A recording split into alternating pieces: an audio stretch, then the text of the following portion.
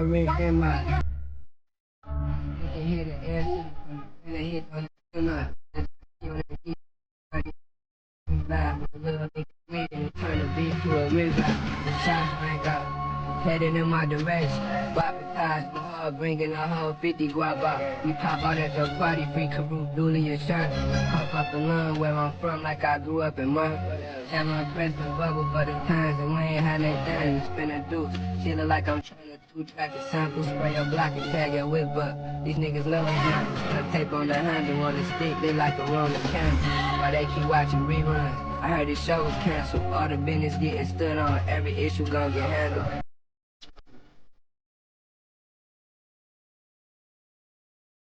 What is going on, everybody? Welcome. If you ain't home, you're in hell. P.U.W.F Wrestling Talk.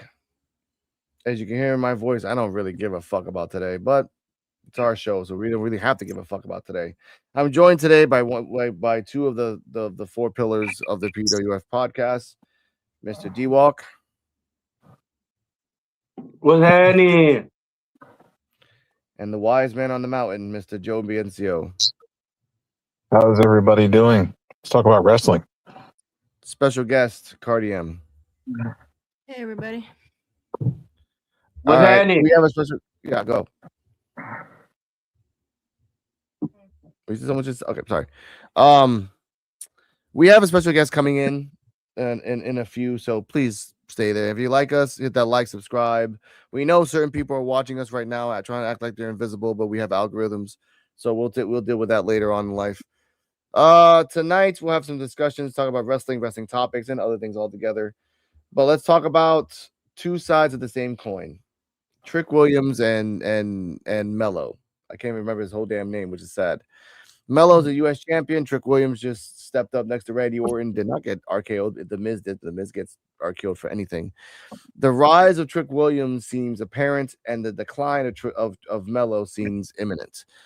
Talking about Carmelo Hayes. Oh, thank you, Carmelo Hayes, or just the other black guy. Your thoughts on this, Joe? Since you've been exiled yourself from WWE for a while. I mean, Carmelo Hayes was really he struggled on the main roster. For some odd reason, they have not booked him properly. And they thought he was going to be like the next star right away when he moved up. But Trick Williams coming up to the main roster has been nothing but success. I mean, he comes out dripping money. He comes out looking like money. Not small money, big money. No, he comes out like Ric Flair money. That's big money right there. Yeah, he comes out giving Ric Flair energy. So that's the guy you want to protect. That's the guy you want to push. That's the guy you want to promote. That's a future world champion. That man is going to be somebody. Here it is. You know what I mean? Sadly, Booker T is protected. He's protected by Booker T. Booker T is like pretty much shielded him. Hey, Purin, and hey, Prince Riviera. Thank you for all the highs. Your comments will be on the bottom right corner of the screen. So just spam all you want if you guys want to. Knock yourself out. I'll say my thoughts on this. You want to say yours? No, go ahead. No? Don't give a fuck about these two wrestlers because the only difference between them is that one's talented and one is talented and charismatic. One person tried to be the best and everyone's jumping on him because of his color. And another person is very good because he's just fucking charismatic. Give the right beat, give the right moveset, give the right hype man, and you can go anywhere. Public Enemy is not that great of a band, but if you put fucking Flavor Flav saying, yeah, boy, it makes it a little bit more better. That's the reality of it. Trick Williams, get your money, get your houses, pay your mortgages in the first 3 years, because once they fire you in 6 years, once they get done with your ass, aka you're the new Kofi, what's there for you left? Honestly. Because guess what? Developmental is doing it like a football season.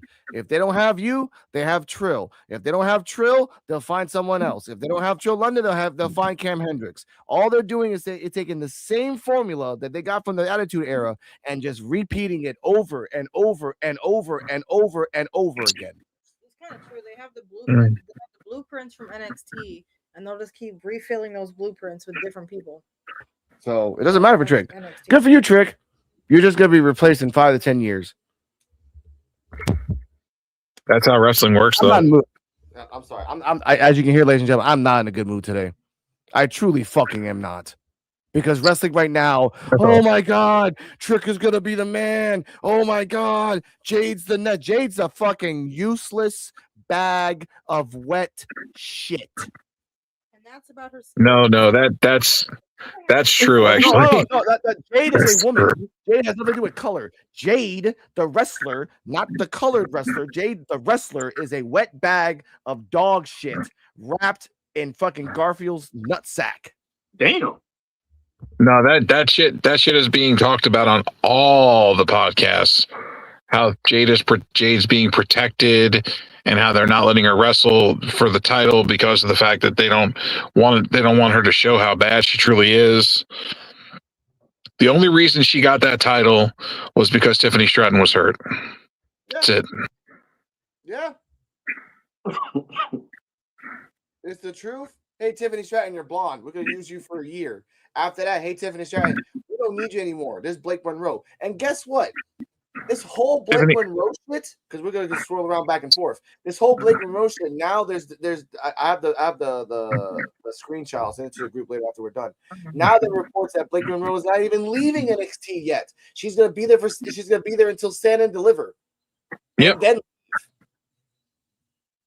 And on top of that, also you have to look at the fact that Jade is the one that injured Tiffany Stratton. Yeah. And she got rewarded for it. Yep. I don't think that's proper. Don't think you should be rewarding bad behavior with championships. And supposedly Jade hurt B.F.A.B. and Mishin. They're not great wrestlers. B.F.A.B. is just a waste of space, and Mishin is just a woman that's plastic surgery herself to hell. So, and you keep rewarding her by hiding her and acting like we're fucking stupid and think we're gonna fucking forget. We didn't even forget Owen Hart. Why the fuck do you think we're gonna forget this dumbass Jade woman? One's got a shoulder injury, which is I believe Michin, and then B.F.A.B. now has a concussion. She's in concussion protocol. Bullshit, dude. Bullshit. Yep. They need to get the belt off of her. You know what's better right now? Chantel Monroe and Evolve, and she's only been doing this for 2 years. Kendall Gray. Wendy Chu on a bad day is a way better wrestler than Jade. I don't give a fuck whoever says.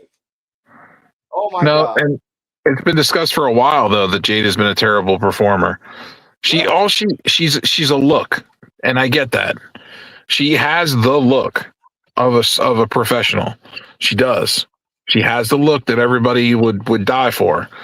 But the problem is that she does not have the wrestling prowess to back that up. Mm-hmm. And no matter how many elite trainers she's had, she has not performed. She has not grown. She hasn't. And this has not come just from me. This has also come from multiple other podcasts. Yeah. Along with professionals that have 20, 30 years in the business, 40 years in the business. Yes. Dutch Mantell, Jim Cornette, Stevie Richards. Yeah. The person he does the podcast with, James. Bully Ray. Yeah. Bully Ray. Even Busted Open is not getting behind her. No, they're sort of promoted by WWE. That's the point. And does it have to do with color? No. It has to do with fucking performance. It has to do with credibility. It has to do if you're gonna be on the biggest stage in wrestling history, which is the WWE in their eyes, you have to be crisp every single fucking time. So if you reward failure, then it's just failure. You don't hear us badmouthing Bianca all the time. No.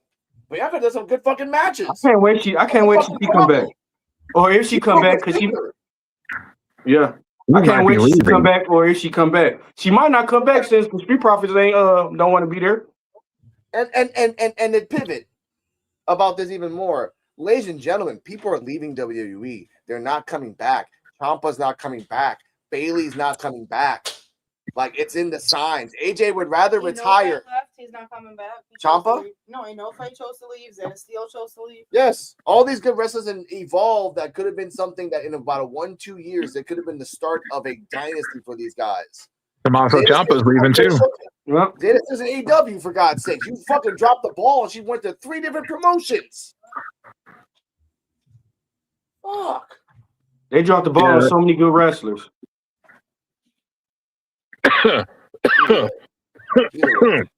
Either fucking way. I hate to say it, AEW's women's division is cooking. Man, cooking and burnt hot. Their women's division is on fire. NXT's women's division, including Evolves, could rival it. I could actually say that it could rival it. But guess what? If you use the same fucking 3 women all the fucking time, and even Fight for Online are saying the same thing. Like, this is Vince McMahon bullshit booking what happened in NXT that's been happening the last couple of weeks. Someone must have called Vince McMahon. He's just like, oh, this is what I would do. You know, blonde lady, yeah. Like, you fucking buried Thea Hale. She'll never get a championship ever again. We can put money on this. Right. It's sad. And you reward Blake Monroe by supposedly banishing her and then bringing her back for Stand and Deliver. Why? We don't fucking know. You started a problem with Monroe and Jordan Grace. Jordan Grace is gone. We started a problem with Kaylani Jordan and Jordan Grace. Jordan Grace is gone. And now you're just fucking throwing shit out there. You got nothing. Unless they're gonna do Stand and Deliver and have Blake Monroe lose cleanly to Thea Hale. It would be stupid. Well, no, if you're sending her to the main roster, then you have Thea Hale go over Blake Monroe clean, and then you have Thea Hale go for the championship and win the championship back. If they do it the right way, yeah, that's the right way to do it. Yeah, but guess what? There's no belt. She won it out of an accident. It should be that she defends it out of purpose. If Yeah, there's no belt, Right. there's no. that's how it should have been, and then they took the belt off her. So. But they should have kept it on her. That would have been an authentic storyline. They came from a mistake, but like, all right, we're running with it. Because we respect Thea Hale. We respect her work. She's been here for 4 fucking years. Mm-hmm. But no, Yeah. we know that but they don't respect you because if they respect you but don't want to fire you, they send you out to Evolve. They said, you know what's funny? I found out what Tyra May Steele is. Hmm. She's been wrestling exclusively for Booker T's promotion. Hmm. That's what she's been doing for 3 fucking months. I mean, okay, you might be mad about that, but that's not a bad thing because ultimately, if Booker T sees potential in her, he's gonna take her to the moon. Yeah, and guess who sees it? Nobody but people in Texas. It doesn't matter. That's still experience. What do you mean? That's still experience under her belt, and she Okay. has somebody like Booker T backing her. Look how fast Eli Knight debuted on Evolve, and then like a month later, he was on NXT. Okay. And guess what? Eli Knight was an established wrestler before he went to Evolve. And the one tape that they showed boosted his ass. We don't see any tape from Tyra May Steele. Joe, true or false? The only way that you can get really promised as a wrestler is by people seeing you wrestle, or you're doing NXT live events, going around the country, showing yourself. But they're showing you on the main roster on TV once in a while. True or false? No, it's true. Thank you. You need to be seen. Need to be seen to be able to get moved around. Mm-hmm. And that is valid. But I'm looking at optimistically that, like, again, I view it as like I'm using theater as an analogy, right? Right now she's doing community theater, and it's like, all right, maybe they're not paying as much, maybe she's not getting as many people seeing it, but she's still getting the experience on her, resume and a mentor to take her wherever she needs to go. So I guess. That's what that thing says. Tell that ratchet girl to shut the fuck up. Oh, that's something to you. no, baby, I'm not gonna do that. But thanks for the views. Thank you. Hey, that's real cute. Hey, that's real cute. Real cute. But no, that's what I mean. Tyra Man Steele. What's she doing? Nothing. Stats. That's okay. Shout out to Jedi Sports Network. I'll try to tag this. I think that's his son. If that's not his son, looks like his son. Speaking talking about Stacks that he doesn't deserve the international belt. Shallow Hill is going after the international belt in TNA next week. I like Shallow Hill, but give it a couple days to fester, he does not deserve to go after that belt. And No. NXT, Whatever happened to Jasper Troy? For the TNA belt. Whatever happened to Jasper Troy? Say that again? Whatever happened to Jasper Troy? He's going after Tavion. They gave him the belt. After he got the belt, we quit seeing him on TV. Yeah, because they think, oh, we'll give a belt on him and see if it works. We can't give him the main belt. We can't give him the secondary belt. We can't send him to Evolve. Tavion? No, we're talking about Jasper Troy, the one with the chains. Yeah.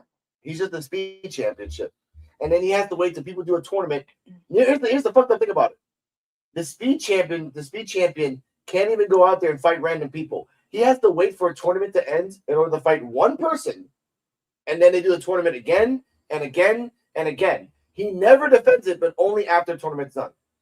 What kind of fucking booking is that? What kind of shit is that? That shit wild. That's stupid. So if Tavion becomes the new speed champion, he's locked in a speed champion tournament hell forever until someone takes it off him. Yeah. What kind of fucking booking is that? That's what I mean. Shawn Michaels is a fucking idiot. He doesn't know what the fuck he's doing. He doesn't know. And now he got one eye going this way and another eye going that way. He can't see in front of him. Mm-hmm. I'm tired of this shit. I used to like NXT, but now I don't because you're telling me that the people that are left will never do anything. And where the fuck is Jada Parker? Not the fuck around here. No, that's why when people are saying like NXT is their favorite program, I'm like, it was for me when I didn't know any better. But now it's like the storylines just aren't there. The wrestling's good. The wrestlers are great. It's just the storylines. Yes. So, yeah. Yes.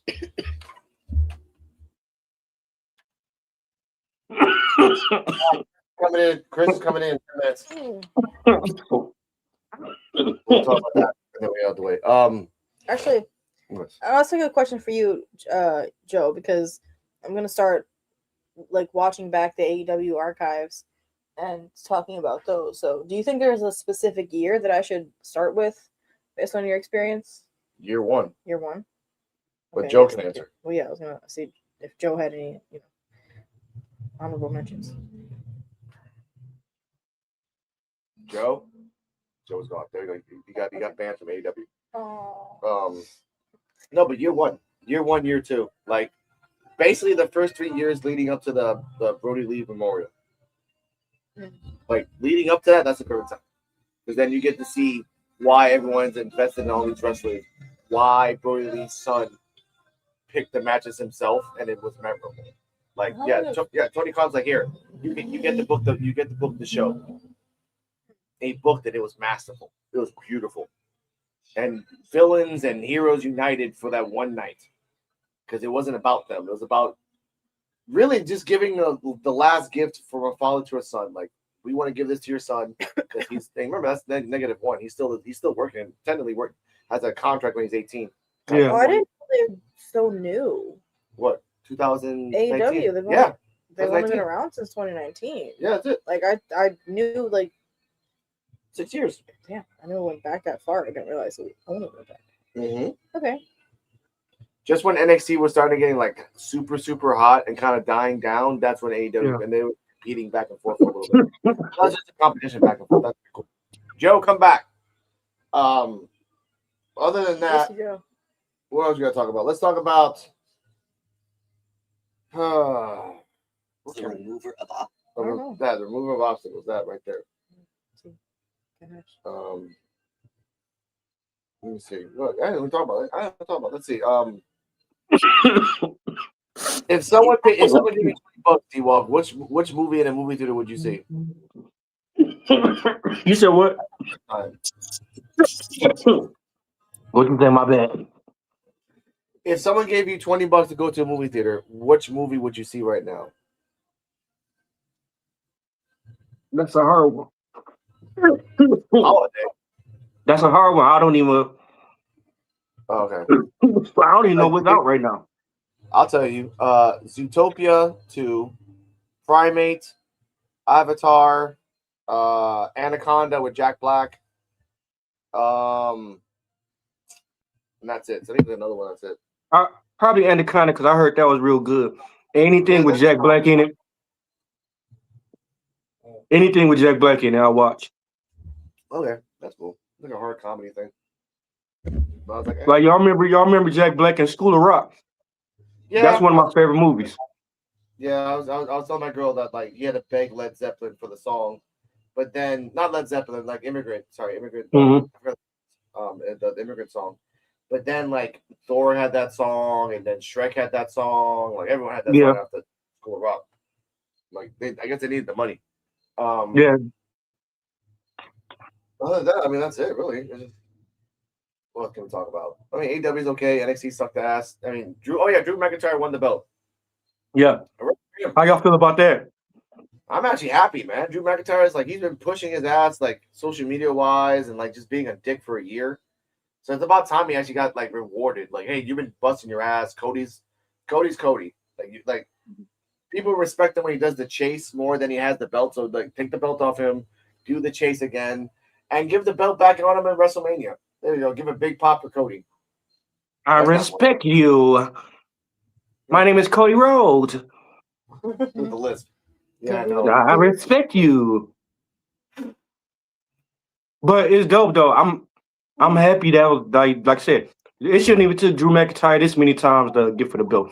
They wrestled like what, 135 times? There you go. I got it. Yeah, they wrestled like 145 times. Yeah. Hey, we got a Russian friend from last time. He was here last booking. Greetings from Russia. Happy New Year. How are you? Happy New Year. Happy New Year, you too, sir. Welcome back. Last time we did a show, he was there too. So That's cool. hello to that's And his name then- properly. Rascal.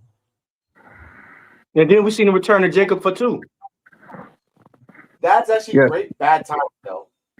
Because I'm like, you should have been here 2 months ago. Now it's kind of a weird landscape. So like you're gonna have to like do some crazy shit again to kind of get your name in there again. So we gonna see Cody versus. This how I like they did this. They should let since Zilla Fatu might be coming to NXT, they should let Jacob Fatu jump back and forth to NXT. Cause you know Zilla Fatu got to get his big get back from Ricky Stanks. Yeah. He got to get his get back. So yeah, that'd be dope. And then Ricky Stanks met Zilla Fatu and Jacob Fatu. They real close. Make them a tag team.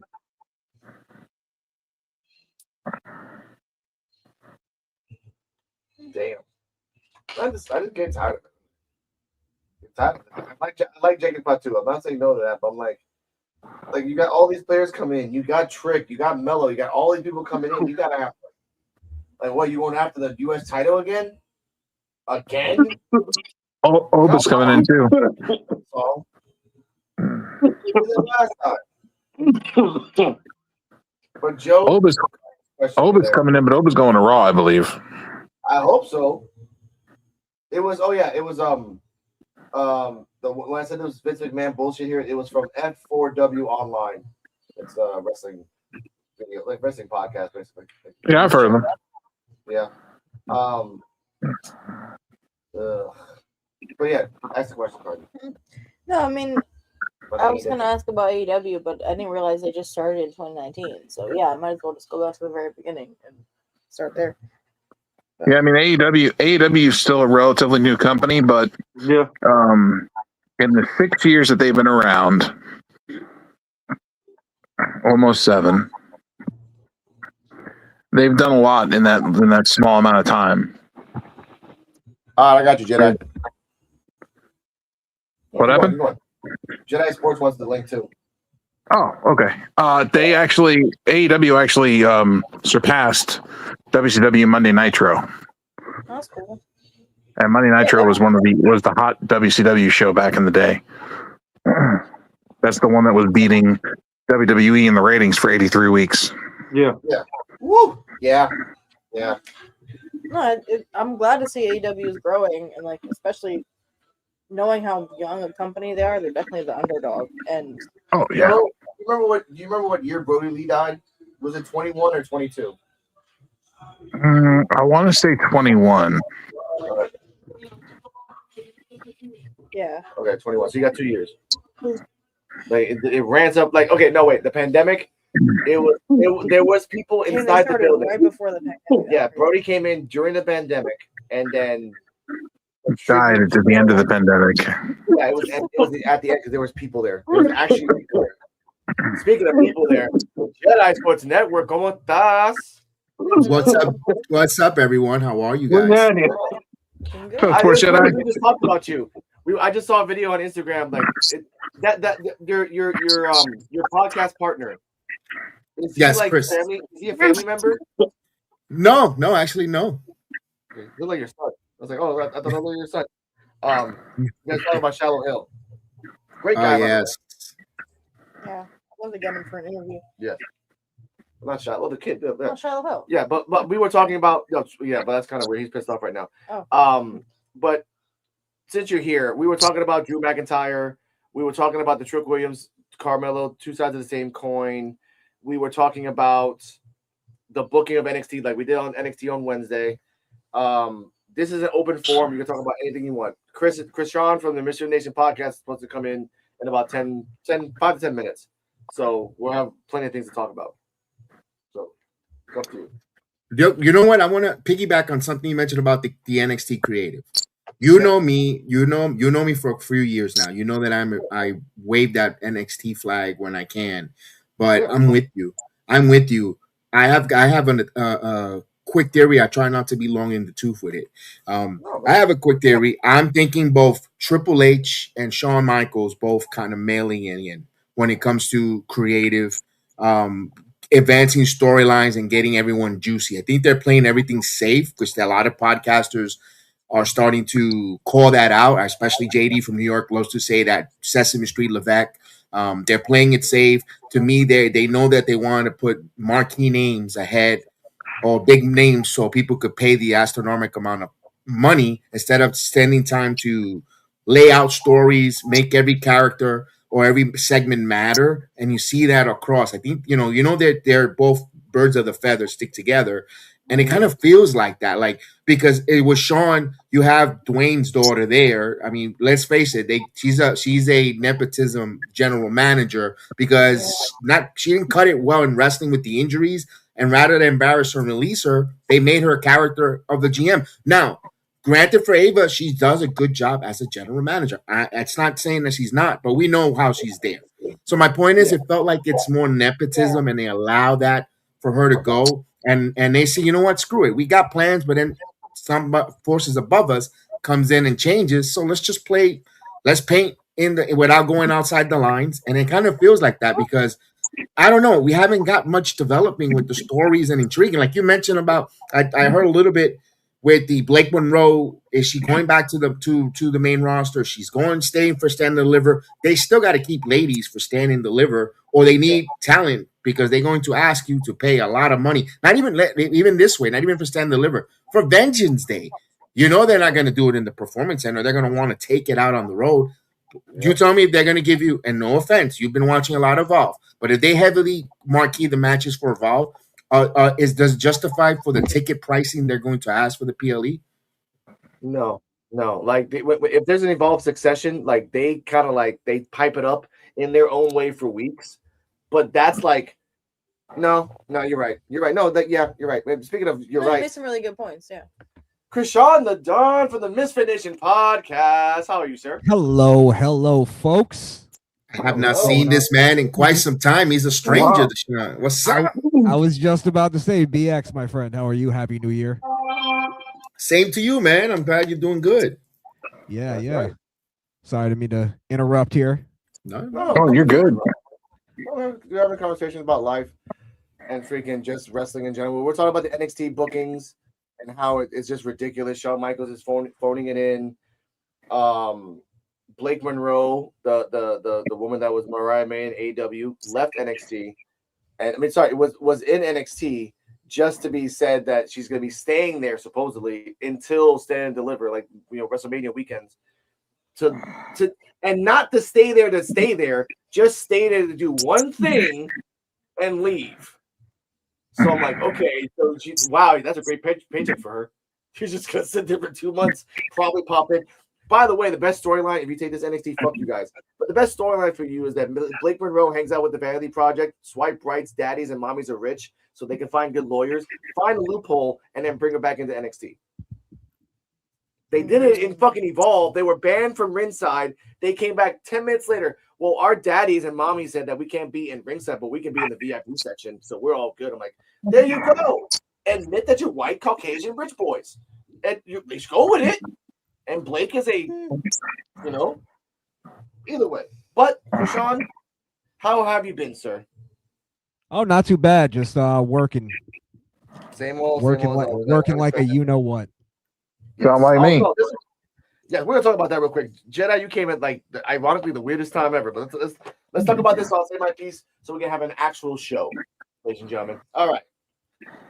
I have to say this first.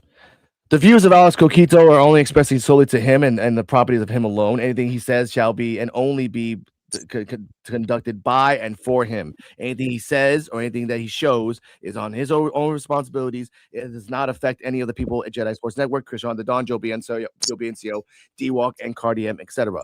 You have been warned. You have been documented. Here we go.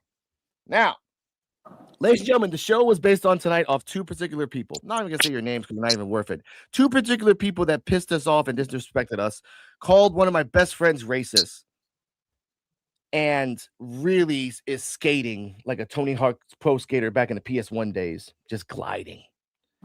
What I wanted to say about this is that with young content creators who don't know any better, who are under 23 years old, who think because they watched a couple clips on YouTube and heard a couple things, they're fucking wrestling knowledgeable.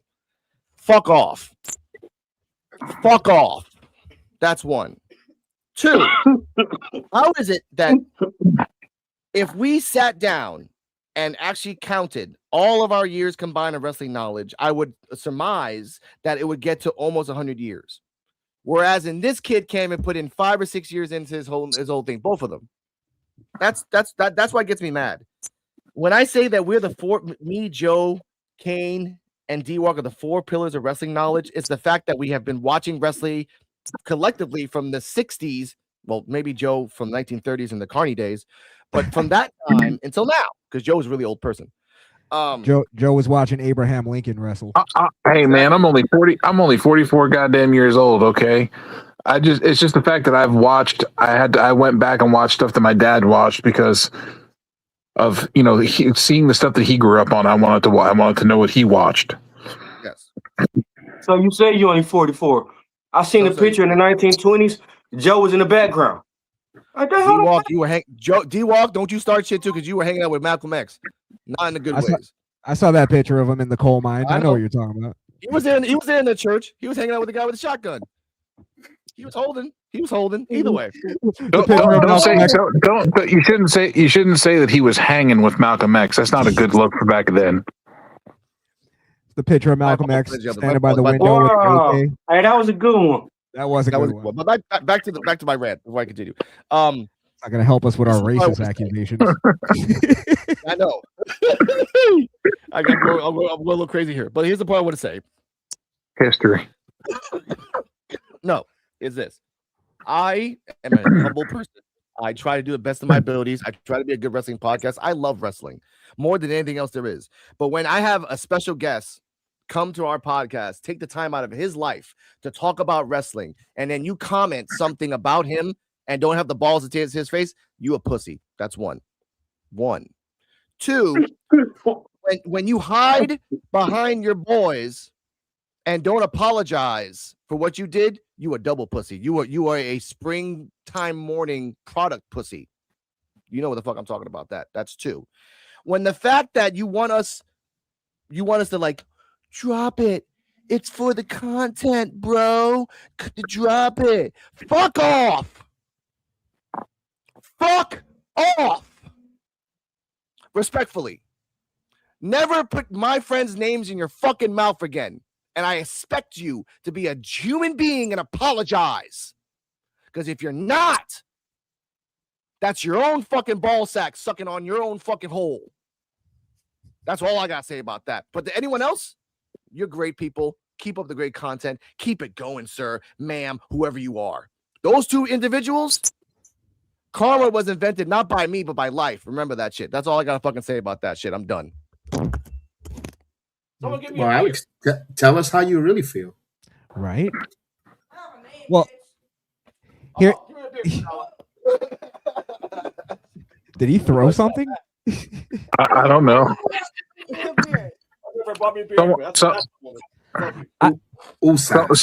Someone give Alex his mic. All goddamn it.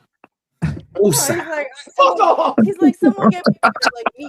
No, I feel about to bring the cups of beer into the room. Excuse me, I have a name. Krishan smiled when he said that. Krishan smiled a little bit. Like, yeah. I was just gonna say I totally feel Alex's energy on this one. Thank you. Now I get where he's coming from. I see a lot of these like younger wrestling fans commenting on wrestling, and then they're abrasive and they're assholes about it. We didn't talk about wrestling like this back in the day. You know what I mean? Like, so then they come in and they think they know everything because they know a few indie wrestlers and NXT stars, quote unquote stars. And it's like you have to, as a wrestling fan, I think what Joe said is like something that we all did, is we all watched what we watched in our time, and then we went back like at least 10, 15 years.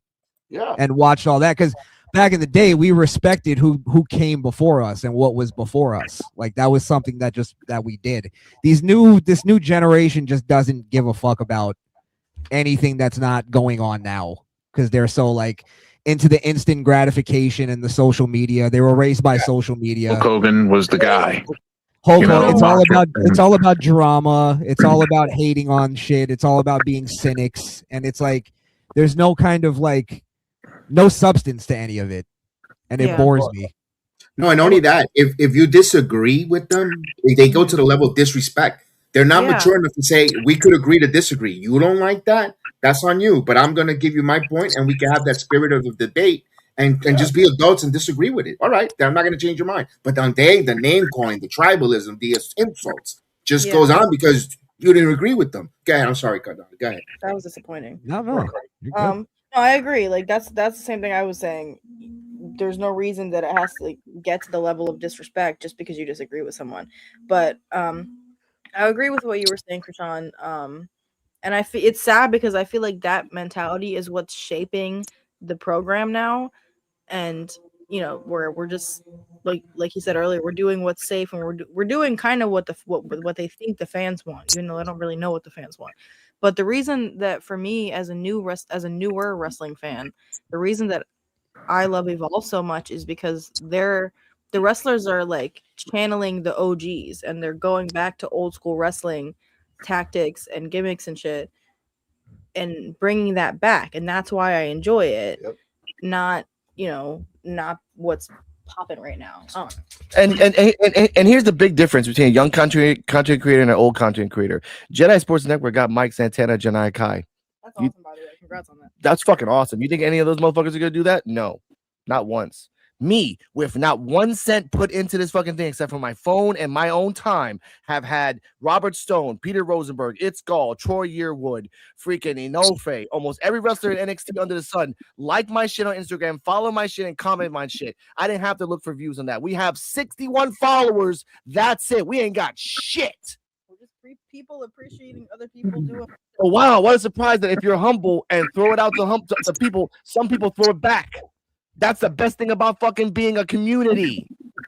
But now, these young motherfuckers, we got to get the views. We got, like my shit, like share my shit. Yeah, come to my thing. But yet all you're doing is circle jerking your own friends over and over and over and over and over again. That's all the fuck you're doing. Why do I hang out with Misfit Nation podcast? Because he's a conservative Republican podcast. That's different. Why do I hang out with Jedi Sports Network? Because he's a fucking monolith of wrestling news and reactions. And sports. Monster. And sports. Sorry, and sports. You do sports. I don't watch those other things, but if there was a dodgeball league, I'm down. I will be on your shit every damn week, Jedi, if there was a dodgeball league. I'm all for dodgeball league. Hello. Like ESPN Ocho. Right. Yes. No, you can't. It's my show. But the point is, we respect each other. We grow. We have grown. We have helped each other when we are down. We don't block people like bitches. Yeah, that's a big one. They don't allow you to debate them. They insult you and then they run behind the block button. But then they'll go and they'll say, "Follow me, follow, subscribe, super chats are welcome." And meanwhile, you're blocked because you disagree. Even if you disagree in that moment of that episode of the episodic episode of one of their reactions, they tell you, they insult you, they curse at you, and then they remove you from the channel. That's what and people love it. They love it. They love the negativity. You guys call it the way it is, and that's why I commend you guys and come on. And I like to hang out and be part with you guys and respect your stream, because that's the way it is. You have the spirit of debate and you want to listen. Listen, we're not going to agree always with everything, because then it'll be vanilla. It'll be square. That's what makes the world go round. The disagreement and the different point of views. I'll see your point of view, see our point of view, and then we'll go from there. But not this community, not this new wrestling community. And I think it has spooked and scared WWE because of the board members. Well, if we don't do what they want, and I warned wrestling when they went with the pink robe garbage and gave Cody his story. You know what? They needed to go with it. If Roman was going to break Hogan's record, they needed to go with it. But they got scared. They pivot, and you gave the control to the internet wrestling community, and now it's screwed. That's why I was bothered. If you remember the watch along, Chris, Rashawn. Yeah, I was just about to bring it up. I totally remember that you changed my whole mind on the whole thing.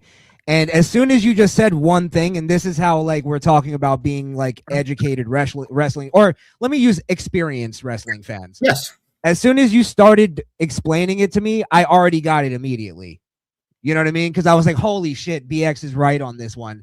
And you ended up being right. Wrestling has been struggling since making Cody the champion. And I'm not totally blaming it on just Cody. Right. It's exactly what you said. It's the attitude and the fact that the wrestling fans got too much power. And there's got to be a point where wrestling fans just sit back, shut the fuck up, and enjoy the show.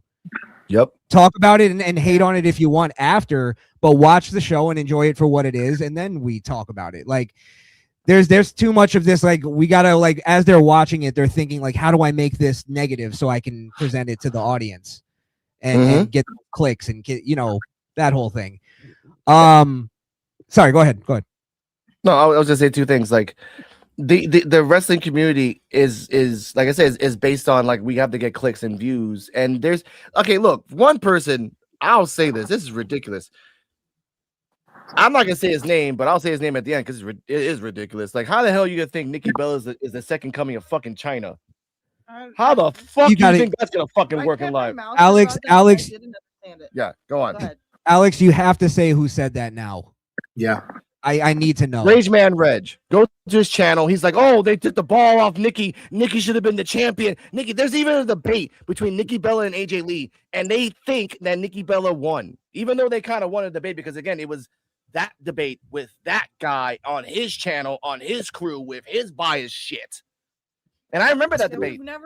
I remember that debate, and I said, look, put this person in because he is neutral beyond course. D-Walk and Joe. No, I'll say it. D-Walk and Joe. Is EOD wrestling neutral or not? No, he's neutral. Yeah. Neutral as fucking Sweden during World War II. You know what? They didn't pick him. With everything we said about AJ Lee, with everything with the advances that she did and the time that she had, and the fact that fucking Stephanie McMahon had admitted on camera recently, yeah, I'm glad you did that. I'm actually glad you started the fucking revolution and did the fucking tweet and did all that shit. You needed to do it. Has she said once about that to Nikki Bella? The fucking documented court abuser? Nope. But this guy's like, oh, she's the next coming. Like, you know what? That's what I want to say. There's just so far off takes. It's ridiculous. Then there's the color issue. I'm going to say this right now. Yes, thank you. I wanted to get into color this. Issue. If you're a black wrestler, you can't make it. If you're a black wrestler, you're going to get fucking buried. And it's true to some degree. Who's saying? You know who's fucking saying that. The fucking crew over there. Then why are you? And this is where I'm going to disagree with you, Alex. I totally disagree that it's not true to any degree. Black wrestlers are given more than they're even earning. Like, look at Kofi Kingston winning the world championship. Totally like unwarranted. They just gave it to him because he's black and he's been around for a while. In reality, they should have gave it to Big E because that's who should have been the first black wrestler. They did, but like a short time. Like like Big E was the star. Yeah, nobody even remembers that. No, what I'm saying is giving Kofi Kingston that WrestleMania win. That was completely DEI. That was completely affirmative action. Like, he wasn't the guy to win that title and be the first, quote unquote. It was the moment. Black, right? It was champion. It was the Daniel Bryan moment all over again. You're right. Yeah. Well, no. It was way more manufactured though than it was. Daniel Bryan's was actually like organic. And again, this has nothing to do with race. It just is what it is. This is a descriptor. But we bring up wrestlers like Bianca, who has a credible fucking route to make her own history. We have people like freaking Trick Williams, who as right now is gold. He is pure fucking gold wherever the fuck he goes. But then you look at Carmelo Hayes, who is similar to Trick, not the same, similar, but is now like, They gave him the belt. It was a great pop, and now it's like you're automatically buried on the streets. But Trick. When it comes to Carmelo, yes, it's already been years. I'm gonna lay it out. I'm gonna give you the tea. Carmelo is being humbled on the main roster due to the fact in NXT, if you remember, you had Braun Breaker, Carmelo Hayes. Remember, they were both raised. Certain politicking went on with Carmelo. Got a lot of, and Braun, remember that they were booing him as a babyface in the Performance Center. Remember him? That's why I became an uber Braun Breaker fan, because I saw from behind the scenes that the politicking, where I saw Carmelo taking advantage of it.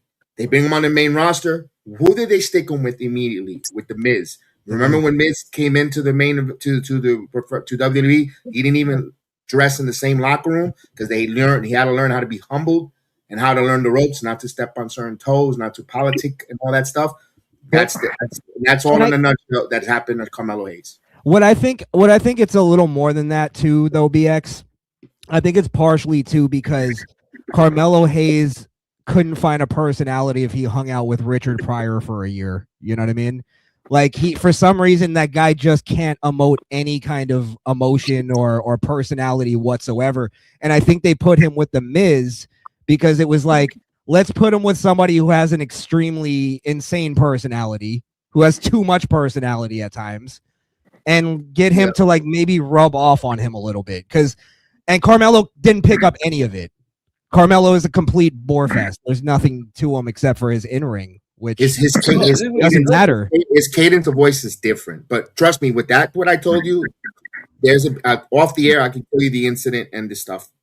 This is factual. I would love to hear that shit off air, so we'll get to that. Yeah, they had him with Trick Williams before that when he was in NXT, and everybody was looking at Melo because they wanted all the eyes on Melo. But in the meantime, Trick Williams was there making a name for himself the entire time. He was becoming the mainstay by himself. He was the hype man for Melo coming out before, even during the commercial breaks. Because Alex could attest to you, I went to a lot of the 2.0 era. Yep. I lived every Tuesday at the Performance Center in the 2.0 era from the very beginning. Now, Alex, can I redirect this or refocus this real quick? Of course. And I don't know if you want me to bring up any names, but I'm going to, if you don't mind. Of course. Is the name Edfluential? Yes. Edfluential Sports. So I got into it with him a little bit in his comments on the video that he did about you. And sorry, what's up? I was just saying hello to Tyler. He's in the comment section.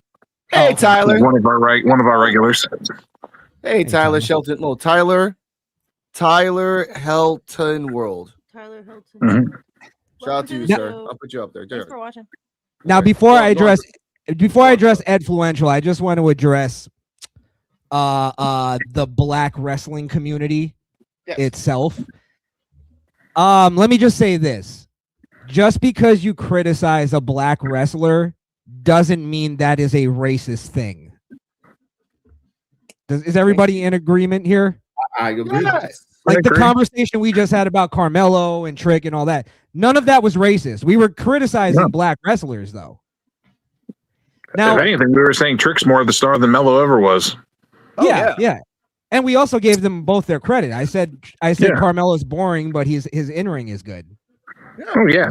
There's nothing wrong with this. So there's a problem, though, that I've noticed, and this has to be addressed. And I addressed it when I was doing my wrestling podcast, but I stopped doing it because wrestling community is just horrendous. Yeah. Anyway, this whole thing that because you criticize a black wrestler or you say this black wrestler, not even saying the black wrestler, but saying like, you know, Kofi Kingston shouldn't have had the championship. That's not racist. And the black wrestling community needs to realize that. And it's going to be hard because it's really, you see that in any kind of black, you know, conversation. Racism is always going to be the motivation that they give to anybody. But let me just say this real quick, because the guy Edfluential, just to bring it back to him, his whole thing was like, I never called Alex a racist. However, his whole thing is saying, his whole like criticism of Alex is, and I'm going to quote it word for word, you always seem to disrespect black female wrestlers. I think that's kind of weird.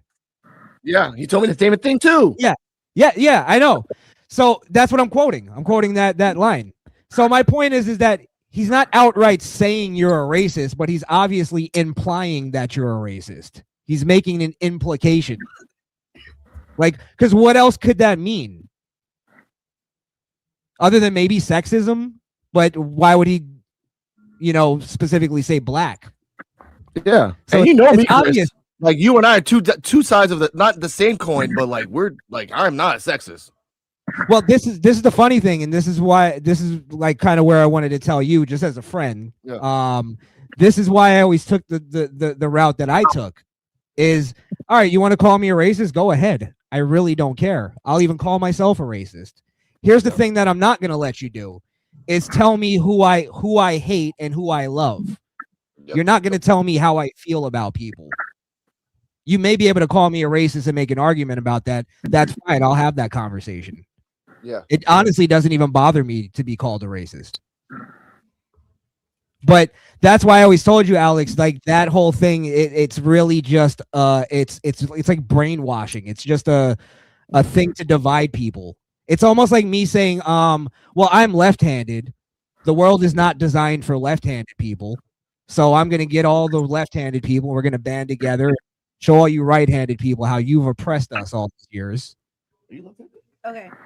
It's literally a She has something to say. Go on, Cardi. No. I just wanted to respond to this actually because, no, just in talking about racism in general because I'm trying to keep my fucking point. Basically, to go back to the past, when I was 17, the first research paper I ever did was on reverse racism because I wanted to understand it. And so now that's leading me to my point, which is implicit bias and the understanding that like everybody, what I learned about racism is that everybody's a little bit racist because everyone has some level of bias. Mm-hmm. And you're going to have to unpack that throughout your life. So like, for me, it's like, if somebody calls you on something, then it's okay to have a conversation about that. Yes. You know, but it's true that, yes, criticizing someone doesn't, you know, necessarily mean that you're being racist because unless the criticism is specifically to do with their race. If you're just criticizing them as a wrestler, then what is... No, you're right. It should be based on skill. And I'll say it again. Jada Parker, Last Legend. Jada Parker's a one hit, like a one trick pony with an ass. Get better, rebrand herself, or do something else. Last Legend was crap a year ago. Well, she is better now. Stop talking about Jada Parker's ass. That's a start. But anyway, that was my response to Krishan. Yeah, but thank you, Krishan. Why not? Yeah, go on. And to add to that, I know they wanted to say Triple H don't push the black wrestlers are this and that, and has anyone? And I said this. I don't know if any, it goes to deaf ears. The black wrestlers that are right now being called up currently right now are ready now. They weren't ready a year ago. They weren't ready because you pouted and you got, again, this goes back to my argument and my passion. You gave the wrestling community the power with the fucking pink robe And now they want you now. Oh, we need these wrestlers now. Call him up. Oh, he doesn't. He's a racist because it fits their narrative. They're yelling. And this is exactly why the WWE is going to fail without Vince McMahon. Because at least Vince McMahon didn't care about all that bullshit. He was going to push who he wanted to push. He saw who was stars. Look, he tried to push Ahmed Johnson. Ahmed Johnson completely failed that. Yeah, he tried. That's completely his fault. Ahmed Johnson was almost just as over as Austin at one point. He was. Yeah. Like that guy, the roof would blow off the place when he would come out. He failed it. So my thing is though, is you're right. You're totally right, Alex. He's calling up black wrestlers too early because he's afraid, I think, of looking like a racist. So he's gonna go, all right, let me just give them what they want. And then they end up failing. And then what happens? They call him a racist anyway. Yep. Oh, he's failing. He doesn't know how to write for black wrestlers. He doesn't know how to push black wrestlers. All right, fuck you. How about we just push who we want to push anyway? Yes. Yeah. Go party. I will say, like, I've noticed the thing that I've noticed is they have this he has this fetish thing with like blonde women. That's not whatever. That's besides the Shawn point. Michaels. America has a fetish with blonde women. Yes, America's But no, in terms of that's like, why they pick blonde women. It's not hard to figure out. Yeah. If we're actually talking about representation, I don't know. What am I trying to say? We need more representation across the board. Like, I would love to have more like Native American wrestlers and more Asian wrestlers and just You know, like, you know where they're at? AEW, AAA, and everywhere else but WWE. So like, what does it matter if it's not entertaining? The problem with Native American wrestlers are they don't have enough of a fan base for them. Yeah, That's exactly. They're not entertaining enough. Listen, I'm mixed race. My father's from Jamaica. For people that don't know, my mother's white. My favorite wrestler growing up was Stone Cold Steve Austin. Bald head, blue-eyed, fucking redneck from Texas. He technically didn't represent me. But why was he still my favorite wrestler? Why was he still the favorite wrestler of most wrestling fans from back then? Because it didn't matter about his race. He transcended. You could relate to his character. Everybody wanted to tell your boss, your authority to go F off and, give him the finger and stun him. That's why we related to them with that. That's why we see that way. Yeah, but and that's what I'm saying. In the hood, Stone Cold Steve Austin was beloved. So Okay. Yeah. I was gonna say, for representation, look at Raw though. All the Latina ladies that we have there: Raquel Rodriguez, Roxanne Perez, Stephanie Becerra, coming up to the pipeline. Lola Vice probably comes there. There is women. Bailey is Mexicana. There is Latina representation on Monday on Raw. A lot. Listen, it's almost, and I'll like maybe it's because of the demographics of America or whatever, or it could be just they're trying to go with the times. I think it's almost overrepresented in that I'm watching Raw on Monday and they did like almost a straight half an hour of wrestlers just speaking Spanish. And I had no clue what the fuck they were saying. Rey Mysterio, Penta. Yeah. What's up? They were in New York though. It made sense. Like, yeah, you were in New York. We could say it here. Yeah, I mean, I'm cool with being multilingual, so that doesn't bother me. But they do. That's fine. But they did, and it's like it was at least 3 straight segments of people speaking Spanish. Yeah, they like subtitles. I'm fine with people that are Hispanic and Hispanic culture, but if I don't understand what you're saying, you lose me. Yeah, exactly. Stephanie was talking perfectly in Spanish, but like if you don't know Spanish, and especially like Chilean Spanish, which is a little bit fast, then you wouldn't understand what they were saying, even if you had like the Duolingo thing. Like I get that point. There needs to be subtitles, straight up. Like yeah, like they do with the Japanese wrestlers. Work for the people in the crowd, though. They look at the screen. Look up. It's also culture, though. Yeah, but it would look weird. What? It would look weird if they put subtitles. Everyone's just looking up. It's kind of like no, I don't want subtitles. I like Spanglish. I like when they do the in and out duo thing. That's cool. Well, it's like okay, speak in both languages. Say your piece in. Sorry, this dog keeps trying to knock over the computer. Say your piece in Spanish and then say a brief translation in English for the ones that weren't part of that conversation. Yes, but he is right. Though. Like there has to be like a mix of things because this is a predominantly English speaking channel, predominantly English speaking show on all platforms. I mean, even Triple H I'm English. gonna disagree with that argument and say, so what? Like, so what if that's a majority language? Learn another language. Okay, like this is my girlfriend. Look at Ludwig Kaiser. Kaiser speaks good Spanish. Would you tell people? Would you tell people in Japan to learn another language? Like if they don't want to learn another language? But the realism is that people outside of this country speak multi-language. We're the ones that are backwards in the United States. Look at Kaiser. Yeah, that's fine. But that's our choice. Yeah, as Americans. Of course. Japan speaking country. Like that's why you know, I don't want to make it political, but that's why Trump made English the national language. Well, that's why I'm not going to go too far down the rabbit hole, but in terms of just speaking languages, America doesn't get to say that everyone has to speak English because you're in America, considering that I don't know, the only reason that certain countries speak certain languages is because of who colonized them and who made it. I'm not gonna go. Hold up now. I'm gonna defer that because I'd rather use the word conquer. Rico, and we have a choice talking English if we need to. The reason I said that is the point I was making is the only reason that Jamaica speaks English and patois or Puerto Rico speaks mainly Spanish is the difference of which country colonized them. England colonized Jamaica, Spain colonized Puerto Rico. That's kind of how society works. To add an addendum, Puerto Ricans talk Puerto Rican. We don't talk Spanish. Anyway, back to what Krishan was saying about 5 minutes ago before we spiraled into politics. If one we didn't even really get off topic. No, we did it. We're talking about the race thing. Yes, but let's go back to the race thing a bit. Let's go back to the race thing because I love that we have evidence. And I talked about this I think on NXT a little bit.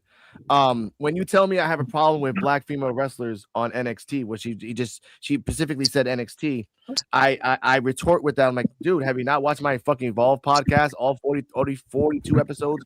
And Jedi was there on the NXT show. I'm like, I love Callie Armstrong. I freaking love Keanu Carver. He's a fucking monster. Inoue was a comedic genius. Jamar Hampton was gonna be the next John Cena. I'm not saying that for clout. This guy was built perfectly. He was the prototype. I am not bullshitting you. He was doing things. He had all the records in the NXT Performance Center. He had all of them. No one broke him. And then he broke his hip, and then they fired him when his hip was broken, and he retired from wrestling forever. Now he does fitness videos. I love you, Jamar Hampton. I wish he can go back to wrestling. Like other wrestlers said it, this guy was going to be the next John Cena.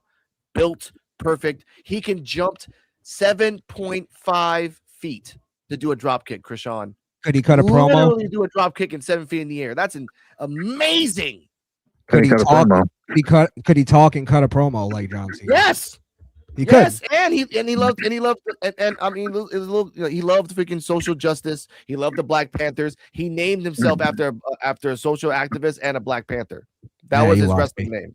You just lost me there. Could he rap though? I knew it. That's why I was gonna say that, but I knew that. But that's the point. Like, I love these wrestlers because they were fucking different and unique. Look, one of my favorite wrestlers is It's Gall. He literally made a cameo for us. Shout out to P.W.F. Rated Chewy Martinez and said that the rating doesn't even go that low. Thank you, It's Gall, for that. Chewy Martinez is a piece of shit, and you understand why. But the point is,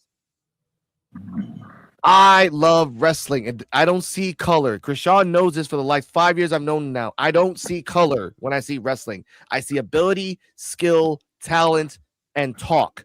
That's it. If you put the race card, that's on your fucking own ass. And that's all I gotta say about that. That's my let me address the one part too that annoyed me because I really hate this argument. I think it's like really low tier on the racial debate.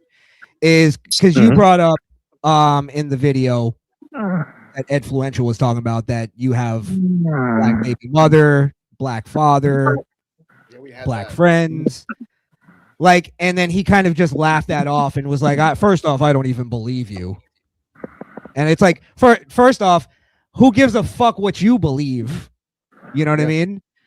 Second off, though, it shows you how close-minded and racist those people are, where they can't even believe that black people and white people actually get along so much that they actually fuck each other and have kids with each other. But somehow he'll find a way to make that racist too. And that's the other thing too, is the whole like thing. They'll say that you're pulling the black friend card, which I think is a bullshit argument. In that, like, somebody explained to me, why would a racist have a black friend? Or why would a racist have a black wife? Yeah. Like somebody, if we're talking in terms of racist as in somebody that hates black people or hates other races.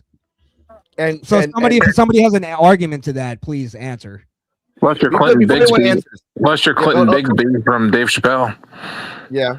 That's the point I want to say, but before anyone says anything, Krishan, we actually had an argument about this a long time ago, which we became best friends after that. Because I overreacted. I was a crazy motherfucker back then, and then we brought like it was a whole like argument over the earthquake thing. I screamed on a video. It was really quite funny. The videos. It was like Black Lives Matter kind of. Yeah, all that shit. I actually defended Black. I did a whole video on Black Lives Matter. Yeah, you would have been so proud of me, baby. And I do agree. I may have gone a little too. No, it's okay. But that brought us together because we realized like it wasn't about like color. It was about like me understanding what I needed to understand and what you like told me what was the truth. Like what I saw was not really the truth. What he told me and what he showed me with evidence was the truth. And then we realized like that's how the way we get to understand each other. Find the middle ground and find the truth in both ways. Exactly. And that's what community is. Not go on. I'm sorry to cut you off though, Alex. Another part of that is stop implying and like trying to predict what each other feels. Like listen to each other. Like I think eventually you just realize like, oh, I don't actually hate anybody. Like I don't hate black people or Puerto Ricans. But I say stuff and I get it. It comes off that way sometimes if you're, you know, I feel like if you're sensitive, because I'm just not sensitive about any of that. I am. Because like I said, you know my son's freaking part black, and I really hate when like people try to do the race card on me. Like motherfucker, no, I raised my fucking son, who you know is like 6'5", and I'm only 5'10". That boy is a giant monster. Boy, eat a pizza all by himself.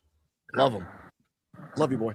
But that's the point I want to say. Like, look, sir, whoever you are, and I know you're watching this, and you're gonna watch this, and you're gonna make a video and whatever. I don't give a shit about this. I don't care. I want to say this now. This is done. I'm never going to talk about you again. I'm never going to bring this shit up again with you. I don't care. We're supposed to make content and do all that shit. And everyone in this group knows I don't give a fuck about content. I don't give a fuck about views. I don't give a fuck about clout. I give a fuck about understanding, getting to know people, and sharing my story to others to help others out there. That's it. That's the best gift that no amount of money can buy me. Okay? That's all I want to say about that. D-Walk's my brother. Fucking Joe's my brother from like a third mother. Freaking Jedi Sports is a cousin from some part of Puerto Rico that I love, and I've met him for so long. He's a great person, a great friend. Krishan is the cousin that, and all I know is that I love all you guys, man. All I know is I love all you guys. I feel that. I know. You're the cousin that you miss, and then when I come around, you're like, why the fuck did I miss him? I know. Krishan, your Uncle Eddie, Krishan. I'm Uncle Eddie. Here's Uncle Eddie, but he's honest, and that's what matters. But the two people that just ruined a whole friendship or a potential friendship or even like communication or collaboration or knowledge or mentorship, because guess what? The funny thing about the ultimate thing, D-Walk and Joe no one noticed this, right? And I'll say this now. This guy tried to shit on me on my second channel on P.U.W.F Wrestling. Krishan, you know my first channel is almost at 4,000 followers. Yeah. Why didn't you go for the neck? You went for my ankle. What kind of shit is that? Honestly, man. Go for the head. He's weak. I know. They're all weak. No, to say this, to bring it back to the hopes and dreams of the IWC, as we call the show, I just hope that there's more community in 2026. Yes. Because so far it's been a bit of a disappointing start, but I hope we can start over after this. Oh yeah. I doubt it, because it's all becoming ideological based, like even wrestling itself. You know what I mean? Like it's even like where a lot of wrestling fans are starting to see it as like WWE, it's the evil racist empire, and AEW, it's the little engine that could. That's a bunch of liberals that secretly support Trump, by the way. Yeah. Sneak that. So Sneaks that in there. Yeah. He has to sneak My that in thing- there. Look. I would say that about WWE. Oh, WWE is pro Trump all the way. no, they're man. Like, openly they openly support Trump. Oh, they openly. That's why Mick Foley Yeah. left. Like, I'm out here. Damn, sorry. But keep going. Tony Khan's father is he donates millions of dollars to Trump. That's why Jesse Ventura is not doing anything with WWE no more. Yeah, Mick Foley too. You I say think. that. You say that, but they're trying to renew his contract for the commentary, whether you like it or not. They still got him. He doesn't want to do it because of the He fact doesn't want to do it, but he sold his soul. he's standing by Mick Foley. I'll say this. Listen, I as Alex said, I love wrestling. It's been a part of my life my entire life. However, I've come to hate wrestling fans. And I think wrestling fans have completely destroyed the fucking industry. And also just because the companies themselves didn't have the balls to just say, no, we're not doing that. As far as the whole racial thing and Edfluential and all that, like I just want the answer to that. Why would any racist have black friends since he laughed that off, or black relatives since he laughed that off? Give us a logical answer to that.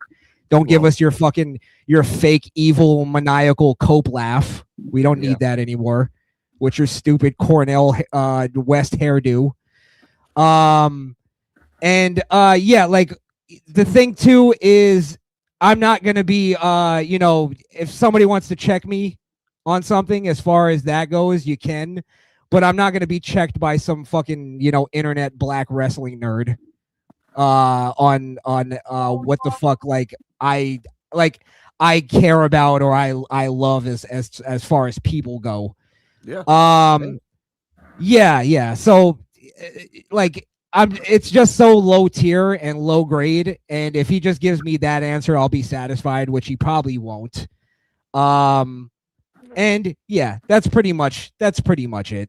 And also this too, if you're gonna be a sports broadcaster, you might want to work on that lisp, my friend, because that's not gonna take you anywhere. Take some speech classes. Look, these days now with the internet community, they want to get clout. They wanted people to draw up. They all want to get the viewers, the rest, because, like you said, wrestling is rewarding them. You got a guy signed by TNA because he has 1.4 million views who went to do a wrestling class in BDE. I mean, meanwhile, you got people in the independent scene struggling for years just to get a view, at least an audition. And this guy, because he had 1.4 million YouTube watchers, got an opportunity. Now he has a contract, which that's what now they see that model. They saw Logan Paul. Now they see this other guy. Now they all want to do it. That's why they want to do. That's why they push that narrative with clout chasing, titles, starting beef, starting disagreeing. So click my views, like, share, subscribe, because it's gonna get them noticed. They love when they put them on the WDTV with the fake reactions and for real. BX, this is my attitude with it, and Alex will even vouch for me on this. I'm sure everybody on P.U.W.F will vouch for me on this. I'm not gonna start a fight, but if you wanna go there, I will fucking go there. Just to make a point. Right. Just to make a point. And Alex will also vouch for me on this. And after it's done and the dust is settled, I'll be friends with you and we can find a common ground. I'm not fucking unreasonable. Yeah. So I'm just saying this is the thing too that I think a lot of these people like that don't understand. And this is what kind of binds us together. We all come from different backgrounds, different ethnicities, different political views. However, the thing that binds us together is that we appreciate honesty. And that's why we're all here. And that's why that's why I'm defending Alex, because I know he's a guy who appreciates honesty. And that's what it's about to me. That's who I choose my friends based on. Who can I be honest around? Right. And Krishan, here's a perfect example. You and BMAC. Oh yeah. Oh Yeah. God, that started off Great worse example. than sour milk. But they're nice to each other. Hell yeah, he's nice. He's doing BMAC, good. Happy New Year. Hope Yeah. you're good. Shout out to B-Mac. Joe. BMAC also hates Javon. He calls him a mid-Carter guaranteed. So don't at me on that. That's literally Thank what you. he said on. Hey, yo, that's racist. That's actually coming from most of the wrestling online wrestling reporting sites is they're saying that Javon is going to be nothing more than a mid carder. Yeah, but you know what? You and him should reunite again because you guys love each other on that side. But I want to say, like right now, sir, Mr. Ed and Rage, you can come on the channel. I'm not gonna block you. You can come on my channel and have a discussion. That's the same thing I said. Yeah. Like, always welcome to have a platform and use your voice. Yeah. None of us will attack you. None of us will badmouth you. None of us will educate you. We will just have a discussion. Explain why you did that. Explain as an 18-year-old why was this in your mind the smartest idea ever? Honestly, because it wasn't. It wasn't at all. I am hanging out with 4 gentlemen and a lady, and they all have the same agreement. This is not insanity or psychosis. This is an agreement that you fucked up. That's all I'm gonna say on that. Ladies and gentlemen, me and Cardi M are out. You guys keep going, have fun talking. Joe, D-Walk. D-Walk, you awake? He's awake. Hey, don't judge me. I'm eating chicken. Oh, yeah, he turns his camera off. Like sometimes he doesn't turn his camera off. Oh, there he is. There's my brother. All right, have fun. There is no time. Hey, don't judge me. Yeah. Don't judge me. I'm eating chicken right now. D-Walk's typing up a tweet calling all of us racist. Tagging my ass secretly. But look, D-Walk, have fun. Joe, have fun with anything else. Jedi, gracias. Y buen provecho. Por la mañana. De verdad. He's always a Damn pleasure, with sir. the Spanish. Cardia.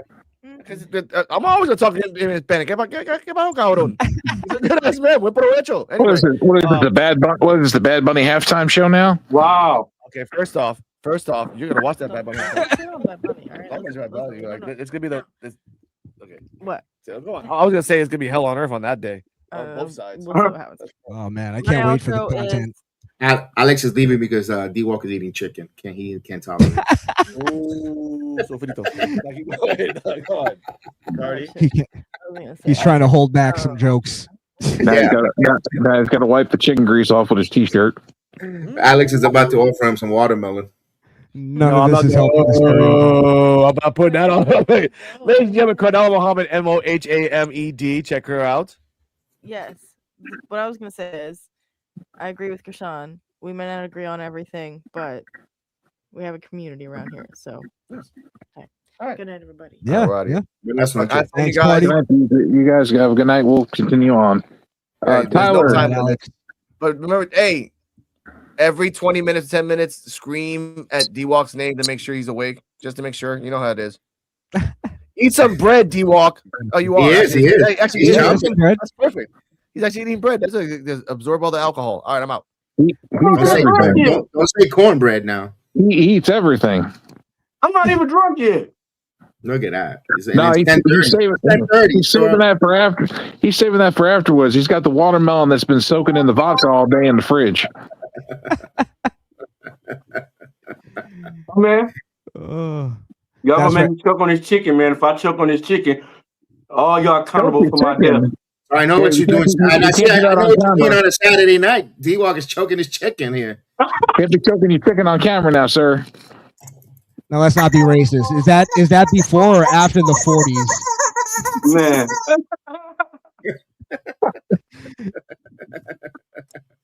You got some old English? No, I'm drinking some wine. He's a Billy D. Williams guy. He's a Coke 45. I thought he was drinking Steel Reserve. Damn. No, I only drink that. You only drink that when you ain't got to work for a couple of days because you gonna be asleep for a couple of days. That's when you drink the Mad Dog. What you got? Some Moscato? Yeah, Moscato. That's Thunderbird. It's the only wine I like. Yeah. Hey, Thunderbird is pretty good though.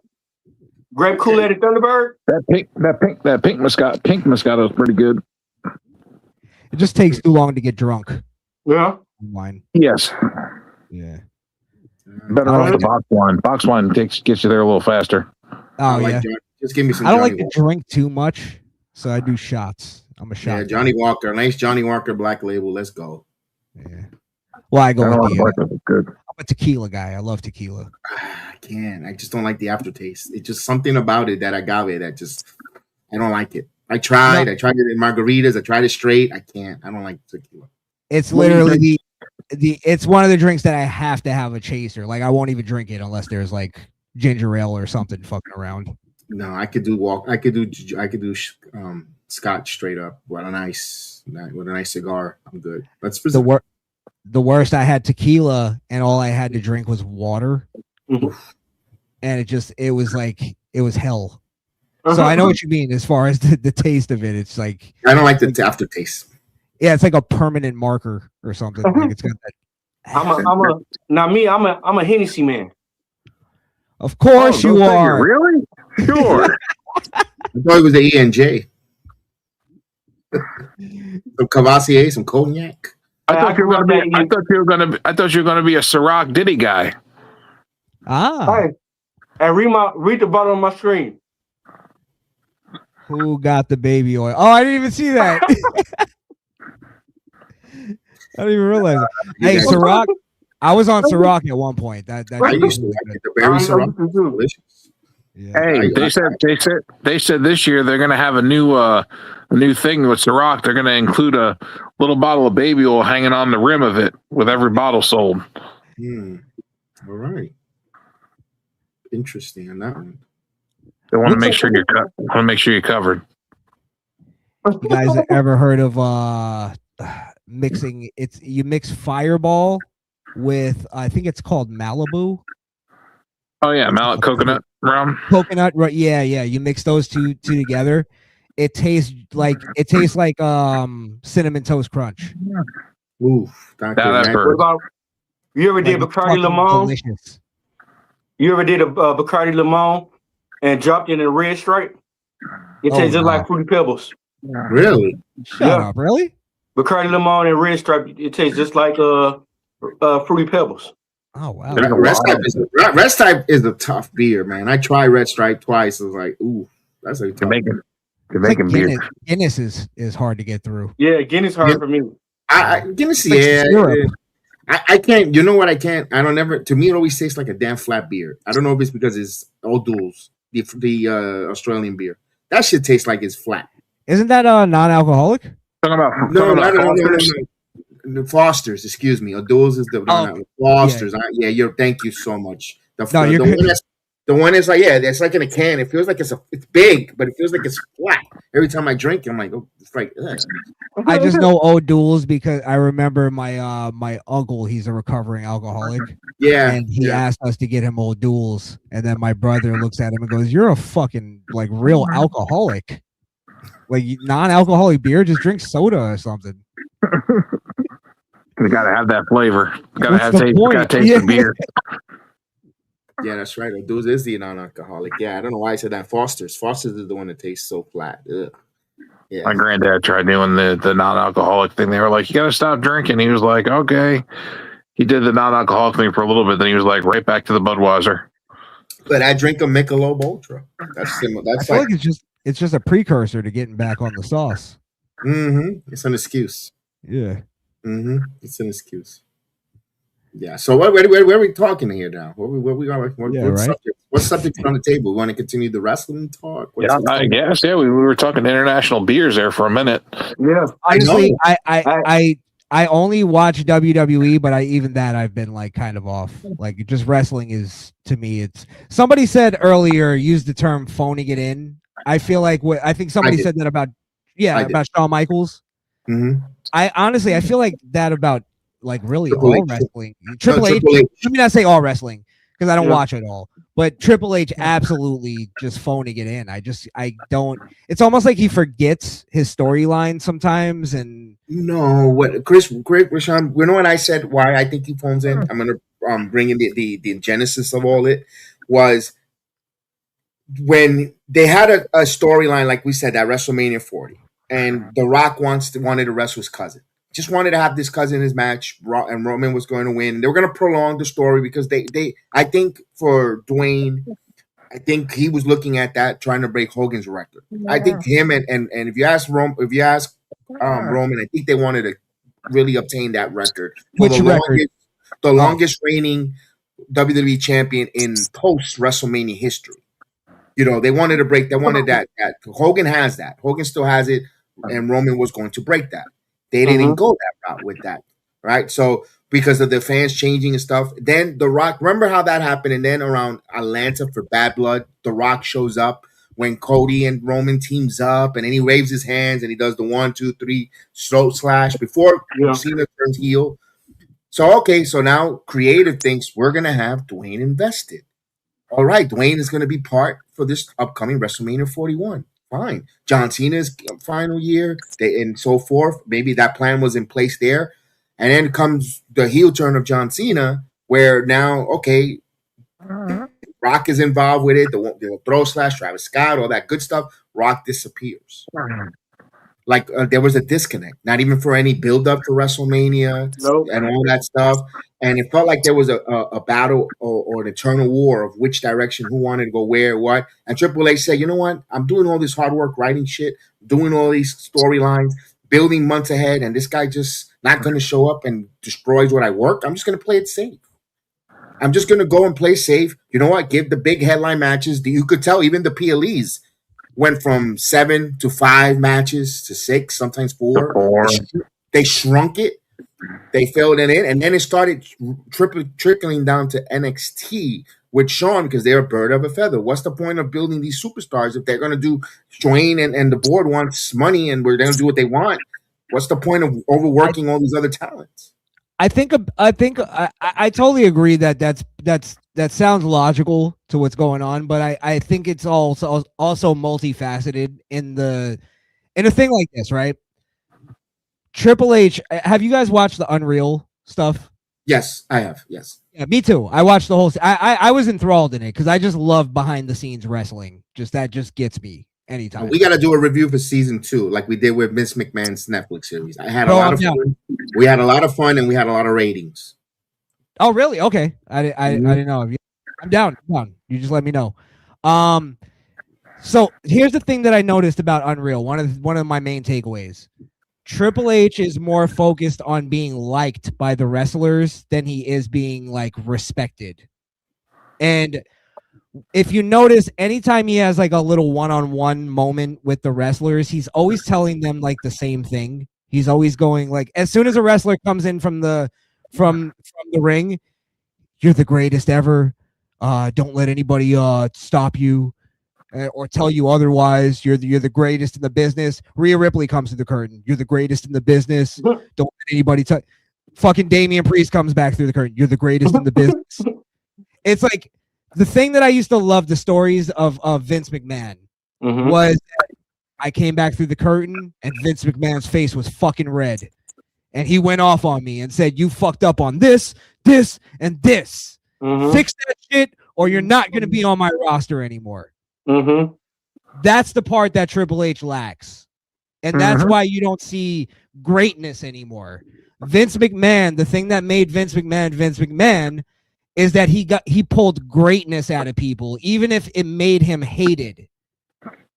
And that's the thing I respect about Vince is he took on all that hate and all the hits to his reputation. Of course, he added to that too. He didn't no favors for himself. Don't get me wrong. No. But the thing of him being just like this tyrant and he's just this piece of shit behind the scenes and this and that, he had to be. And that's how he got fucking Mankind to be great. And he got The Undertaker to be great and The Rock and Stone Cold because they knew they had to please Vince McMahon. Triple H doesn't have that. He's there. They don't respect him like they respected Vince McMahon. They love him. They like him way more than Vince. They don't respect him like they respected Vince. That's true. And now they you know what the metric is? The merch. Who can sell the merch? That's their metric. But then that's why we get guys like Jey Uso becoming the world champ and getting a huge push when he didn't deserve it, obviously, because he couldn't hack it. But he was a great entrance. He had the silly sunglasses and the t-shirt and the catchphrase. And it's literally, we realized he didn't transcend beyond that. I said it on this show. I said it's like when you hear the stories about John Cena and you're like, anything we put in front of him, he completely killed it. He did the best he could. He pleased the fans. He came out and gave 100%. You could literally say the opposite for Jey Uso. So y'all remember who's the first person that had letters all on their glasses? Macho Man, I think. Yeah, Macho Man. Yeah, I think I could Macho. be wrong. You might be right. You might be right. Yeah. Who you were gonna say before the Macho Man stumped you? Because you had another wrestler in mind. It looked like Me? no, D-Walk. I know he asked the question because it looked like he had another wrestler in mind. No, I was gonna say JTG and the Pope. I think Macho did it in the 90s. Because he had Madness, he had Macho, Madness, and he had Macho. Yeah. But it was Macho Man, JTG, and then now Jey Uso. Well, the Pope too. Look, I was one who was happy to see Jey Uso win the Rumble. I'm not gonna say here and say I wasn't. I was surprised. I didn't expect it. I never predicted him to be the winner of the Rumble. But when he won, I was very happy and genuine happy with him. It made sense for a short title run because you saw what happened afterwards. He wasn't terrible. He wasn't putting on classics either. But the guy's still over. You hear the announcement. He's a moment with the crowd.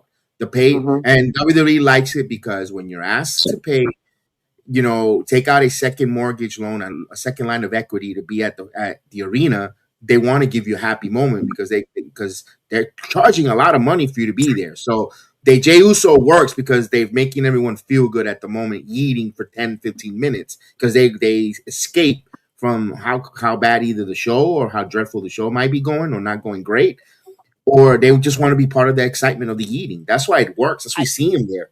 I think WWE is so thirsty for talent and thirsty for people that are over that they're misconstruing somebody who's over, but they're not the number one guy. They just think anybody that's over could potentially be the number one guy. Sure.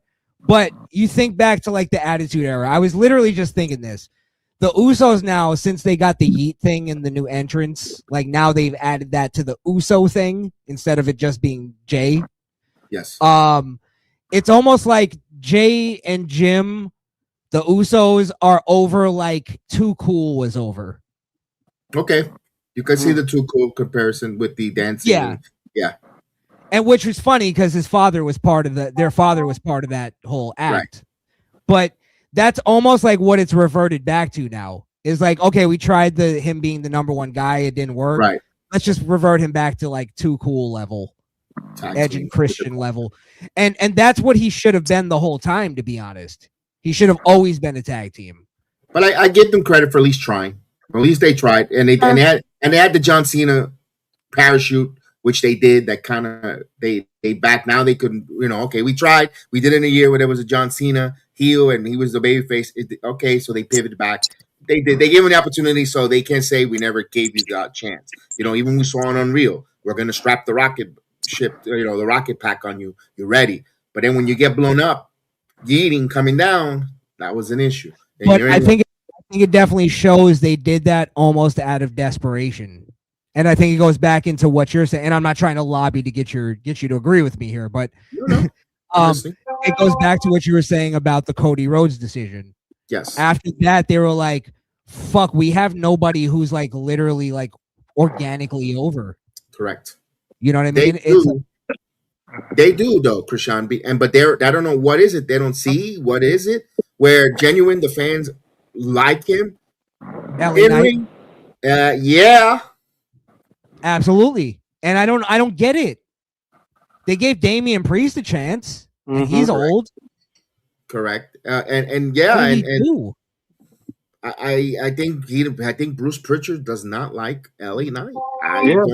I think that's who it is. I can't see why the guy's over when they were 2 years ago, 3. They were in Saudi Arabia without LA Knight, and Saudi Arabia was going bananas for LA Knight, and he wasn't even in the country.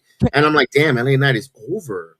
Yeah, and that shows you it's worldwide. It's not just he's again. I've been using this word all night, but he's transcended just being a WWE guy. He's like he could be the guy, and they're just not giving him the chance. No. Let me ask you a question though, BX. Why did you say Bruce Pritchard specifically?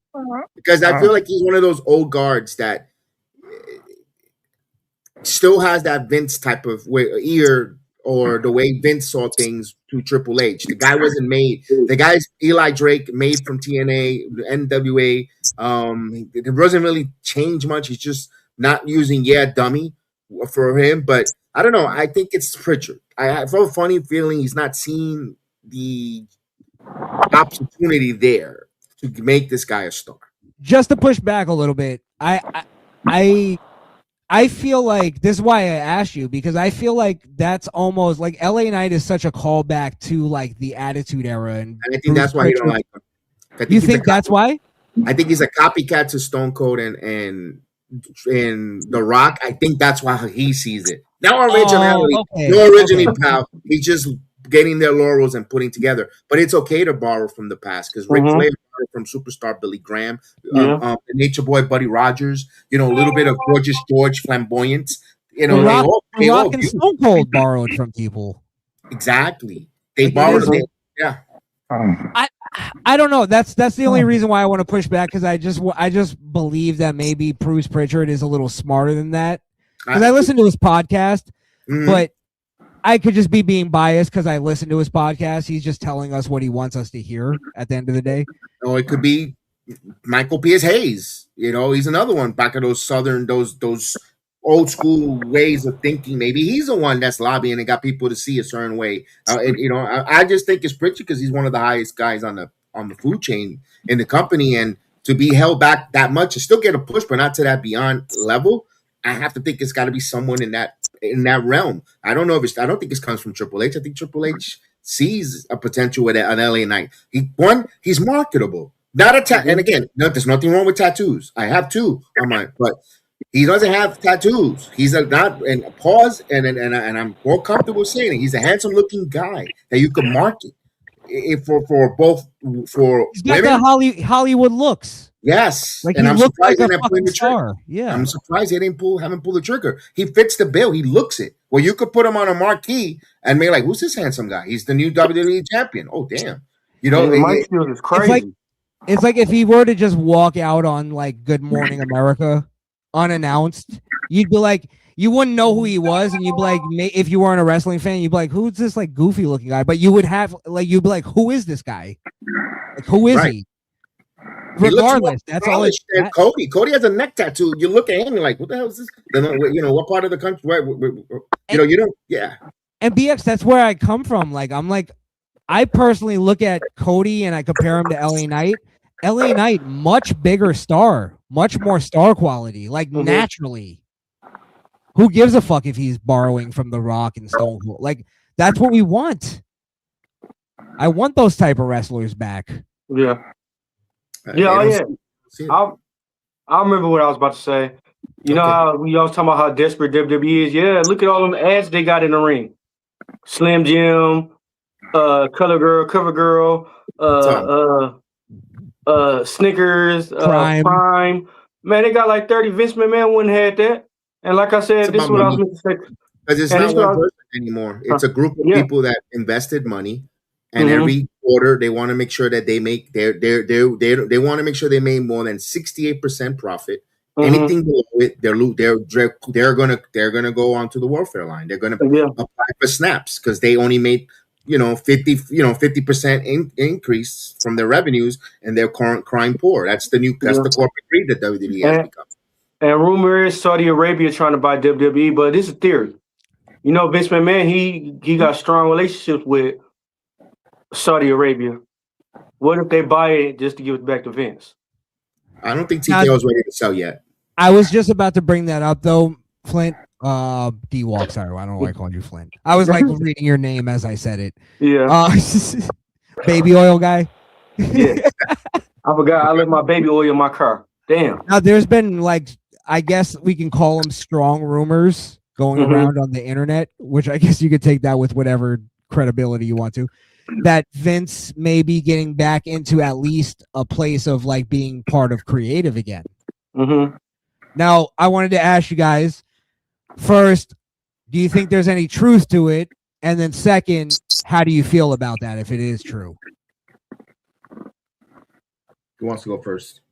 You go first, BX. I don't think so. I think he's happy where he's at. He's been out of the game. He I think he's done. I think he's done. He's old already. Like, he started at that other company, representing talent. Hasn't really taken off that we hear of it much. I don't think he wants to get back to the minutia and the grind of all that. I think he's seen it done, come and gone, and I think his better days are behind him. He knows that he sees how unappreciative the wrestling business has treated him, and I don't think he needs that at his age. Some people, when you get to a certain age, like, I don't need this shit. I'm happy. I'm good. Okay. D-Wop? I like kind of me, right? WWE dying right now. And to me, I want to see Vince come back. Like, Vince McMahon is the only person that could come back and bring back WWE. Vince McMahon took risks. Triple H not taking on risks. That's the thing I hate. I totally agree. BX, I actually disagree with you in that I think Vince McMahon, and we've just heard enough people tell this story, that he's just a different breed. Okay. In that he literally gets he'll stay up for 3 days straight in his 70s. You know what I mean? How many of us know, how many of our grandfathers are literally doing that and just still working? I think Vince wants to work until the day he dies. Yeah. I could definitely see that, him being that kind of guy. I think he didn't want to leave WWE to begin with. He did it just to kind of make. I agree with that. I agree with that. I don't think if it was up to Vince, he'd still be in gorilla position right now where Triple H is until he dies. He's gonna die in gorilla position. Yeah, if it was up to him. So I was just gonna say that that I think the only thing that I hold where I don't believe it is that it's wrestling news, and a lot of the times, I mean, wrestling news does come true. Don't get me wrong, but a lot of times just people just kind of saying what they want to happen, and then it just becomes something. I haven't seen any real evidence that this is even in talks. And here's the other, let me just say this last thing, is that it's looking like Vince may actually be cleared on this whole case. This woman doesn't really have much evidence that shows that she was taken advantage of. Now, was it debaucherous and was it, degenerate? The relationship itself? Yeah, Vince was cheating on his wife. He was doing some pretty sick shit. However, was it rape? Was it sexual assault? I don't believe so. I don't think there's any evidence to that. And that's just my conjecture. But it's starting to look like that. It's starting to look like that Vince may actually get off on the charges. So if that's true, who knows? It looks like that case is going anywhere. Because the time keeps passing by, and there's really anything going on with the Janelle Grant situation. Brock Lesnar's return. Brock Lesnar's about to retire from wrestling, and still the case goes on. For ESPN to tell WWE to bring on Brock back onto the fold, it shows something that there's nothing in discovery when in the court documents and all that cases. It's interesting to see where it goes with Vince. Everybody quick. That's why it's hard to prejudge certain people before the court of law. I'm not saying he's innocent, but we tend to do that. We tend to become judge, jury, and executioner before everything is laid out. I give you an example in the wrestling business, Odyssey Jones. Everyone totally lambasted that poor kid, where now he's wrestling in Japan, making a wrestling career, and all turned out to be negative. I mentioned, I said, wait, I actually warned you guys. I said, guys, hold your thoughts on Odyssey because there's more to the story that I couldn't say. I knew a few things from certain personal people, but it wasn't for me to toe out there and say because it was told in confidence. But now it has come out. He's clear. That's what I said. Hold on before the kid gets killed or you guys go on bananas in the wrestling community on the poor kid because there's more. And not everything is being mentioned. You're just knowing just the he said, she said, and it turned out in a court of law. Maybe that's going to happen with Vince. Well, look at Enzo. Yes. I mean, love him or hate him, I personally loved him. I didn't care about the backstage stuff because that I don't have to deal with that. I just like what's on TV. So he got, love him or hate him, he was unjustifiably fired. He was wrongfully terminated, and he still hasn't gotten a second chance. And could have been one of the best personalities that we've seen in the past 15 years of wrestling. Mm-hmm. No, Krishan, they do that with male talent quite often. Yeah, really, almost only male talent. It feels like he's blackballed because not even only wrestling. You telling me with all that how much they could have used Enzo and Kaz tag team in AEW would have, my goodness, him talking and Kaz being that, my goodness, nothing. They reunited on the Jericho cruise. They got reunited because of Jericho. Mm-hmm. Yeah, but here's where we get into like the thing of it's almost like this new generation mentality is that they'll go, oh well, we're not bringing him back. Yeah, he got cleared, but he was still like really difficult behind the scenes, and he was X, Y, and Z. It's like, yeah, but at the same time, Shawn Michaels was difficult behind the scenes. Yeah, way drama queen. Yes, but he's one of the greatest, if not the greatest, performer of all time. Yes. Randy Orton, same thing. Randy Orton, like there's a Justice. Yeah, it's bad with Shawn Michaels. Shawn Michaels is so much a problem where X-Pac and Scott Hall watched him get jumped. Let's be real. You ever watch the plane ride from hell? Anything from that? Literally every single one of them were difficult. Yeah. So it's like there's a thing to that. Okay, a lot of the times people who are extremely talented, almost prodigy level talented, are extremely difficult people. Yeah.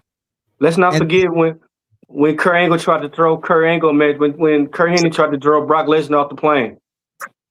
That's what I'm saying. Even Kurt Angle, an Olympic gold medalist, was troubled fucking person. Yeah, Kurt Hennig was trying to throw Brock Lesnar. Mr. Kurt Hennig, yeah. I think wasn't Kurt Angle part of that too? Kurt Angle was wrestling Vince McMahon in the hall, man, down the aisle.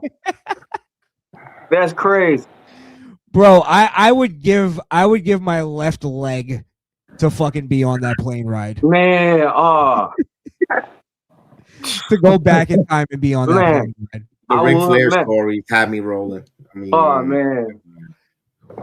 Imagine watching Kurt Angle when he was walking around naked in his robe. Yeah.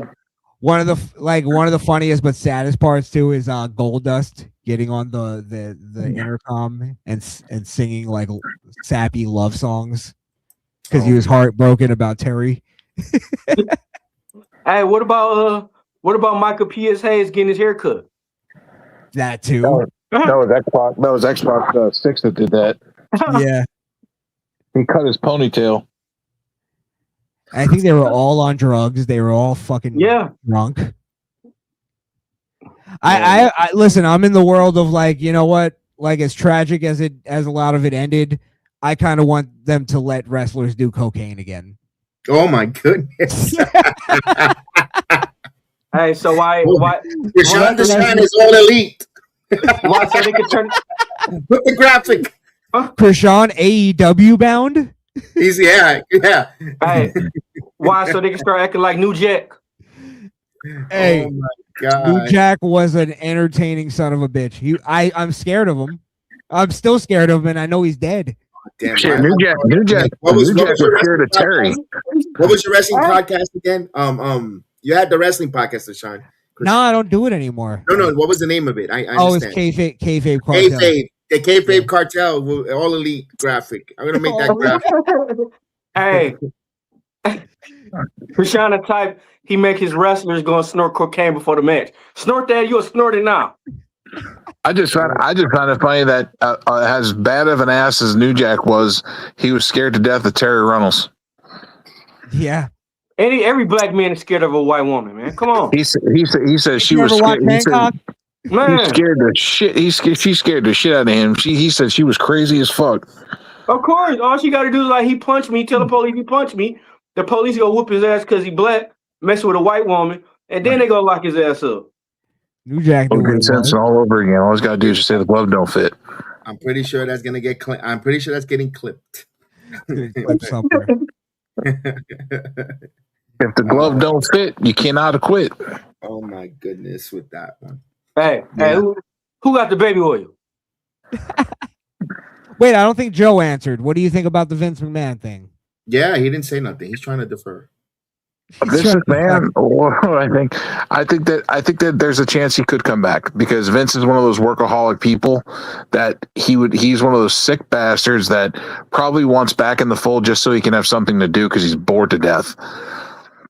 And he doesn't want to watch his birth child die like it is because right now it's on a downswing. It's dying. It's on a downswing, but it's not dying. It's making a shitload of money, dude. With the kind of money that comes in and out, it's hard to say they're dying. It's just not. Yeah. It's just not hitting. What do you think about ticket prices? Ticket price is the problem. Of course. That's gonna set in eventually. That's gonna set in. You know what else? You know what pisses me off a lot? It's $22 for Netflix for the lower tier or just the basic, whatever. Basic. And you still get loaded with a lot of commercials on that. Well, if you don't have the international VPN, or if you don't have the premium.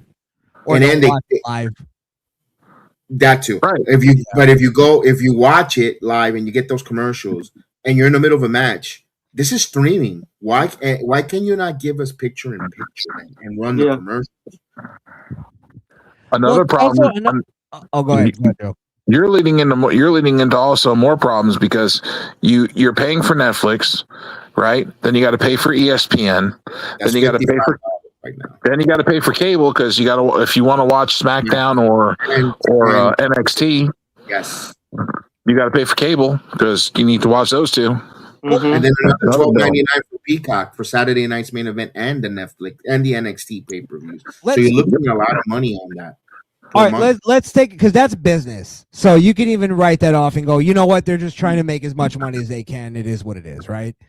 Let's take it from what BX said about it's streaming, right? Why are they for instance, they had Gunther come out and his whole thing is I made John Cena tap out like a little bitch, right? Which honestly, I don't really like that for Gunther. I feel like Gunther should be a little more classy. Yes. Mm-hmm. Yeah. I feel like it's almost low tier for Gunther. Yeah. But if you're going to go with that, then why the next week that he does it, do you have him come out and censor himself? Like, why are you even censoring it at all? Why are you even having him do it if you're going to have him censor it? Like, you're going to make the shirt where it's like, I made him tap out like a ... It's like, why not just put B and then do the fucking, hashtag and the little censorship for it? Where it's like, okay, we get where you're going with that. You can't put bitch on the shirt, but you censored it a little bit. Like, why are you even it's like they have 1 foot in, 1 foot out, where they're trying to appeal to both sides. Like, we're going to appeal to the adult side, but then we're going to pull it back a little bit next week. Then the week after, we're going to let Nikki Bella say bitch. Huh? Isn't that something, right? Yeah, that's crazy. And it's like I think adults, especially guys like us who lived through the Attitude Era, we're almost like, bro, are you serious? Are you kidding me? The only thing I could think of why they're suing that censor because if they clip it, because now it's another issue. A lot of people don't even watch the whole shows anymore. They just go and watch the clips, the highlights on YouTube, and they proof watch it. And then they catch up and they're the most opinionated because they don't even watch the whole essence of the show. Maybe because of the YouTube algorithm for kids to watch to show clips, they want to censor it. I'm just trying to put a why behind it. Yeah, I get where you're coming from, but it's like kids nowadays they're fucking the music they listen to say worse things. Yeah, it's like they're not in touch with what kids are seeing now. Saying the word bitch is really not that big of a deal. No. You know what I mean? You can see that on the fucking Walking Dead. It's no problem. So I'm just saying, I think they're a little out of touch. They're almost trying to appeal to I don't know, the 80s or something like that. This is the generation. Yeah, the people that are watching Raw are not watching Miss Rachel. Yeah. Well, aren't they also missing that there's been a sort of a shift in American culture in that we're not like as like what's up? I'm trying to think of a word that's come back. You guys mind if I say it? I won't say anything like the word retard has made a comeback. Yeah. I used that on the last show. Hey, you can't talk like that. You couldn't do that on YouTube before because you used to get they used to go bananas. Yeah, you can't talk like that. You can't talk like that. That's what I'm saying. So like there's been a shift in American culture that we're going back to a little bit more like harder kind of like language. And also Krishan, PBS is gone. Yeah. Bye-bye. It's gone. No more Sesame Street. Yeah. Now you have to watch it on a streaming platform. You gotta have HBO Max, I think, is for Sesame Street. Yeah. Before Big Bird was free, now you have to get an app for him and pay monthly. But then I think there's also the little like dichotomy of like really if you look at it, like for instance, Hulk Hogan gets booed. He still does, even after death. After death, most wrestling fans don't like Hulk Hogan, or they're not brave enough. It's the younger ones. It's the younger ones like the Mini Portal, the Condo, those people. The fake social justice warriors that they want to stay behind a keyboard and cry, and you're not doing anything. Yeah. It's almost like they do have to appeal to that group, but that's where they're almost fucking themselves because it's like these days you have to pick one or the other.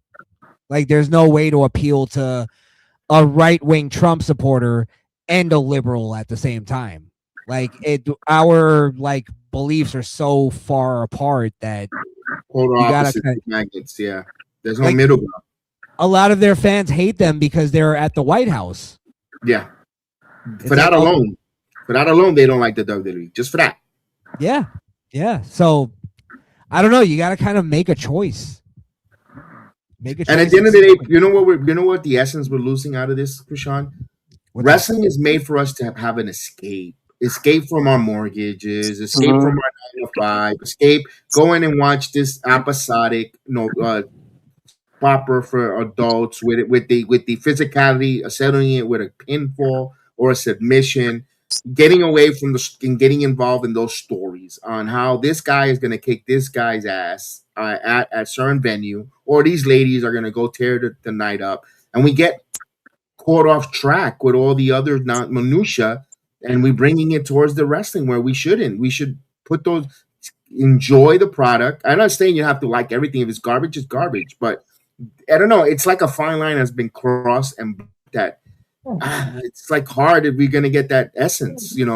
That every babyface and heel always works. David versus Goliath, good versus evil. It always works, and they want to change it. BX, this is where I'm telling you, this is the divide. Is how do you do good versus evil when half the country views good and evil as one thing, and the other half use it as one thing? Yeah. There's no such thing as like a universal good and evil. Yes, now things that are called bad are now clapped for good, and things that are it's a reverse weird order, and I think that's what's hurting also wrestling because of the outside situation, because we don't know what's everything now what's good is bad, and look right now the heels are the ones on wrestling shows that are beloved. Look at for instance, everyone goes to MJF, everyone goes oh my god, he's out there, loved it. You saw a little bit of trend with Stone Cold as well. When Stone Cold, one of my favorite characters is MJF. Yeah, and then because of and then normally the heel is getting over. I think that's what frustrated and pissed off Bret and Hart back in the Attitude Era, because he's this guy who played it by the book, trying to get this babyface, happy-go-lucky babyface, and you guys were like, you guys cheered this guy who made my life impossible, and I made him bleed because he was bleeding and I passed out. You loved him, and it frustrated him, Bret Hart, with the wrestling business, to the point now he's just a bitter man right now. Mm-hmm. I was a Bret Hart fan through that whole thing. So I'm not a big Bret Hart fan. I never was, but I honestly, like, when I look back at, like, I was watching Wrestling with Shadows like a week ago or something. I fucking love that documentary. But every time I watch it, I almost have a different take on it. And last time I watched it, I was like, Brett was kind of right when he was in that limo with all like the old school guys, and they were like, they want me to say that Brett, that Sean is gay and go into that, and I'm like, this is weird. I don't want to. It's stupid. Like, what is it? And it's like back then I got it. I was like, yeah, that's kind of, it's edgy and it's cool. But now, like, in the long run, Brett kind of was right. Like, I think he overreacted with the Montreal screw job itself. I think he should have just laid down and took the pin. But now I understand it a little bit more as an adult, where he was like looking at it more as like, I'm laying down my morals as opposed to it just being a wrestling thing. Mm-hmm. And I think he was totally right in that. Like, wrestling, you know, it's and America itself it's just a reflection of America. That's what WWE is. And that's where America was going at the time. It was like, there is no good guy and bad guy. It's all gray area, and it's about motivations, and, you know, there's no moral foundation. No, and I believe Brett. I believe Brett would have if he would have retained the title at the pay-per-view. Mm-hmm. I believe he would have went out the next night on Raw and relinquished the belt. It's not the right thing, though. No. The right thing was to lose to Shawn Michaels, regardless. If he's leaving the company. Because, look, they got burned a couple years ago, and you could blame that on Alundra Blaze. It's her fault. That Vince had that in his mind. He was embarrassed with the women's title. He just didn't want.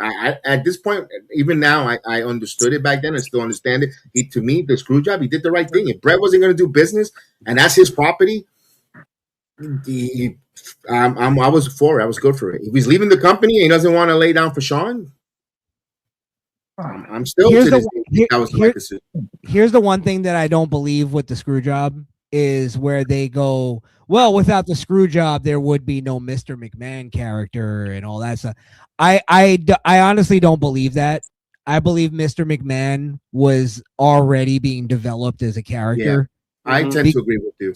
And here's the thing, though.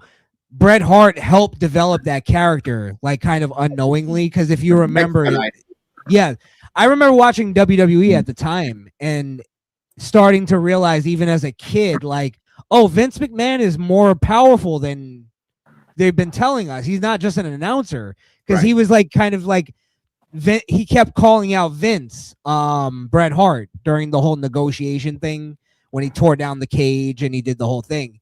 He was going off on Vince, and the camera was showing Vince. So they had already established Vince McMahon is not just an announcer. Yes, and prior to that, Krishan, if you remember, prior to that, there was the Hulk Hogan scandal where Vince McMahon had to go and testify in federal court about the steroids. If Vince McMahon, remember, he was off on charges. That was around 92, 93. So that was already established that we knew that. That's when it came out that Vince McMahon was the WWF Titan owner with Linda McMahon. So we knew right there, like, oh, and that's when I was like, oh, he's not a commentator. He actually owns this shit. It's not no Jack Tunney. It's actually Vince McMahon. As a kid, that's when, I got the current peel back was that. And then when that happened around 94? When it happened with Brett left, 96, if I'm not mistaken, we already knew that was Brett left in 97. 97. Look at that. So we already had that established that he was the owner. And then, like you said, I think he expedited for him to be an on-screen performer. Like, to be the owner on screen. Now, just to be clear, I watched WCW. That's how I started watching wrestling, because Hogan, by the time I think I started watching in like 93, 92, 93. Before Hogan got there. Yeah, well, was that when Hogan was already in WCW when I started watching wrestling. So that was 95. 95 then. No, then maybe I started watching earlier. But regardless, my point is that I was like one of those kids that literally all I learned from wrestling was what was on screen. So I didn't pay attention to the steroid trial, any of that stuff. I didn't even understand it. When that was the moment that I realized Vince was somebody important. Okay. And then he got off of commentary. And then I just remember when he came out and did the screw job and stuff, like, I already knew him as like the owner. Like, I knew he was important. So yeah, that's all I wanted to say. That's why I don't believe that narrative that that is what they eventually created to launch the Vince McMahon character. But I think it was already there. It was already established. Absolutely. I got a question. So you think if Bret Hart never would have left, will Owen Hart died? Will Owen Hart would have did that stunt and killed himself? Probably not. No, because they would have kept the Hart Foundation group, and he didn't have to do the Blue Blazer reinventing. First he invented. He started off. I wish he would have stood as the lone Nugget or the lone Survivor, the lone Heart. But then he the Black Heart, Black Heart, right? And that Shawn Michaels called the Nugget that wouldn't flush. That was funny, you know. But he would have not done the Blue Blazer gimmick. I think they would have stood there. You know, as for, I don't know if Davey Boy Smith, he was heavy into drugs. I don't know if that was eventually going to happen down the road and stuff. But man, I wish they would have more substance with the Hart Foundation intact with Brett, Pillman, Bull, Davey Boy Smith, and Neidhart. I wish they would have kept going. That something would have. Yeah, because they would have been dope. They would have been to me. They would have been what the Bloodline is back in the day. They could have had something along the lines there because with Brett, even Owen taking opportunity, even Davey Boy could have been a main eventer, and so forth. I would almost see. Let's say Bret Hart goes to WCW regardless, gets injured, ends his career, and Owen Hart is still in the WWE alive. I could see him being the guy who like ushers in even the new generation of Harts, where he would have brought in Natty, he would have brought in Tyson Kidd. Yeah, like his own, like the way Triple H did with Shawn when Shawn left, bring that DX, that version of DX. Yeah, like new Hart Foundation, basically. Yeah, and then he's just gonna do that. He's the old Grizzly vet manager.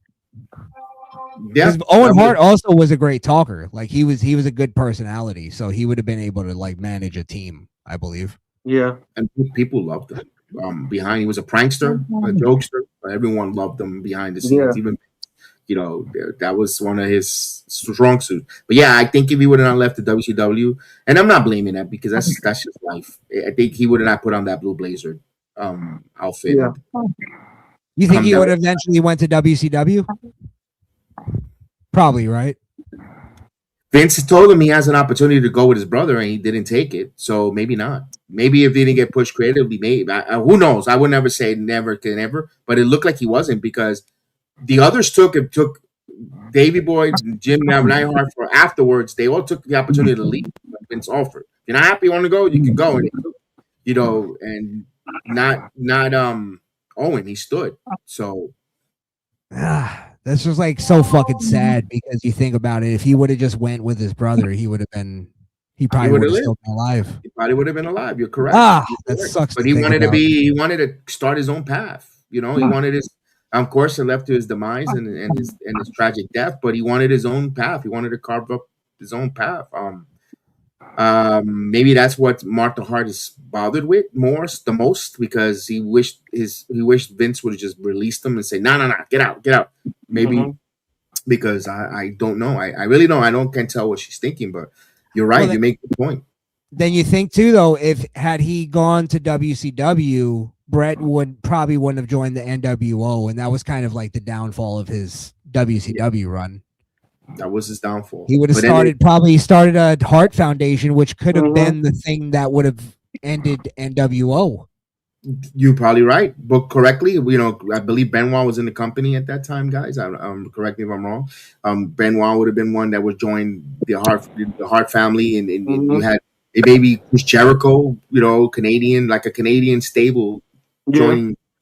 You never know. That's crazy to think about. Then you don't have Jericho and Benoit leaving. That changes so many things. With Eddie Guerrero, although the four and Malenko, although Malenko really didn't do much in WWE to make a staple but he was also one of those four. Perry Saturn was another one that defected. I don't think he would have been, but it was that was the only one I see leaving to go to WWE regardless is Eddie. Okay. But that could just be hindsight in that like what he became. But yeah, he could have probably stayed too, just because all his friends were there. I think that was part of the reason why a lot of them left. Were like, Oh, you're leaving? I'm gone too. Fuck it. I'm with you. We're united. We'll take this challenge together as a group, and if one of us has a little struggle, we could pick each other up financially, Mhm. or in the road, travel together. I think that's what those four men got together and say, let's all four go. They'll all for one for all, like a four musketeer type of deal when they came over to the WWE, because they were gonna have their own nucleus to back their own support system for one another, and I think that's why it worked. You're probably correct. Yeah, it's crazy to think about, like, one thing happening and change. It's butterfly effect. Yeah. Yeah. It is a butterfly effect. So many butterfly effects there. Down the road, you never know. Maybe that WCW going out of business changed a lot of people's careers, for good and bad.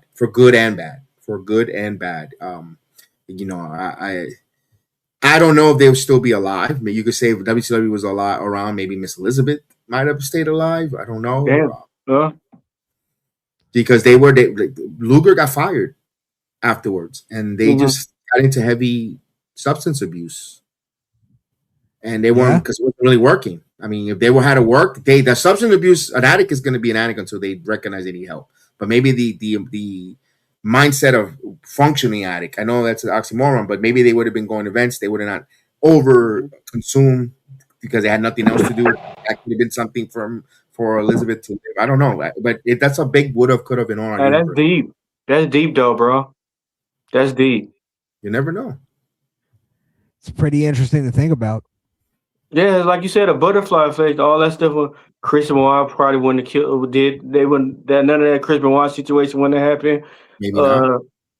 They'd have probably helped Eddie Guerrero. Eddie Guerrero wouldn't have never died. Saturn would still been around and not messed up like this is. Man, it's a lot of stuff. You still get out of that whole thing, even without, the screw job. You still get Austin McMahon, I think. Mm-hmm. Just because his trajectory was going there regardless, I think. Yeah. But that's crazy, that butterfly effect. If one thing would have never happened, it set off a whole lot of other things. Now, to be fair, I don't think McMahon would have been as strong as a character without the screw job, because it's the screw job, him coming out, telling them to ring the bell, and then I think it was the next night he did or like a week later, he did the Brett screwed Brett promo, which, funny enough, he thought was going to be a babyface promo. Mm-hmm. But what about supposedly? So what if the Montreal screw job would have never happened? But what about the higher power of the corporate ministry? Well, I was just thinking that, though, because I heard that Vince thought that was going to be a babyface promo. Do you think he was planning on making Mr. McMahon a babyface character initially? I just think he wanted sympathy. Like, I have the best interest of the WWE universe. He didn't call it that for his company at that time. I think he thought the fans were going to say, okay, yeah, you're right. Because let's face it, Bret Hart wasn't really as popular as he, with the kids he was, but when they had to go overseas, they had to use another champion. There was times in the 90s when Hart's championship run, title used to go to Macho, the first night of the European tours in Saudi and stuff, and then switch back before they come back to the United States, just because of the crowd drawing effect for that Hart didn't really have around the world. A couple of incidents, not every overseas tours, but there was a few of them that they had to, because Hart wasn't really that type of transcending. When you're coming off of a monster title run of a Hogan, or Warrior to a degree, and then back, Hogan. Those were really mostly your big champions. Yoko carried for a bit and two, but it just wasn't enough. Hart didn't really have that gravitas, cachet, really to command. To what you're saying, isn't it almost like the person who probably benefited the most out of the screw job was Bret Hart? Because without that, he would have just probably faded out, or just became like a sideshow kind of thing. No disrespect to the guy, he's a great wrestler, but like, he's not gonna be, like, you look at what was there. You had The Rock on the rise. He wasn't gonna be number 2. Mick Foley was there. He wasn't gonna be number 3. arguably the Undertaker not gonna be number 4. Like, so my point is that I think Bret Hart like made the most money out of it. Yeah, his career ended up like, you know, getting fucked up, but that was unseeable. But like, who really made the most money out of that? Yeah, I guess at one moment. Vince and WWE benefited the most, if you ask me. But now Bret is immortalized even for something negative, you know, or I don't know. Bret gets me sometimes because sometimes I'm like, he's just a miserable being dirty in order to take a title from him. Like it just adds to his it adds to his lore or his gravitas. If for a Bret Hart, to his story, his aura. That screw job was very important for Bret the Hitman Hart. Absolutely, yeah. And now Bret's talking more about the homo stuff with Shawn and Vince. Well, it's just to keep relevant. You keep telling the stories, and now you got an audience. People want to hear. People are intrigued. Now you're still relevant in the news because nobody wants to hear about him doing a side Russian leg sweep, you know, or having him, you know, nobody wants to hear about all this other stuff, the technical stuff. They want to hear dirt, gossip. They don't want to hear his matches with you know, rugged Ronnie Garvin of the Honky Tonk Man. You know, they don't give a shit. They want to know about that kind of stuff. How many times can you talk about the fucking Iron Man match and the submission match with Stone Cold and the screw job? That's literally all. That's his hits. Yeah, or getting hit by a giant, you know. Yeah, or losing to, what was it, Yokozuna or something? Mm-hmm. Yeah. And getting Hulk Hogan. Now that was a topic of last year. They were in Vegas. The Hulk Hogan taking, you know, politicking to take the title that night where Bret Hart lost and all. That was last year's flavor of the talk. Now this time is the sexuality of Shawn Michaels and Vince McMahon. Mm-hmm. Now, I think I could ask you this because BX, I think you'll be, because you're a Hogan fan, right? Yeah, brother. Do you think Hogan was wrong in that, in terms of like him not wanting to lose to Bret? Do you think he was wrong, or do you think he was right?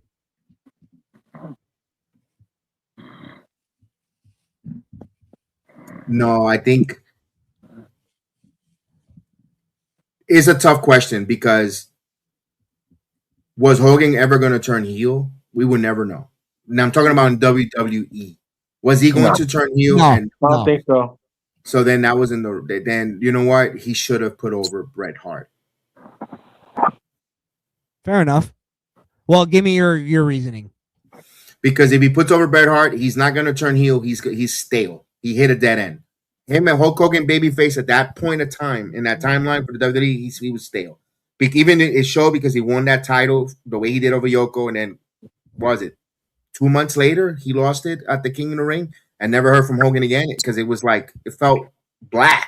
His title run after he won from that title from Yoko, it was like blah, and then he had to lose, and then never got a payoff for anything. So looking at that moment, I could say, yeah, he should have let Bret have his moment, have that payoff with him, and he possibly passed the torch to Bret. Although in his mindset, and I agree with him, Bret wasn't the guy to pass that torch to. I still agree with it, but they didn't go about it the right way of business etiquette. That's fair. Now that you said that, I think like they could have easily done a thing where like Bret gets as cheap as this is, Bret gets to roll up and steals it. Like not steals it, but he just gets one over on Hogan real quick. Yeah, like the way old Warrior did to Hogan. Yeah. I still think Hogan kicked out of that and at that when he lost to Warrior, but that's just me. I always hated that. Like I hated out of that. I hated that. I hated that WrestleMania. I was so thankful I wasn't in the country. I was on, and I saw that on tape delay because I would have saw that live. I would have been so pissed. And even as a little kid, because I didn't like it when I was a kid, and I didn't like Warrior beating Hogan. I'm a huge defender of Hogan, but I like looking back at it, I hated that he like kicked out of it. Like, just let him get it. If you're gonna let him get it, let him get it.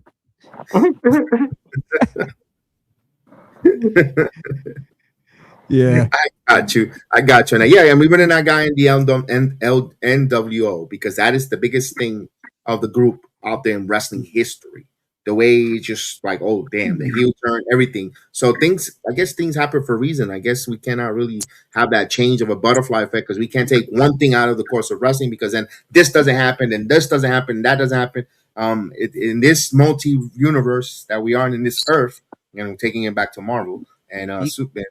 This is the one that works here. We will never know. You guys mind if I ask BX a question? Because I asked this guy to you guys. Go ahead. Go ahead. Bigger heel turn, Hulk Hogan or John Cena, and why? John Cena. Here's the reason why. Because John Cena had mainstream media talking. When you open up Sports Center, First Take, all these different outlets, even I believe CNN, I believe even the news stuff was talking about the Ober's babyface turning heel. It transcended over mainstream. When Hulk Hogan turned, it was talked about, but not to the degree of level that John Cena was publicized mainstream wise. Maybe because we have more outlets of communication. When I mean, to get that message around, but this was bigger. Because no one saw it. That's a good question. I wonder how many publications actually covered Hogan turning heel. I don't think there was as many publications back then as there is now, though. Mm-hmm. Fair. Either way, I'm just I'm wondering what because there would have to be an equivocation to that. Also, wrestling wasn't as covered as it is now by all these different platforms. They're almost contractually covering them, right? Yep. But to a degree, the fault wasn't at a shocking moment though. Like oh damn, it was worthy of the stop the press. Let's put this forward because look, they could even went to the store. Look, Hogan. Everybody in the '80s knew Hogan. What he stand for, Americana, all that stuff. Him turning heel, with all the debris. That scene of all the debris and trash, it could have led on some type of news report nationwide back in those '90s, and they didn't. So that's why I go with John Cena. Now, it's almost like you would have to do it's almost like inflation. You'd have to figure out do you guys honestly believe, and I do believe this, that it would, when Hogan turned heel, if there was Twitter back then, would that have gone viral and would that have? Yeah, I agree. So it's almost like but that's all conjecture, but I think it's hard to dispute that it was as big as you can get without social media, which makes it almost even bigger. The fact that Hogan turning heel was I don't remember the news talking about it, but because that would be the reason. Here's the reason. You to a point, I agree with you, Joe, about not being covered like that. But WCW at that point was not covered. Was not even in the trajectory of a WWF at that time. So if that would have, I think if we would have done the heel turn exactly like that in WWF for Vince McMahon, I think it would have been in newspapers and mainstream news from ABC. All the difference. Since he was in the WCW, they kind of saw it as a small promotion, even though it was done on Turner. But if he would have done that same exact that heel turn the way it's done under a WWE umbrella, I think it would have been big. Yeah, it really is hard to judge. Mm-hmm. If you were to talk about just the execution of it, personally, I like the John Cena heel turn better. Just from, if I were to just watch the clip, I think John Cena's heel turn is just way better in that it's more theatrical. It's got more drama to it. There's more storytelling to it. Hogan, and I'm not diminishing Hogan's heel turn, don't get me wrong, but it's literally just a leg drop.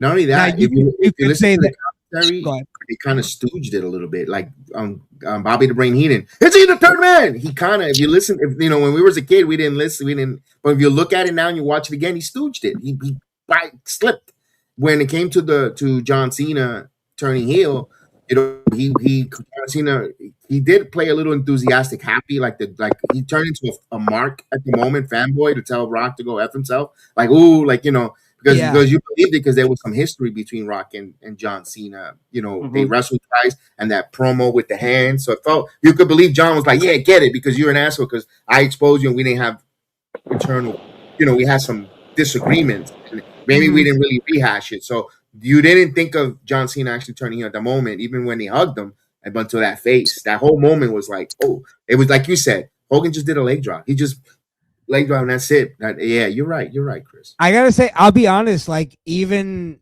I'd like to say, oh, I figured it out as soon as John Cena hugged Cody Rhodes. I was literally like a kid again, where I was like, I didn't get what was going on. Like, because I just didn't believe John Cena was ever going to turn heel. So they truly got me on it. Like, I was like, it wasn't up until like Rock did the cutthroat thing where I started to catch on, where I was like, oh shit, wait a minute. I was ahead of that. I was ahead of that curve. I knew that shit was coming before it even happened. Yeah, I wish I could say that, but they really got me on that. That's why I almost like. I didn't know that was going to happen at that moment in December. My video in December before, me and Chef Dan were talking about John Cena shouldn't turn heel, but we didn't say it was going to happen at the Elimination Chamber. We just said maybe John Cena might be heel, especially cutting the promo with the Royal Rumble. How do you just declare yourself to be in an Elimination Chamber afterwards and all that? But we didn't say exactly that's going to happen when. But we did say we think John Cena might be turning, but we didn't give taking advantage of Punk getting attacked by Seth Rollins. Yeah. Like they did lay the seeds. They led the seeds perfect. His interview or the media scrum, he was and even on that Royal Rumble when he lost, he sounded that was kind of a heelish type of thing. How do you just say you're going to be? So it felt they were giving the seeds there on it. It also there was a promo he cut about like him almost like him having to win the title, and it reminded me of the promo that Austin cut right before he turned heel, where he was telling Rock, "I have to win this title. You don't even understand." And they were laying the seeds that Austin was going to turn heel. Mm-hmm.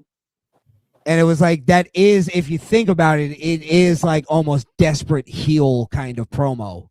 I have to win this title. I'm going to do everything it takes, like even cheating, even teaming up with the person you wouldn't even think I would ever team up with, making a deal with the devil. Now, let me ask this question. Seeing how everything played out, did you think WWE botches mentor? I asked the question to all three of you. Absolutely. Really? Botch his entire retirement? The whole retirement tour. Yes. Can I just say twofold, and then I want to hear everybody else's, but twofold. One, they botched it completely where they did the heel turn, and then they had to literally do like a almost retcon right in front of us, where they were like, hey, I just had a bad day. I'm a babyface again, huh? Okay. And it's like, oh, all right, sure. You're John Cena. We know you only have a few months left, sure. Anybody else, I think we would have said fuck off. Mm-hmm. Now, okay. The second part where I think WWE failed is they knew for a year, maybe a little over a year, that John Cena was going to be gone. He was going to retire. Maybe we should take this time to build some stars. Mm-hmm. Maybe we should stop whatever pride or whatever like personal reasons we have where we don't like LA Knight. Fuck it. We need everything we can right now. Mm-hmm. LA Knight's a top star. Let's go with it. Pull the trigger. They didn't take the time to build stars where they should have and get ready for John Cena to be gone. All right. So I don't think they botched it though, in my opinion. I'm gonna explain when I'd love to hear that, but yeah, that's where I think they botched it. Is just like I don't think the fans were happy with it. I don't think John Cena was happy with it. I think they just had to completely turn it around. Had they not done now that I look at it, had they not done the heel turn, it would have probably been way better. Okay, fair. So it was almost one of those things of like, as a wrestling fan, I got something I wanted, but I was like, I liked the beginning of his heel turn, but it just didn't go anywhere. So that's kind of where I guess I'd put it. Like I think overall, yes, they botched it. It wasn't successful. I'm gonna go on two different metrics for me why I think it's not botched. The first one was every arena, everywhere that John Cena, whether it was heel, was it even if he just spoke too much, just promos for the first 3 months. The place, the guy sold merch, the guy filled the building, the guy, people were paying Uber's amount of money to go see him. If that's the case, I don't consider that a botch because they made money. Yeah. If they would have came out totally babyface John Cena, you can't see me by July, people were like, retire already. I had enough. Go away. I think if it would have been that super babyface John Cena that we got to the end, people would have been tired of it because they weren't going to wait until December. Oh my God, can this end already? You know how wrestling fans are they're very finical. That's the right word. I totally enjoyed. I liked the heel turn, him turning heel. Now the follow up outside of John Cena wasn't really his fault. It was other problems that we talked about. Dwayne not showing up. Inserting Travis Scott was a huge mistake. If they were gonna, they should have added another wrestler. I've said Ethan Page at that time because he would have been one to take the pins and still talking the mic to hate. They could have done, all three members there, or even Seth Rollins with the Wise Man. Just get that trio going. That he sold. Because the year before Rock had issues with Seth, but now Seth sold. Wanted it before trying to be his champion. You could have done Seth's backstabbing John Cena. John Cena wouldn't turn a heel later down like they did, and it would have made storyline sense. They'd add their problem with their creative. They didn't add that third wrestler. They depended it on an entertainer for more views and clicks, and to get the rights for him to sing the WrestleMania song "Fiend, Fiend, Fiend" that got us all up to here with the song. I think that was a mistake. But I don't think it was botched because like John Cena mentioned in his interview with Cody, you got Randy Orton. I think that started when he started having those nostalgic matches. They ran out of matches or time in John Cena's retirement tour. That we could say it's not a botch, it's a miscalculation. Because botch, if they would have not made no money and everybody, and then that last arena, look at that last event in Saturday Night's Main Event, 19,000 plus.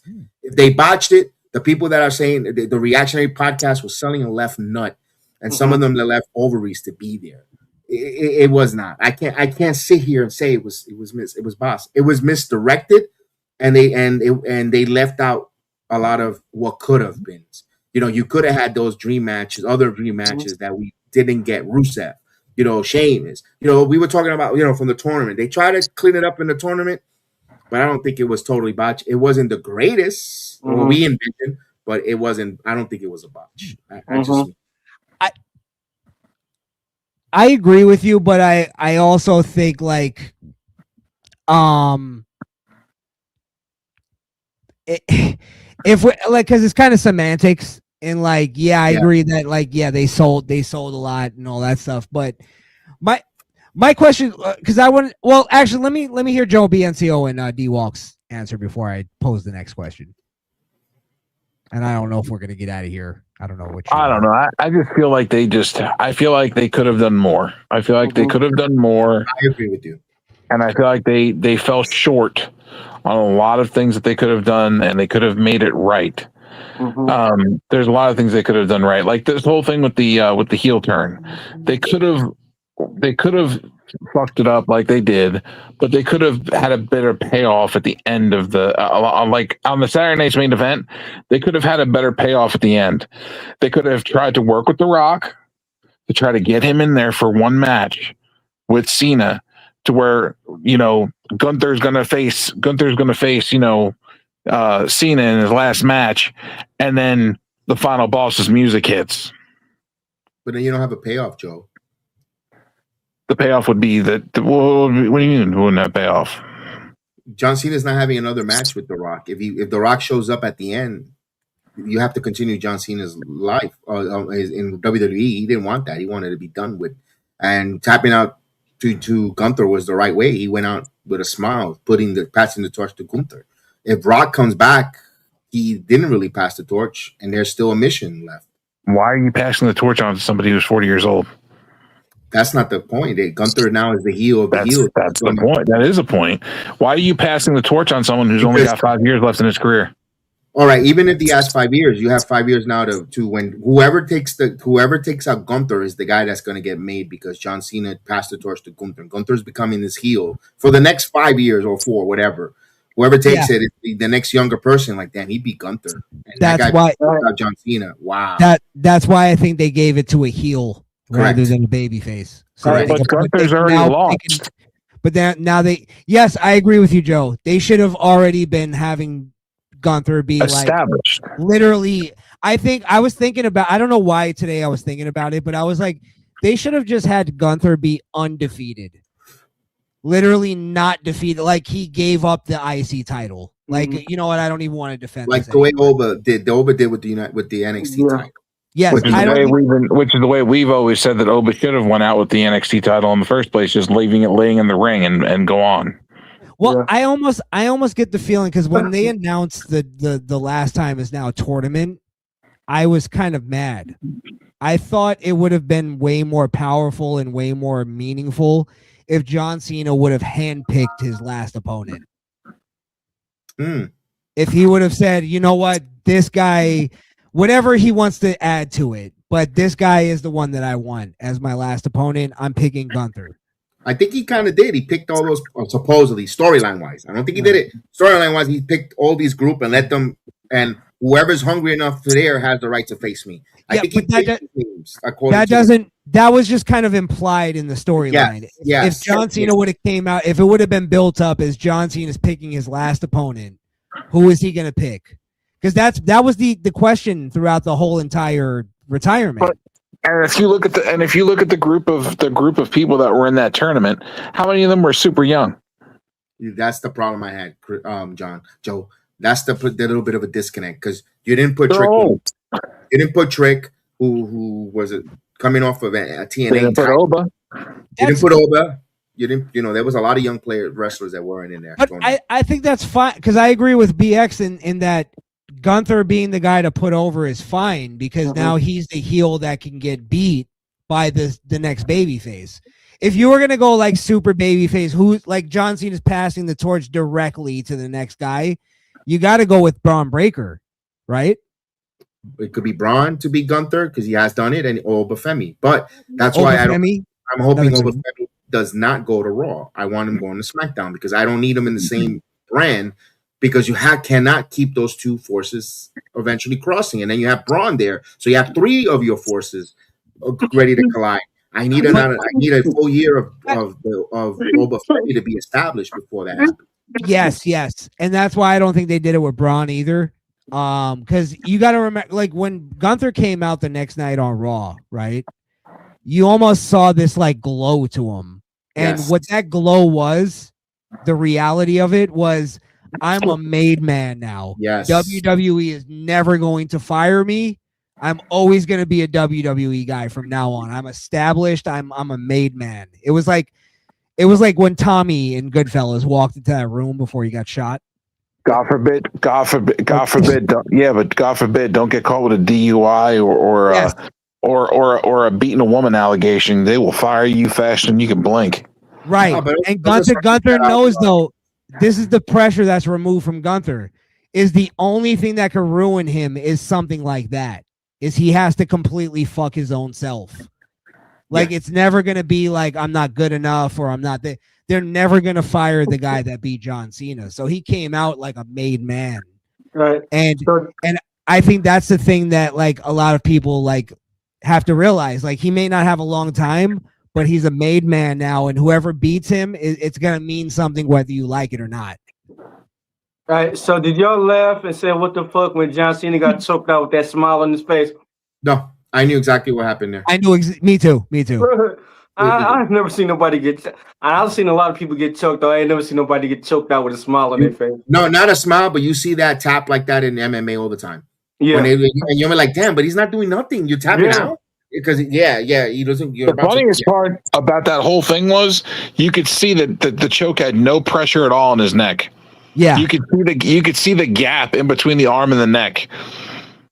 2 things I think would have terrible. Two things I think would have made that way better, because I thought everything was fucking great up until like he did the elbows, put him in that last one. As soon as he did the elbows, I was like, oh shit, this is it. This is the end right here. Like as a wrestling fan, I just knew.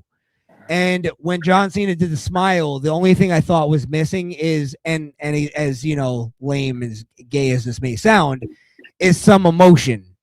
Is maybe like him tearing up, him looking at the crowd, kind of reassuring the crowd, like it's all right.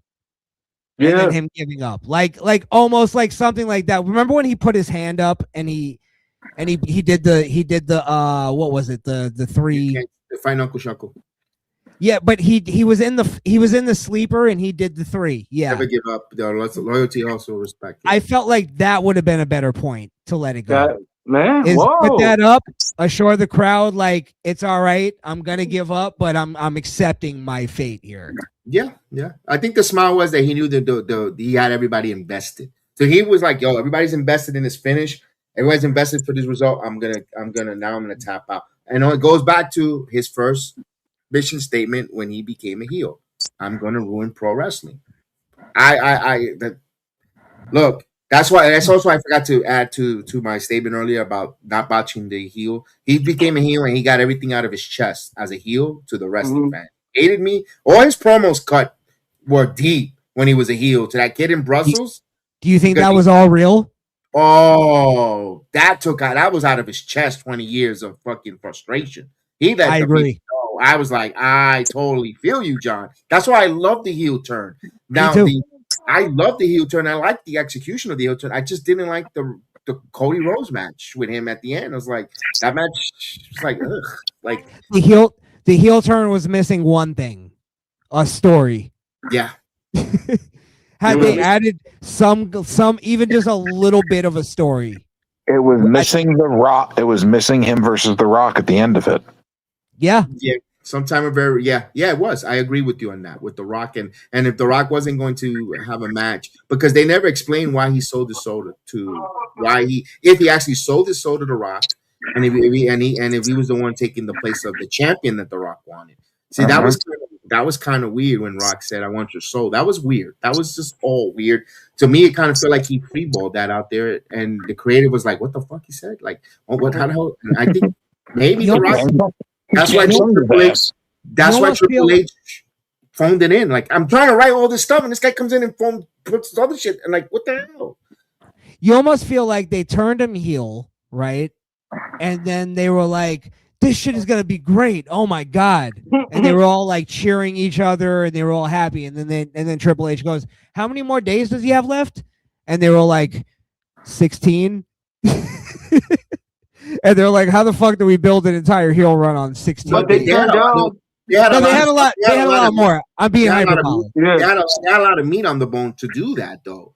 For that amount of time. I feel like they needed another like 6 months to a year. Fair. To build that heel run. I think if you would has said it before, and that's the fact that John Cena wanted to do more days, and they didn't want him to do them. They didn't let him to do no more. You're right. I heard that too, D-Walk. I heard that too. Idiots. What they didn't want to. Idiots. He wanted to do 126 days, and they only wanted him to do like 60 something. Yeah, you're right. I heard that as well from John Cena, from his mouth, from horse's mouth too. Mm-hmm. They call that the TKO discount. I guess so, because you know what? Perfect world, but we're not in a perfect world. He should have retired this WrestleMania, and we'd had a couple added on, and that would have been it. But then you're doing another Royal Rumble, and he didn't want to do that. John Cena didn't want to do one time around, and that's it. He probably would have been better off having a Rock retirement, just kind of like ambiguous about your retirement, and then come back every now and then. But he seems like he doesn't want to do that. Dude, have you seen him outside? He looks like he looks like it hurts to walk. Yeah. Oh, he's like hunched. I've seen his interviews since he's retired, and I could tell he's like happy he's retired. He's like, to walk away. You know, and it looks like his body was there. Like afterwards, he looked like he was in pain. Like his wrestling, like it hurts when he wrestles. Like even when he's, we're gonna see when he gets older in a few years. He's gonna look like he's shrunk, literally, because it's crazy. It seems like the wrestlers that do the 5 moves of doom Like they get fucked up worse than the suicide dive guys. Look at Hogan. That's what I'm saying. Yeah. Maybe it's because they're wrestling more. Yeah. They're wrestling more, and they're also the moves that they're doing puts more wear and tear on their body than you would even think. Like that leg drop Hogan did more damage to his back and his hips than anything. You're landing on your tailbone on that leg drop. You know, when you and that's plank, that's wood. That's not mattresses. People think that the wrestling rings are mattresses. That's wood, brother. No, it's wood and steel. It's wood, it's steel, and it's carpet. Some of it, thin carpet. Yeah, like doing like a a arm drag or something.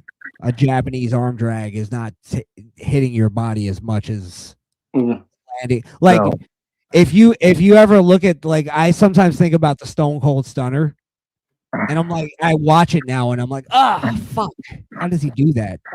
Yeah. Question: how much longer? How many more years do y'all think So Ruka got till she had to quit using that soul snatcher? Well, you think about that with a lot of wrestlers. Like how many more years? One more year, she won't be doing that finisher. That finisher's not longevity. She's got already a bad knee. That's a tough one to keep. She's got to learn another finisher. Well, to make it a little more broad, what do you guys think about the because it goes with what D-Walk just brought up. What do you guys think about the thing that Regal was saying that he caught a lot of flack for? What was that? You want to say that wrestlers need to just be more safe, and he was talking about how these wrestlers are just doing like ridiculous shit that they don't need to be doing. Well, Regal comes from a different time period also. Regal comes from a simpler time where simpler things are done, and you're taught to, less is more. You're always taught that when you're training for wrestling, these trainers will always teach you less is more. Rip Rogers, for instance, when you're in there with Rip will teach you. Rip Rogers will always teach you less is more. Less is more, less is more, less is more. He drills it into your head because they don't want you to do the big stuff. They want you to save the big stuff. They only want you to pull the big stuff out for the big events once in a while. Does that change? Because I feel like that's almost like a time. What's the word I'm looking for? Time tested kind of like piece of advice. Less is more. I don't think that changes. It's almost like when they would tell, remember back in the day, like Big Show was able to do moonsaults and kicks off the top rope, and they told him, don't do that shit. You're a big man. Stay on your feet. Yeah, and I see that a lot these days where I'll see like Damian Priest will do like a fucking like cross body block over the top rope to the outside. And I'm like, what do you do? Like Braun Breaker doing that spot on Raw where he jumped off the top rope. As cool as it may have been, he doesn't need to do that shit. Well, Damian did it because Undertaker did it. Because Undertaker used to dive over the top rope, if you remember. Yes. But yeah, I said they need to learn from the big man Sid Vicious. They need to learn from him. See what happened to him when he jumped off the rope. When he went to that double axe handle and his leg went. Yeah. I remember when Braun Strowman was around. Like the problem I had with him was like he's selling too much. He's a big man. Why are you selling drop kicks from Dragon Lee and shit? I'm like, what are you doing? They had that same complaint for Oba Femi in NXT. Selling for the young. Yeah, well, they were giving that complaint. I remember people were complaining about that with them. But also Stone Cold on the Chris Van Vliet podcast said a real good thing. Something he doesn't like about the product now, the lack of selling. The lack of selling. I mean, Stone Cold is done. Like, guys don't sell. The lack of selling, and I agree with him. It's so ass backwards now. It's like the little guys don't sell and the big guys sell too much. Yeah. That, like, if Shawn Michaels doesn't like you, he was going to oversell or whatever you did. See how you did Hulk Hogan? He oversold everything. When he got up spit around. Let's be honest, that's still entertaining to watch, though. That match is still really good. The big boot. He got the big boot, got up and did a 360 and laid back on the ground. And then, Did a front somersault. Flair used to sell like crazy. Like, remember how he used to get up and walk 2 steps? You thought he wasn't going to sell, and then fall flat on his face. That's Flair my used favorite. I do that to this day, though. That's my favorite move. I asked Joe when we was at Brandon RP. I was sitting down and cheer, and we was at Brandon's in Kentucky, and I said wrestling fake trying to be funny. This dude, Joe, hit me in the back with a chair. And then I crossed my legs, I did my Ric Flair, and Brandon put me in a sharpshooter, and Joe had me in a crippler. Oh my God. No, it was bad. He said wrestling was fake in a house full of wrestlers. That was not a wise decision. Oh shit! Not a wise decision. But he jumped in. He helped. He ain't had my back. He hit me with the chair. Hey, it's like the blue line, man. You got to stick with your homies. You know how it works. That's mess. And then we rode together to go and see Brandon. We in the same car. So imagine me on the way home. Like, I can't believe you. You never said wrestling was fake again after that, did you? No, I did not. Learn your lesson. Yeah, lesson learned. Yeah, touche. Lesson learned. You take 2 chair shots and then get put in a double submission, and you're screaming for your life. Oh my God! You don't know that for this Rumble, I plan to put on the proper etiquette dressing when I do the watch along. Mm-hmm. Proper etiquette dressing. Yeah, for they're going to be in Riyadh, so I'll be wearing I got to order. Oh, yeah, I will. I had one. I may jump on the watch along just for that. Are you going to wear a dashiki and all that? No, I have a dashiki, but that's not what they wear. I think it's I forgot the name of it. Shit. It's late. I forgot already. But I am going to order it. I have some, but mine's is a little bit worn, so I'm going to buy a brand new one just for that stream. Are you going to start the stream with a hello? Maybe. But yeah, for the Rumble. A little 5 a.m. prayer. Welcome, everyone. It's 5 a.m. Let's watch the Royal Rumble. My goodness. 2 o'clock. 2 o'clock in the afternoon, I believe, right? It's 2 or 1 or something along those times. You better double check that. Them Riyadh ones like to start at 5 in the morning. Now, that's Australia, brother. Now, don't they still do the whole like patriotic national anthem, "America the Beautiful"? I don't know. I you know what? I don't recall because I'm usually warming up my chat and going through a whole monologue, so I don't pay attention. They ain't gonna do that at the Royal Rumble. That's what I was saying, though, aren't they? Well, when they do WrestleMania in Riyadh, are they gonna do all that? I doubt it. That's gonna be interesting. They're gonna abandon that shit. They'll do Riyadh the Beautiful. Oh my goodness. Oh my goodness. We'll see what happens there. That's gonna be interesting there to see. Yeah, it's gonna be really interesting. And my whole take on the Riyadh thing is like, is it in Riyadh or is it somewhere else? Yes. Okay. Yeah, no, Saudi Arabia, Riyadh. My whole thing is like I'm more looking at it from a cultural perspective. Like I just I can't picture WrestleMania not in America or not, in this region. Like I feel like Saudi Arabia is just too different from our culture. In that Canada's the furthest we could see it going. Yeah, I'm trying to be fair in this like statement here. You know what I mean? I got you. Because I thought England would have been a little bit far fetched, and they're not even getting it. But you can even accept that because you'd be like, all right, they haven't had one ever. Let them. And they had our SummerSlam, and it looked good, and Wembley looks good when it's packed with all those people. UK is fine because that's still kind of American. And it's a wrestling. You could get more comfortable from global perspective. Well, it's also historically a good wrestling place.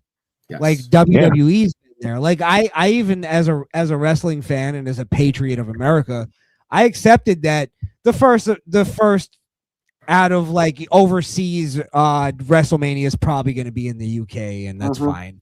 And I kind of hate UK fans, or not fans, but I hate the crowds. Like I think they cater to themselves a little too much. It's about them. Mm-hmm. Yeah, they hijacked it. It's like it's too much for me. It's a bunch of drunk fucking Euro soccer trash chants. I can see that, and you know what? I didn't see that on SmackDown. I thought we were going to get that. and we didn't from the German crowd. If it was a good crowd, they didn't hijack. I thought they were, but they didn't. Germany's a good crowd. I like Germany.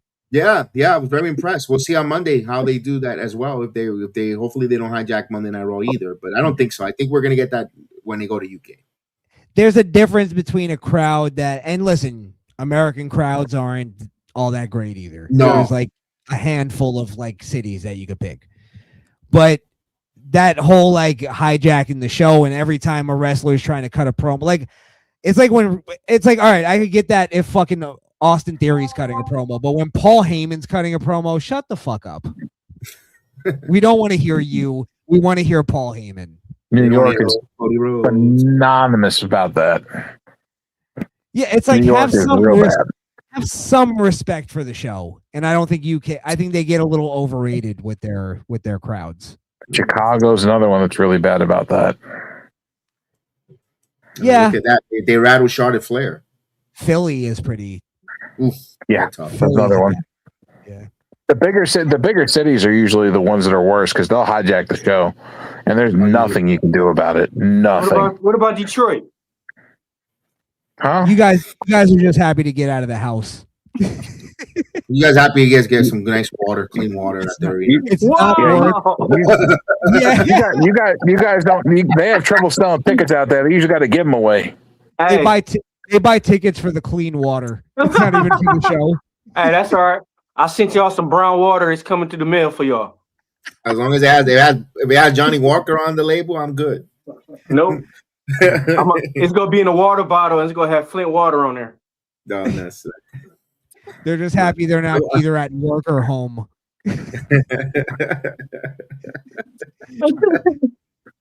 God, I'll make you some macaroni and cheese with it.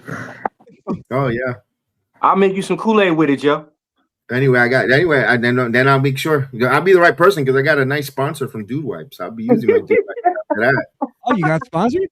Yeah, I got Dude Wipes. They're my sponsor. Let's go. Oh, yeah. Really? Yeah, no, they're serious. Congratulations. Yeah, I've always said. They send me. Don't forget to get the pumpkin ones. Oh, that's like legit. They sent you shit. Yeah. Jesus. Yeah, don't forget to get the pumpkin dude wipes. I don't control what I get, but the Dumpkin, that's called the Dumpkin spice. Yep, Dumpkin spice. Hey, listen, when big companies are sending you stuff, you made it. I need cash. I don't need products. Yeah, you're like, fuck the dude wipes. I go wash my ass in soap and water. I need cash. That's because you gotta take the dude wipes and then do a promotional stunt in the bathroom when you're wiping. That's what they want. They want product usage. I'm not gonna show you. They are my ass. Hey, you gotta pay your dues. It feels so fresh and clean afterwards. Just do this. Just blur it out.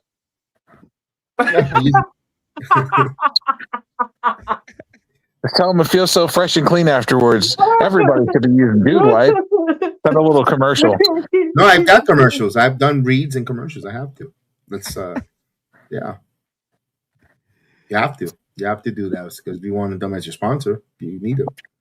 'Tis the season. Everybody should be using Dumpkin wipes because who doesn't want to smell like a pumpkin? BX is about to say, "Fuck it, I'm just gonna make my own shit. Call it bro towels." No, you know what? You don't know the amount of imposters they are. There's a lot of other companies. Oh, I'm sure. To keep your tushy clean. Why don't you call them homie rags? I mean, you could. I mean, you cater to the community, man. You got to cater to the youth. Homie rag. Now now they're in the season. Now keep your end zone clean. Wipes. He's got the catchphrases. BX is a consummate professional. I love it. Yeah, you make sure you clean your end zone before you settle before you settle into a wild card weekend. The playoffs are messy, but your butt doesn't have to be. Whether it's the chicken wings, carnage, over enthusiastic touchdown celebration, wipe away the tears. And after you parlay doesn't hit, dude wipes are the real MVPs. But see, it's one of those written promos. You got to say it 3 times. Dude, no, I actually write these. I actually throw these out to out there, and I have to come up with some of these, and I have to give me something with dude wipes in football. know, because my guy does the Steelers football, and they got all these keeping your end zone clean. Just like the uprights, make sure you wiping your tank clean every single time with Dude Wipes. Dude Wipes and the Sports Jedi Network wiping out the competition. See, we were joking around about this a few months ago, and now you're actually sponsored by Dude Wipes, which is pretty funny. Yeah, no, he's been there now since July. King was joking around about it, and then I pulled a pack of Dude Wipes out of my closet. This is the thing. Like, this motherfucker really does have them. Dude Wipes is also sponsoring WWE. One day BX is gonna be like, listen, guys, I love you, but hey, I can't be. I gotta watch who I'm associating with. I'm waiting on Hennessy or Modelo to sponsor me. One day we're gonna turn on the fucking pre-show for Elimination Chamber, and BX is gonna be there with Sam Roberts. Yeah, one of these days, his sponsor. Nah, you probably have a better chance of seeing me on TNA. We're gonna be like, man, our network is TNA. We're all gonna be mad, but we're gonna be like, I'm happy for him. I'm happy for him. How do you feel? How do you feel about AJ Styles? Has been announced that he's going to be at the premiere episode of TNA on AMC. I've been saying that for months. I predicted it since I came back from Slammiverse. When they announced the TV deal, I said AJ Styles is going to be in the first program, and also Jericho. You think he's going to get involved? AJ Styles. They should have had AJ Styles versus Kazarian for the world title. That's going to happen Genesis. Now they should have had it on the first episode. Precursor to this conversation, AJ Styles is supposedly going to retire in 2026. Yes. Yep. He's going to lose to Gunther. He's going to lose to Gunther, but they're having a match on Monday. I hope shenanigans happens where they don't get the match thrown out, where it's just bad blood. I hope so. But I think we're going to see AJ Styles show up at the premiere of they already announced for TNA Impact for TNA Thursday Night Impact. Then I think he's going to have a match with Kazarian for the world title. I think some way somehow Nick Nemeth. I hate it because I am a super uber Mike Santana fan. I don't think Mike gets the title yet again. It's going to get kind of shenanigans. I think we're going to get Kazarian versus AJ Styles, or if Santana does win, AJ Styles is going to become a factor where it's going to lead Kazarian versus AJ at Genesis for no title. Because when I interviewed Frankie Kazarian myself, I'm back in August, that's a match he wanted. He said he was waiting for someone on WWE to write it off, to give the approval, which was either Hunter or Nick Khan, and they finally got that agreement. So I had the privilege and honor to interview Frankie Kazarian and Mike Santana, and I got different perspectives and talked about that. There. Nice. And yeah, I've got a lot of TNA Impact wrestlers on our channel for interviews stuff. They've been really great to us. I can't say anything negative about Anthem and TNA. They've been class act organization with our channel. I mean, I kid around, but yeah, that relationship with us has been, match made in heaven. I can't complain about TNA. When do you guys? Because I heard AJ Styles' contract is up like around WrestleMania time. I assume he's probably going to extend for his whole maybe him having his little retirement tour. No, I think WrestleMania he's done. Once that contract is done, he's walking away. I don't. You think he's done with WWE? He's not doing a full year. No, he's going to stay as a coach or a producer. I don't think he's leaving the company. Stay with a Legends deal. Oh, so do you think? Because I was going to ask that question. When do you think AJ's last match is going to be? WrestleMania. That's it. He's done. It's not doing a full year like John Cena. He's gonna, when it's done, it's done. He's walking away soon. It's coming quick. Oh shit! I didn't know that. I thought it was gonna be a little extension, and then no. They said it was done.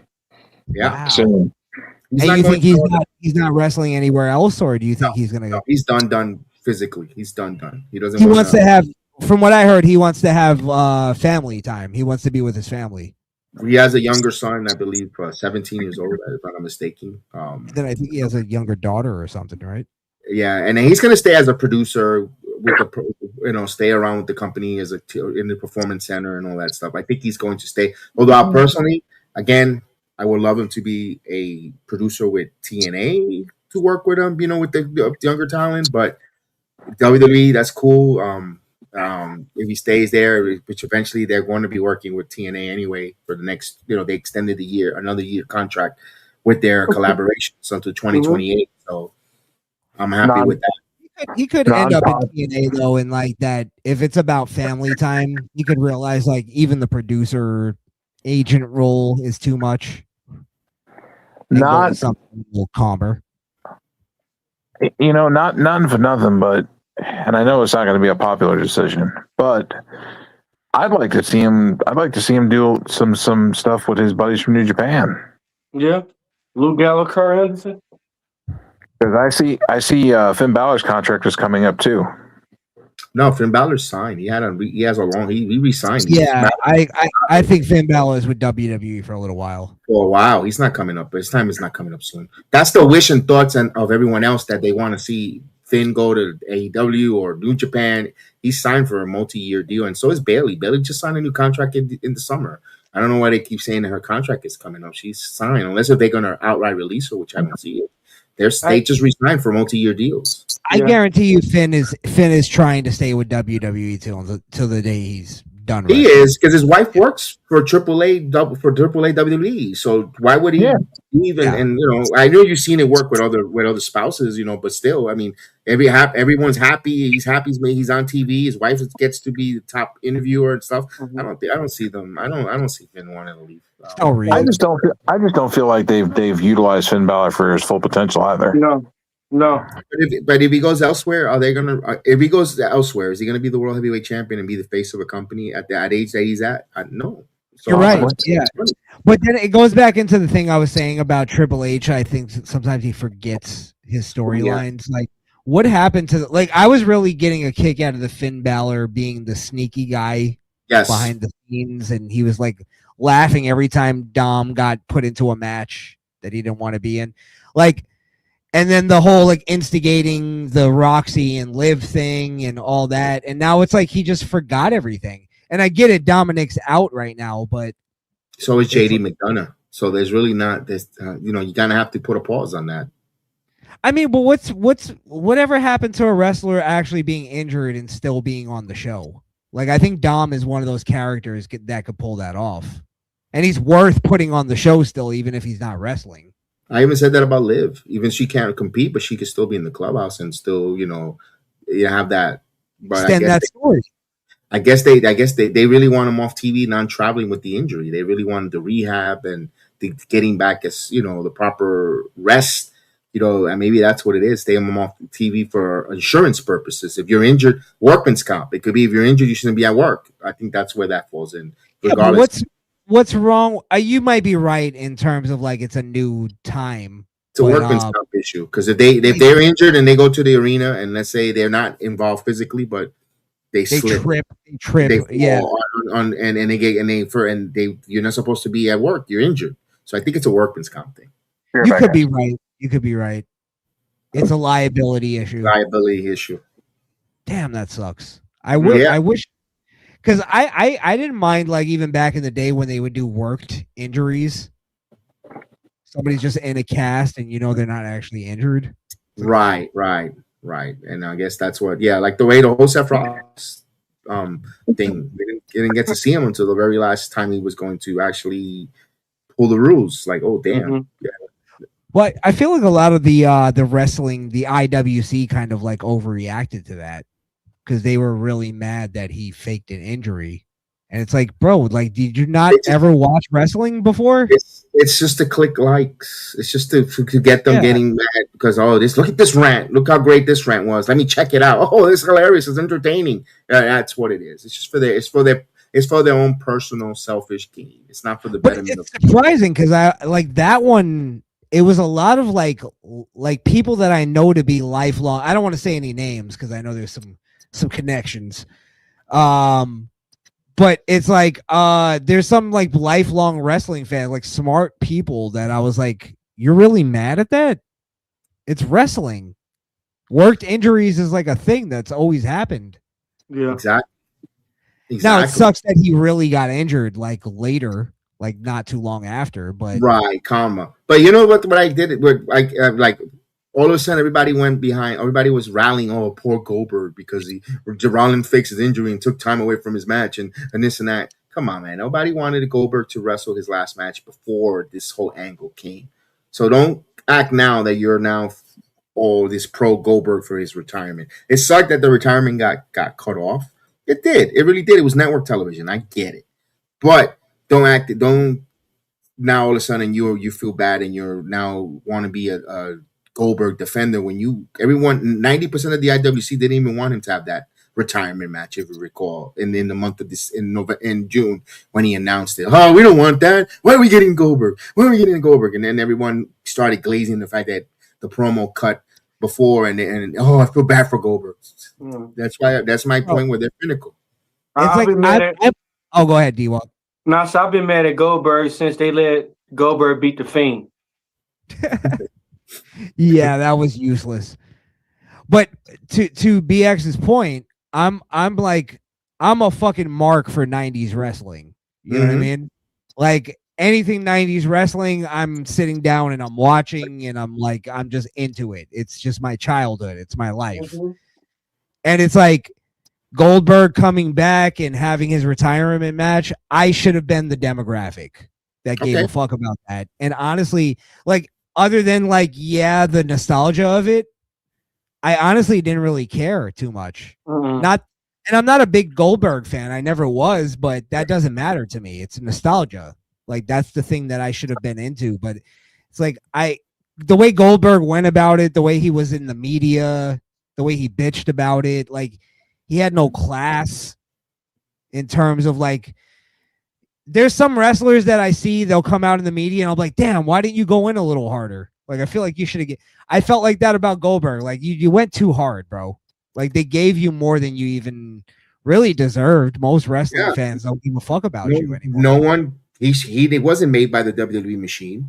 The fact they even gave him a retirement tour, a retirement match send off, take it and go with it. Listen, I wasn't against him having, you know what I said? Give the man his retirement. Let him have his match and let him go. And fly off and go off in the sunset. Why resist as a wrestling community and say, I don't want it? Let him have it's just one match. He's not asking for a whole program, long dates. He's wants that. Let him have his match in Atlanta and sayonara. Thank you so much. Well, you're already in the Hall of Fame. Off you go. Thank you. That's it. Let him have it. Don't resist. The more you resist, the more. And look, they resisted, and then he got that the situation happened to him with the cutoff of his retirement speech, and then he still went to the media to bitch, seem ungrateful. So it's a tough one. It's like I feel like, and I don't want to say how I feel like he should have said it, but I'm gonna. It's like you want to see something more magnanimous in that, hey, I wasn't happy about them cutting me off, but I appreciate them giving me the final match and the whole thing and the build up and the merch and the paycheck and my family being there and friends. Yeah, there was at least a little bit of story in there. There was something there. Let me just cap off my legacy, which arguably he didn't deserve. It's and it was totally uncalled for. Nobody asked for it. Nobody was clamoring for a Goldberg retirement match. So it's like they gave you everything that you wanted, and then they cut you off at the end. That's kind of just it wasn't even WWE. It was the NBC network that cut them off. It wasn't the WWE. It's network television. It happens on the P.W.W. network all the time. And I personally I feel like if he would have been a little more magnanimous and said to WWE, I didn't like how you guys had to cut me off. I understand though, it's not your call. Can you just give me maybe just a quick moment on Raw just to say goodbye to the fans? I guarantee you WWE would have done that. Triple H would have said, yeah, of course. But he wanted, but they gave him a lot. And he still was to the point where he was seen ungrateful, very ungrateful, but he's done. And I hate that because it's going to suck for other people who wants that retirement, who wanted a retirement tour, and WWE might say, no, we won't be able to. There's a thing to how you behave, and it's it's like this is part of why we also like we love and behold and respect Stone Cold so much. He just went off into the sunset, and that was it. Like he didn't make a big spectacle of it. The guy And who we're should like, have bro, a retirement tour, a retirement one match should be him. yes, he's the guy that should be like, no, I deserve X, Y, and Z. You know what I mean? And it took us like 20 years for him to get his like final match with Kevin Owens and all that stuff, which you know, that's what it was. But Austin also did fucking amazing in that match. Yeah. Well, But yeah. But point is like there's a thing of like you look at John Cena's whole thing. He didn't really get a final promo or a final goodbye. No. He got a like video package or whatever. I would have rather John Cena just cut a promo and that's it. Yeah, that was weird that we didn't hear from him. He just faded to black as a performer. You know, we're gonna hear from him now as a John Cena, the retired member. You know, but as a performer, we didn't hear him say his last promo. He just walked away. Even if he would have just picked up the mic and said, "Thank you, it's been a pleasure. I love you." He did say something to the camera on his way out. It's been a pleasure to serve you, and that's it. But it wasn't, you know. I mean, not everybody who sat in the upper deck heard it. Mm-hmm. Yeah, that cringed me out a little bit too. It's like you're not a fucking soldier. You didn't serve us. To me, he just wanted to get the hell out of there. I'm done. I'm out.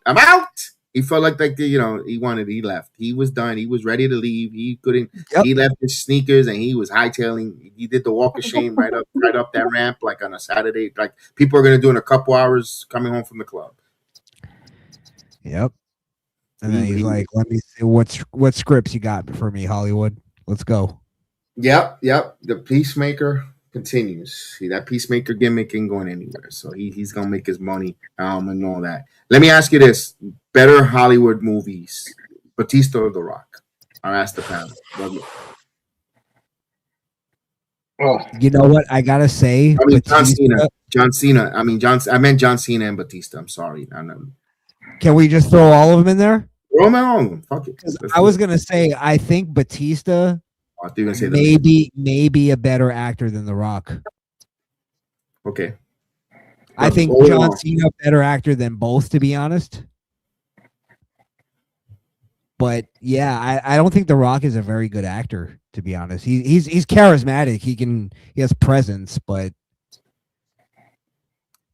have you guys watched the new movie? The MMA fighter? No, I have not watched that one. I should have. I was on vacation for 2 weeks. I should have watched it. I didn't want to watch it. I like but I tell you, every John Cena movie, I cannot say I watched it. I gotta turn this shit off. Batista, that movie he did in Vegas with the zombies was garbage. I enjoy John Cena's movies, even all the comedies that he does. Any movie John Cena's in, I'm enamored to it. I just love, not because he just retired. It's just, I said that before he retired. Best actor with all his movies. I haven't heard a flop. None of the movies are a flop. They're comedies. They're funny comedies, you know, from the lottery when he was protecting Aquafina to, I mean, I've seen them all. The retreat, the couples retreat, funny vacation one that they did part 1 and part 2 were hilarious. John Cena's Ricky Stenicki. I mean, I could go on. I love John Cena's movies. They're just, you know, it might be an acquired taste of comedy, but it's still funny. He's still good. Even minus the comedy, one of my favorite movies ever is 12 Rounds. Yeah, that's a freaking good movie with John Cena. Yeah. And he's good. He's great in it. He's compelling. Even when he was doing the voice for Bumblebee and in Transformers, he was good. All the movies I think he's very underrated. He's a very good movie. He could be even in the Fast and the Furious. We know that's all staged, you know, or out of the over the top stuff, but it was all. I thought John Cena was good in all these movies. I really enjoyed it. I think he's the best. All the wrestling actors, to me, is Cena. What do you think, D-Walk? Joe? I like Batista and a lot of his stuff, even the kid ones. Drax the Destroyer when he's Guardians of the Galaxy. That was a great role. Yeah, that was. So I probably gotta say Batista. Okay. But The Rock, but I did like The Rock and Be Cool. Be Cool. You remember that part when they talking about going to Roscoe? You said I can get a chicken bone. and put that whole thing in my mouth, and I could suck all the meat off of it and just be the bomb. You better not be sucking on my chicken like that. To be fair, Batista playing in Guardians of the Galaxy kind of put him like up there with The Rock in that one role. Like that's a way more like anything The Rock's done. I don't think there's anything more. What's the word I'm looking for? Monumental. Like I don't know. Has The Rock played anything? Like his movies have done well, but like, is there anything The Rock has done where you're like, that's the quintessential? To me, it was always going to be the Scorpion King that put him on the map. Like, oh damn, he could really do an action movie as a be. You know, the Scorpion King to me was when he did in the Mummy, and then when he did the movie itself, where it's like, oh, I didn't like G.I. Joe too much because I didn't feel like it.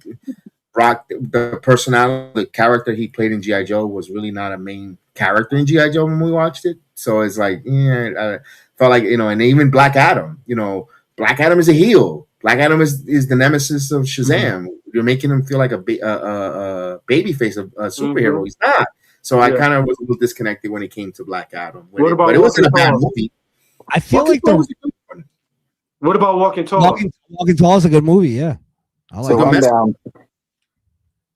I like The Rock better in comedic roles, and I like John Cena better in like serious. Oh man, really? Okay. Yeah, I think The Rock has better comedic timing. Yeah, like when John Cena does comedy roles, I think his acting takes a bit of a dip. Really, I like him. I find him hilarious, and everything he does, adult hilarious with his comedic. He's a funny guy. Don't get me wrong. I'm not saying he's not, but like I think his acting is much better as like a serious like I don't know why I don't think he's really, to me he hasn't topped 12 rounds. Oh, there's a movie that he did that he's a bodyguard and he goes into I guess he goes to Venezuela, a South American country, and he's supposed to protect the reporter. Oh, that one was good recently. It's a recent movie. I forgot the name of it with John Cena. I was like, damn, that movie is good. He was action with guns, explosions, and threw a little bit of John Cena comedy in it. Good movie to watch. Very good movie. What about that Rock movie he did with Kevin Hart? Central Intelligence. The Rock was good in that. That was pretty funny. I just thought the movie was just like, Storyline wise, it's not going to win an Academy, but it was an entertaining, funny story. It's funny. Yeah. You in or you out? Yeah, it was good. Anyway, guys, I'm gonna call it a night here because I got to get ready to sleep. You got to follow me my new X account because that other one, when we were doing watch ons and show, one person we beat them and she reported it, and then ain't that's fucked up. Yeah, thank you, Denise Salcedo. She's a dude wipe. Hey, then you gotta say dude wipes. Hey, so you said her name. Here's dude wipes. Yeah. Absolutely. But if we follow us on that, I'm gonna say goodnight. Thank you guys. Hey, I haven't talked wrestling for a long time like that. Hey man, thank you for coming on, bro. Appreciate it. Good to talk to you, brother. Thank you, man. Now, guys, have a wonderful night, man. You too, bro. That was funny. Yeah. I was gonna say one wrestler. Or do you guys want to wrap it up, or what? No, we ain't got to. Whatever you need to do, we can talk. Oh, I'm chilling for a little bit. Right, yeah, we chilling. Your house is our house. I was gonna say I haven't watched any of his movies, but I want to I wish he got, just because I love the guy, Stone Cold Steve Austin as a actor. What about that movie? I heard Condemned is really good. I just haven't watched The Expendables. This guy. It was good, but Austin was he was just like a silent assassin. No, but you remember the part where he's like, I don't hit women, but this guy right here, and he clocked the shit out of old girl. Austin was pretty good in Longest Yard. Yeah. That's a good line. The Condemned. I heard The Condemned was really good. I haven't watched it yet. Yeah, it's good. I know, Joe. Fucking beat me up, please. That's an old movie. Jesus Christ. No, that's a good movie. The Condemned was good. I started watching The Marine with The Miz. Mm-hmm. Don't ask why. Why? But the dialogue of the, because I wanted to see the Miz in a movie. I don't know why. I was like, There's been like 5 of them. yeah. The problem with the Marine movie, and you can watch it back and tell me if I'm wrong. The dialogue in that movie sucks. It was a lot of like this where he'll repeat the line that the person just said to him. Like somebody will go, they'll be driving down the street and he'll be like, what happened to Joe's bar? And the guy will go, Joe's bar closed. And he'll go, Joe's bar closed? Like he repeats the line. Yeah. Throughout the whole movie, it happens like a lot. Like he just questions it. Exactly. So, I couldn't get through it. Wait, the muffler shop closed? The muffler shop closed. The muffler shop closed? The muffler shop closed. You mean the Muffin Man? Yes, the Muffin Man. The Muffin Man? Who the fuck wrote this? AI? No, the people who wrote Shrek wrote this. Yeah. Damn. Toddlers. The Muffin Man? The Muffin Man. A songwriter wrote this? Is this a hook? And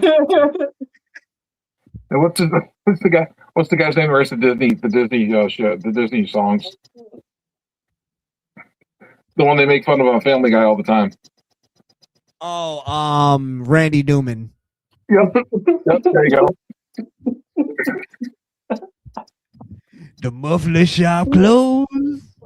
Yeah, it's a pretty lady with the nice top. Your car ain't running right. Up and down she goes the block tonight. Man, y'all funny. Y'all funny. And Randy Newman for you. Y'all funny, bro. The Marine that started with Cena. He was in the first one. Cena. Now I hear they're doing a Toy Story 5. Did you hear this? Ooh. Yeah. I wonder if this Toy Story goes in Andy's mom's dresser drawer.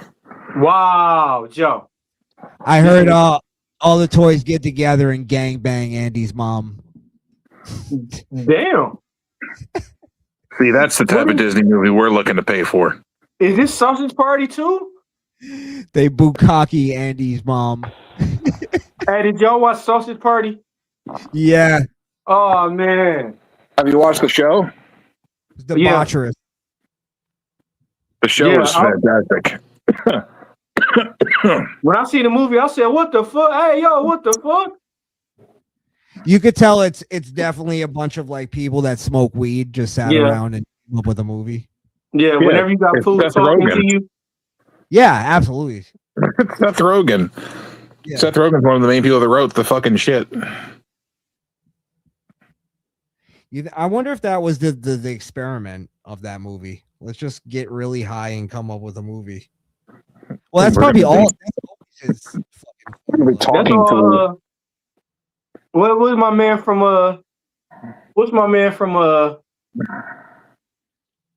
not Seth Green, but the dude that was on the interview. Seth Rogen? Not Seth Rogen, but Seth Green? The dude that was in the interview. That movie, The Interview with Rollins? Huh? Seth Rollins? No, Joe, who's his name? He was in Knocked Up. That's Seth Rogen. Yeah, Seth Rogen. Yeah, you could tell all his movies they were smoking in that movie, especially Pineapple Express. Oh yeah. When he kicked his foot through the window, I think I tore my Achilles. That movie is so funny. I don't know why do you guys remember the movie Air Bud? Yeah. Mm-hmm. Yeah. Something popped into my head. Do you remember? It just started making me laugh. Do you remember when the the clown that originally owned Air Bud, right? Yeah. And then when he found out like who took his dog, he started chasing him in his car. Yeah. And as he was chasing him, his car kept falling apart. Damn. You remember that, right? Yeah, I remember that. I don't know why that shit was making me laugh. I was just thinking about it. That is funny. Home. I was like, that's an underrated movie gag. Yeah. When you were talking about that brought to mind Problem Child. Hey, that's a great fucking movie. Oh man, which one was the fun? Who's 1, 2, or 3? If you had to pick. What? I gotta go 1. Problem Child 1 and 2 were the best 2. Which one was that? The second one when Kramer got out of jail? Yes. Was it? Oh yes, and he was the murderer. Man, and he made Kramer killer. the boy terrorized Kramer so bad Kramer ain't want him. He threw the chick out in the suitcase. You know who was hilarious in those movies was fucking Gilbert Godfrey. Oh man. And John Ritter. Who was the grandfather? I forgot the guy's name, but I know you're talking about the old man. Yeah. He's been in front of everything. I remember as a kid, I fucking hated that guy because he was always like the piece of shit in all the kids' movies. He still was. Fucking problem. And that's the funny thing. You know, Problem Child was like sort of I think it was written for Macaulay Culkin originally. But he couldn't do it. I think it was him and somebody else, but they could wait, somebody else was supposed to play John Ritter's part. Why can't Macaulay Culkin do it? Was he too cracked out? No, he was shooting Home Alone at the time. Oh, I thought he was shooting heroin. And it was supposed to be somebody else that was playing John Ritter's part, like a really big star, but he couldn't do it because he was shooting another movie. I can't think of the name. Dan Aykroyd, maybe? No, it was like a huge name, like fucking Joe Pesci or something like that. Dan Aykroyd's not huge? Not Joe Pesci. Well, not bigger than Joe Pesci. Well, Dan Aykroyd? Are you kidding me? Joe Pesci's way bigger than Dan Aykroyd. Come on. They're on similar levels though. Don't get me wrong. Dan Aykroyd's on the level of John Candy and Bill Murray. Yeah. Yeah, Joe Pesci's higher than that. Joe Pesci's on fucking Robert De Niro level. You know what I mean? Fucking Al Pacino. I love Joe Pesci, but Joe Pesci is always a sidekick. Yeah, but he's the top sidekick. You want to say so? Dan Aykroyd, he did a lot of movies back then. Yeah. Well, my point was that it was like supposed to be, I wish I remembered the name, but it was two huge stars that had to turn it down. And we're talking about like Problem Child, which was like, it's like a throwaway movie from our time. But it was still good. It was that's what I'm trying to say is like, it wasn't on the level of Home Alone, but it was still fucking great. Like that's how spoiled we were. Yeah. I feel like Problem Child is just as iconic as Home Alone. Yes. I wish I could because I love Problem Child, but it's not just as. It's for me, you might be right, but Home Alone, I have to be honest, that's fucking worldwide. We're talking Coke and Pepsi here. And here's another movie that was widely known from the 80s because obviously I'm an 80s kid. But a lot of people nowadays don't know what it was, and that was the Dirt Bike Kid. Dirt Bike Kid, never heard of it. Damn. Is that like a Goosebumps? Damn. You don't know about the Dirt Bike Kid? I'm kidding. No, I never heard of that. The kid's mother gives him money to go to the grocery store to grab some stuff, and he winds up buying a magical dirt bike. What the hell? Yep, dirt bike flies and shit. That's like Kazam. You remember Kazam? Yeah. Are you talking about the movie that they say never existed? Yeah, no, that's Shazam with Sinbad. Which I think that no. I think that's what the Mandela effect is that people are confused because it's the same exact movie that they're picturing. It's Sinbad as a genie, but his name is Shazam. Someone actually has the tape. Someone actually had the tape. That was fake. That was fake. That was the one that he was the genie. Shaq did a movie in the 90s called Kazam. Yeah. With a Yeah, K. I've seen that. Yeah. With a little white boy Sinbad named did one. Max. Sinbad did one in '95. Oh, No, that's not real. That was all fake. Come And on, then- man. I grew up in that time. I remember the commercials and shit for that movie. I'm telling you that it was proven. Well, I don't know. I'm not going to tell you that you're wrong, because if you remember it, but that it was said that was all fake. Even Sinbad came out and did like a little like parody just to like fuck with people. They probably paid his ass to do that shit too. Maybe it's the CIA. Just think about this. I remember because MK all Ultra. the videotapes. Whenever you rented a videotape, it always had all these coming attractions for the new stuff coming out. That was one of those things that was on the coming attractions of some of the cartoons and stuff I watched. I think you're thinking of Kazam. It was Sinbad. It was Shaq. No. Shaq wasn't even in the NBA at that time. I know you can get them mixed up. They look alike, but because I was a Shaq fan when I was a kid. I had his first poster, his first book. Wasn't everybody a Shaq fan? Yeah. When he first started, man. I loved Shaq when he played fucking for Orlando. Was it Orlando? Yeah. That's when he started, Orlando Magic. Back when he was with Penny Hardaway. Yeah. Back when Penny Hardaway had that little Penny Hardaway little robot, little Penny. Good player. Yeah. Penny Hardaway. Remember little Penny? The commercials. Yeah, I remember Penny. Didn't they have like a little bobblehead with Penny Hardaway? Yeah, that was like almost what little Penny was. Yeah, I think I remember that. I think my brother had one of those. Man. Now, Joe, would you say, because you lived through both 80s, 90s, those are always the two like decades that I kind of narrow it down to like the best time in American history.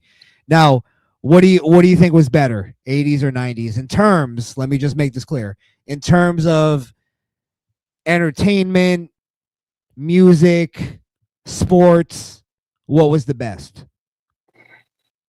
80s or 90s? Damn. 90s. I say 90s, but I'm a 90s baby, so I can't. I'm an 80s baby, but I say 90s. I was born in 89, so technically I'm a 90s baby. Well, I was born in 84. Oh, okay. I'm gonna go with 80s. Really? And why? Give me why. There's a lot of reasons. One, cartoons were better. Yeah. Cartoons in the 80s were way better. Yeah. Think about all the cartoons that came out in the 80s. You had G.I. Joe, Transformers, Thundercats, Silverhawks, He-Man. Yeah, damn, I forgot about that. Yeah, you're right. Just as a starter, that's just cartoons. Now, wait. Can I push back on that? Go ahead. We had the platinum era of Nickelodeon and Cartoon Network in the 90s. I don't think they competed with those 5 cartoons I put up. Rugrats, Rocko's Modern Life. Yeah, but you're competing against Thundercats, He-Man, G.I. Joe, well, Transformers. To be fair, though, those were like iconic and still beloved to this day. That's fair. You know what? I'm not even going to belittle that at all. Hey, don't forget about MC Hammer cartoon. Hey! That didn't come till the 90s.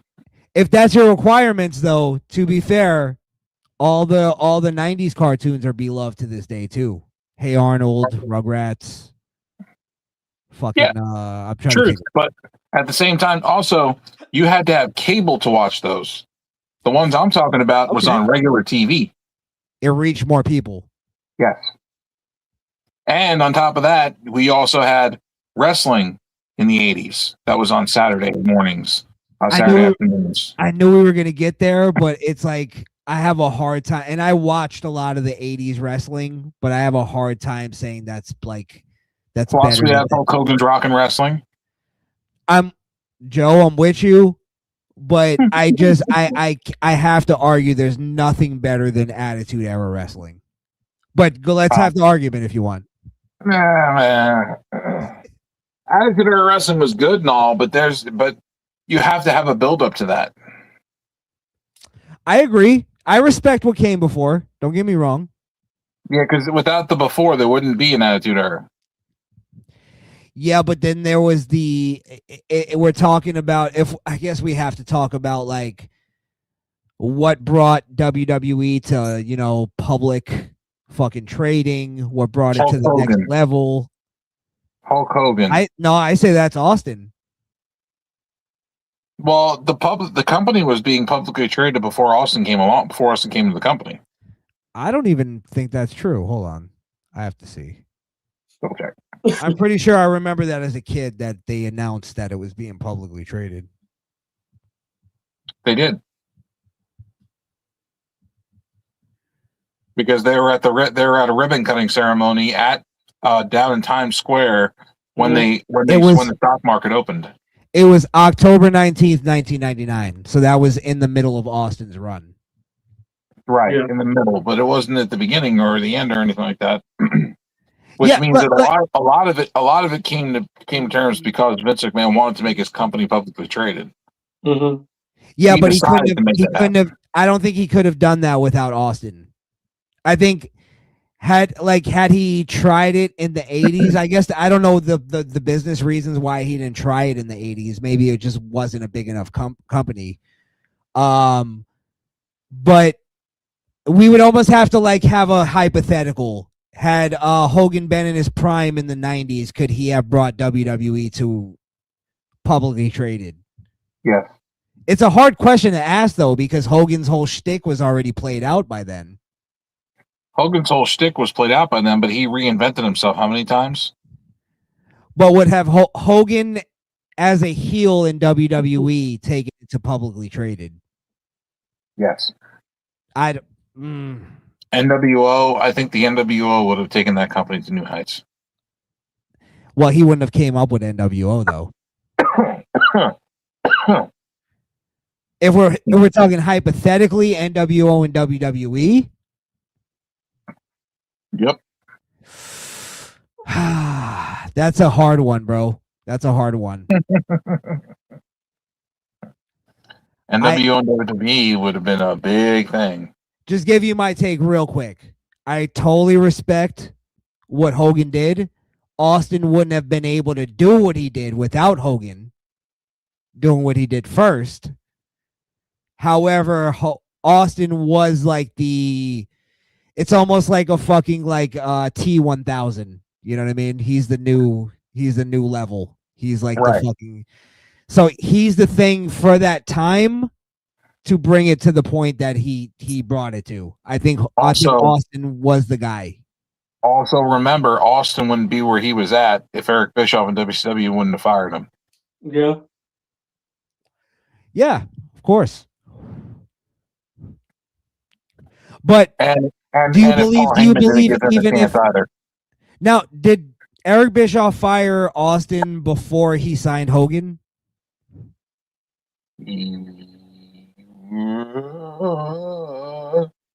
No.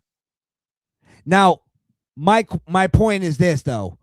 No, I don't think Austin. I think he had Hogan signed, and then he let go of Austin, and then Paul Heyman picked up Austin. But let's be honest, though, Joe. Stunning Steve Austin was not going to take over the industry. I loved his character. I'm sorry. I'm not saying it was bad. I was a huge Stunning Steve Austin fan, and I was a huge fan of the Hollywood Blondes. I can't even say that I was a Stunning Steve Austin fan because by the time I watched, my grandfather had a whole bunch of wrestling tapes from the 80s. Mm-hmm. So I watched all those while I lived with him for a summer, and he had no cable, so I had no wrestling to watch except for that. So when I watched all those tapes, I was like, wait a minute, that's Stone Cold. And he came out of Stunning Steve Austin. So I was watching him as knowing him as Stone Cold. You get what I'm saying? Right. So it's hard for me to say that I liked Stunning Steve Austin. I just love Stone Cold and anything he did. So I love the Stunning Steve Austin gimmick. I loved when they put him with Colonel Robert Parker, and then they made the Hollywood Blondes with him and Pillman. Mm-hmm. Fantastic. I like the Hollywood Blondes. I watched a lot of that stuff. I Austin like to the this Dangerous day says that Alliance. Austin to this day says that's one of his favorite times in wrestling. Well, you saw little shades of like heel Austin. Yeah. And the like how when he turned heel in the Alliance. Yeah. You saw those like when I watched back the Dangerous Alliance as opposed to the Invasion. I was like, okay, that's where he kind of was pulling from, because his eyes would get really wide and he would look crazy. I loved it. Loved the man. I fucking let me tell you something. Stone Cold in the Invasion and in the Alliance, I fucking loved it. Stone Cold's heel turn was one of the most entertaining things ever. Yeah. I used to love watching him and Brian Pillman wrestle together as a tag team as the Hollywood Blondes. Like they would do like the close-ups with the camera, and then he'd like hit you, and then he'd like do the filming thing with the camera, and then he'd hit you again. They do the thing with their the thumbs and the pointer finger. Yep. Yeah, and they'd sit there and like roll the camera with the one hand. They were fucking such assholes. Yeah, I remember. That's what I loved about them. They were such fucking dickheads. I was like, how can you not like this? But they were like, it's one of those things. They were so fucking good too, though. Like they were. I'm picturing them wrestling right now, and it's like I just remember it. And Colonel Robert Parker was an underrated manager. And yeah, that too. Also, you just remember Austin before he broke his neck, how great he was as a wrestler. What about the ringmaster? Stone Cold. We don't speak of that. We don't speak of that. That's two different people, ain't it? No, the ringmaster is Stone Cold. That was Steve Johnson. No, Steve Austin. No, it's Steve Williams. That's his. Damn. I hate to say it. That was actually a good old Stone Cold. He's like, he hated it. He fucking hated that ringmaster gimmick shit. Well, one of the most fascinating things for me to watch as a wrestling fan is to go back and watch Stone Cold building and him like going from the ringmaster to Stone Cold Steve Austin. That was during the King of the Ring tournament. Yeah, and it wasn't like they even made a big deal of it, really. Like it was just kind of like, all right, this wrestler, he's repackaged himself. He comes out and he's got the bald head now and the new music, and they're like, yeah, he's really Stone Cold. There's like no fucking like flair to it or anything. What about that came from a cup of tea? Yeah, I read his whole book when I was younger. Because his wife was having a cup of tea, and she said that her tea was stone cold. And he's like, "That's it." She's like, "What's it?" He's like, "Stone Cold. That's going to be my name." It just all fell into place. Yeah. God. Yeah. What about when Stone Cold put that WCW promo? Well, it's one of those, a cold cup of tea. It's almost like one of those things. Everything fell into place for him so well that it's like the broken neck was almost like, here's a little bit of tribulation. What about when he beat Deborah and was running from the police? We don't talk about that either. That's like the ringmaster. Why don't we talk about it? That was the ringmaster that did that, Joe. Oh no, he was full into that Stone Cold Steve Austin gimmick. He was already Steve Weisers. He was already doing the what? Yeah, because he looked at her and he's like, "What? What? What?" After every slap, what? Do you remember when he first started the what chant? Who it was against? Good little trivia question for you guys. What? Who was Stone Cold cutting a promo against when he first did the what catchphrase? It's a Kurt Angle? I don't know why I remember this so vividly. No, you're wrong.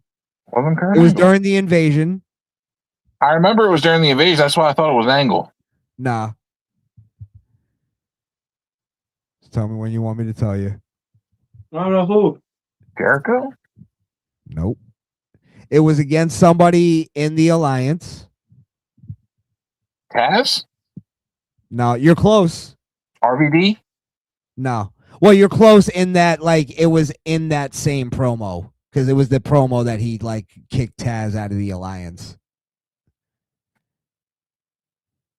It Because was he had a problem with RVD too. yeah. But if you remember, Taz was the one that stood up to Stone Cold. He was the only one. Yep. Little Which midget. they built Taz up to be like something important, and then they just were like, no, your commentary. Right. I never understood that because Taz was such a great wrestler. I never understood why they shit on him so much because when he first got to WWE, he was doing great things. He was beating up on Kurt Angle. Yeah. Well, do you remember that promo that Paul Heyman cut on Vince McMahon, and he called that out? He goes, "Look at Taz. I made him the human suplex machine. He was a fucking monster." And then he comes here and you put him on commentary. Which he wasn't bad on. I mean, he was bad at first, but that was like it was funny. Now he's very good now. Oh, he's good now, yeah. Oh, by the way, the person Stone Cold cut the promo on was Hugh Morris. Oh. Hugh Morris. What? Is that funny? Is that supposed to be humorous? What? Look at me when I'm talking to you. Good old Bill DeMont. That's the first time you said it. Hugh Morris. What do you think? What do you think, Krishan, of Taz's kid? Hook? Yeah. I haven't seen him recently. I saw him when he first debuted.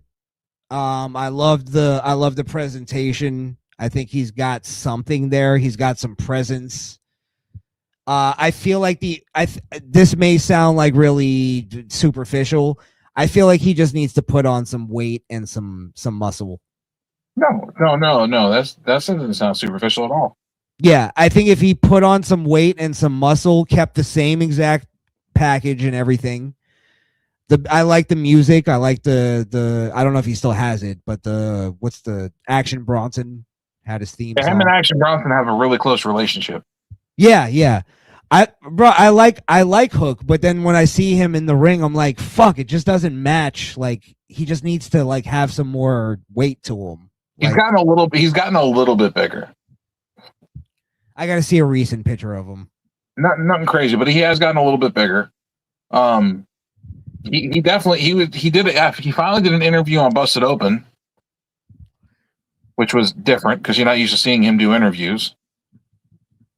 Yeah, that's interesting because he has a mystique to him, which is good. Yeah, they talked to him on Busted Open. And that was like his first interview, and they talked to him and asked him a bunch of questions. And Bully Ray's talking to him because he grew up with Bully Ray, and Dave LaGreca's asking him questions.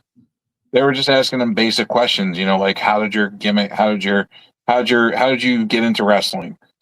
How did it happen? Because at first he was a lacrosse player. He was a champion. He's a champion lacrosse player. He actually won a bunch of championships. I was gonna say he looks like a rugby player or something, like some kind. He's a rough motherfucker, boy. Yeah. And he plays that off very well. He has a great presentation. It's just it's his aesthetic that's bothering me a little bit. I don't even mind the pretty boy messy hair look. That's fine because he does have kind of adds to him a little bit. Yeah, because he does have an aura of I might be a pretty boy, but I'll still fuck you up. And there's a lot of dudes in real life that are like that. So he reminds me of you remember the old martial arts movies from the 90s, like Van Damme or something. Yeah, like where the janitor trains the kid. Yeah, you know what I'm talking about, right? Or he'd be a good 90s movie bully. Like he's the kid that the protagonist trains to fight. So I found out that he actually did a short film. And it was him and his buddies did it, and it was up for Sundance or whatever. It was up for one of them awards or whatever it was, but they didn't get it. So they're gonna do another short film. And he was trying to explain what it was about, and it was a pretty cool idea from what I remembered. It's going to be like I forgot what it was about, but he talked about it on Busted Open what it was going to be about. Well, and it sounded like a really good idea. I'm looking at some I'm trying to find recent pictures of him because I just know him from. He just had a match. He just had a match the other night with Powerhouse Hobbs versus Hangman Adam Page and Swerve Strickland. Yeah, that was a good match. It was a lights out match. Yeah, that was a good match. I'm just seeing from all the pictures here, it's like he just needs to get he doesn't even need to get huge. If he got to the size of where Austin Theory is right now, I say 20, 30 more pounds. Maybe. I'm trying to picture his because he's 6 feet. He's a good height. I can't find his weight, but yeah, he's a good height. Definitely, he's he'll look like a bigger, especially against the guys who are they're all fucking 5'6" right now. I think he's like a $175, $180. Yeah, get to 230. That might be too much, but 220, 215, 215, yeah, somewhere around there. Shit, get to 200 to start off with. I don't know. Maybe even get that big if you can. Come back fucking Jinder Mahal and shit. Because if he's gonna play, I don't know. I remember he was playing off almost like a brawler kind of guy, right? Yeah, because he has a It's because he has a background in judo. Yeah, you could be a little bit bigger doing that still. Yeah, he's got a background in judo. He's learned all kinds of martial arts and stuff throughout his life. So he's martial arts trained. Plus, he's trained in wrestling. So he's got both.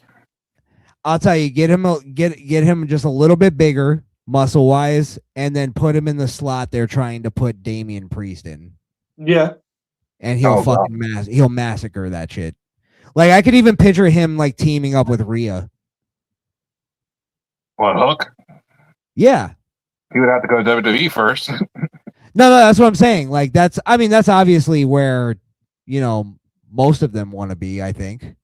I think I don't know. I think he's happy in AEW right now. I don't know. I find it hard to believe that any wrestler doesn't want to go to WWE as much as they pretend they don't. MJF, I think, still wants to go to WWE. I think he's got the money and he's got the whole crowd there eating in his hand. You know what I mean? Yeah. Yeah, but he's big fish in a small pond there. At the end of the day. Yeah, but you don't want to become a little fish in a big pond where they try to kill you all the time. Well, the problem is he's not going to be able to do half of the shit he's doing. No, and that's the problem. Yeah. He will have no creative freedom. And then we're not going to get the MJF that we want. We're going to get some watered down version that nobody wants. That's fair. So his character is going to be dead. Because think about it. Do you want to water down MJF? No. You want the one that you see now, where he just says whatever the fuck he wants. Well, that's where you get into the old comparison is a watered down MJF just becomes the Miz. And don't get me wrong, the Miz is a fucking beast when he gets fired up and he's going after somebody. Right. But there's a difference in he can't MJF. I don't know. His thing is that he goes off script almost. Yeah, he does. You can't really do that in WWE. They allow him to do that because they know he's good. Tony Khan doesn't have a problem with him going off script because he knows what the fuck he's doing. Right. Just you remember the promo he cut on Tony Khan? Yeah. The "you fucking mark" promo. Yep. Called him a fucking mark. Called him a fucking mid. told him he doesn't know how to fucking run a wrestling company, flipped shit on him. Well, what was great about that is he pretty much mimicked all the everything that everybody on the internet was saying bad about Tony Khan. So he was able to I think pull from that and then just add his spice onto it. True. What about the autograph signings when he was making fun of the handicapped kids? Did you see all those? I didn't see all those, but in the same vein, I've seen his interactions with fans where he still plays up the heel thing. Oh my god! Come on, man. He had one guy that was mentally retarded in a wheelchair. Right now, go ahead, finish. Yeah. And he's like, oh, you want to play a game? And he's like, we'll play horse. I'll go first. And he stands up out of his chair. He's like, your turn. Jesus Christ. And then he's like, hey, here's something else I could do. And he starts clapping his hands. Guy was dead from the neck down. He was mentally retarded. He couldn't work his limbs. Oh, fucking A. What an asshole. Well, that's where I get into you already know, Joe, I'm not a sensitive person. No. So when I say this, I don't mean this from he's an ass. It is he's an asshole, but it's not like he should stop or anything like that. I think part of him does enjoy just fucking with people. Oh yes. Yeah. Oh, and he does use the thing of I'm just playing up the heel thing, but I don't think he really likes people like that. No. Yeah. And he does that to just fuck with people, and he's this is his way of almost dealing with the fame in a way, which again, I'm not bothered by it. I think it's great as a wrestler. If that's your mentality, go ahead, because it's only going to do good for you. But I feel like WWE doesn't like that type of shit. Oh no, they hate that type of shit. Yeah, yeah. Just like when he brought up his Jewish heritage and how he was bullied as a Jewish kid, and they used to throw change at him. Mm-hmm. Like WWE would have never let that go. Which is just, I don't understand it, because that's the shit that's what's interesting, isn't it? To us, we want to see things like that and hear things like that because we like realism when it comes to things. We like the realism in it. And the more that someone talking is sounding more realistic and authentic, the more we're enjoying it. Well, that's what I don't understand in that, right now, especially right now, and I get it, it's, sensitive and shit like that, but wouldn't a Nation of Domination kind of group fucking just kill it right now? Yeah. They have one. It's called the Hurt Business, and they're doing great work over in AEW. Yeah, but are they getting into social issues like Nation of Domination did? Not yet. All right, we'll see where it goes. But they have Bobby Lashley, Shelton Benjamin, and MVP together. Bobby Lashley's hurt right now until he gets back. Well, I'm talking about if you really go back and watch Nation of Domination promos and Farouk talking and shit, he really sounds like Black Lives Matter today. You know what I mean? So I just don't see where's because it was just as of a hot button issue as it was back then. I think it's probably more now, but I don't know. I feel like it's they need to just get more into that's what wrestling is. It's at least back when we were younger. No, not even, because even fucking before our time, they were getting back in the day with gang warfare. It was Nation of Domination, and you had Savio and his clique with the Puerto Rican clique. Puerto Ricans and then you had the bikers with the DOA. Yeah. And it was like they didn't even have to get like where it was completely right in your face, but they could imply shit. Like when DX dressed up as the Nation of Domination, it was implied racism. And the thing about the whole like different ethnicities with groups, it was like jail. Yeah, that's what it reminded me of.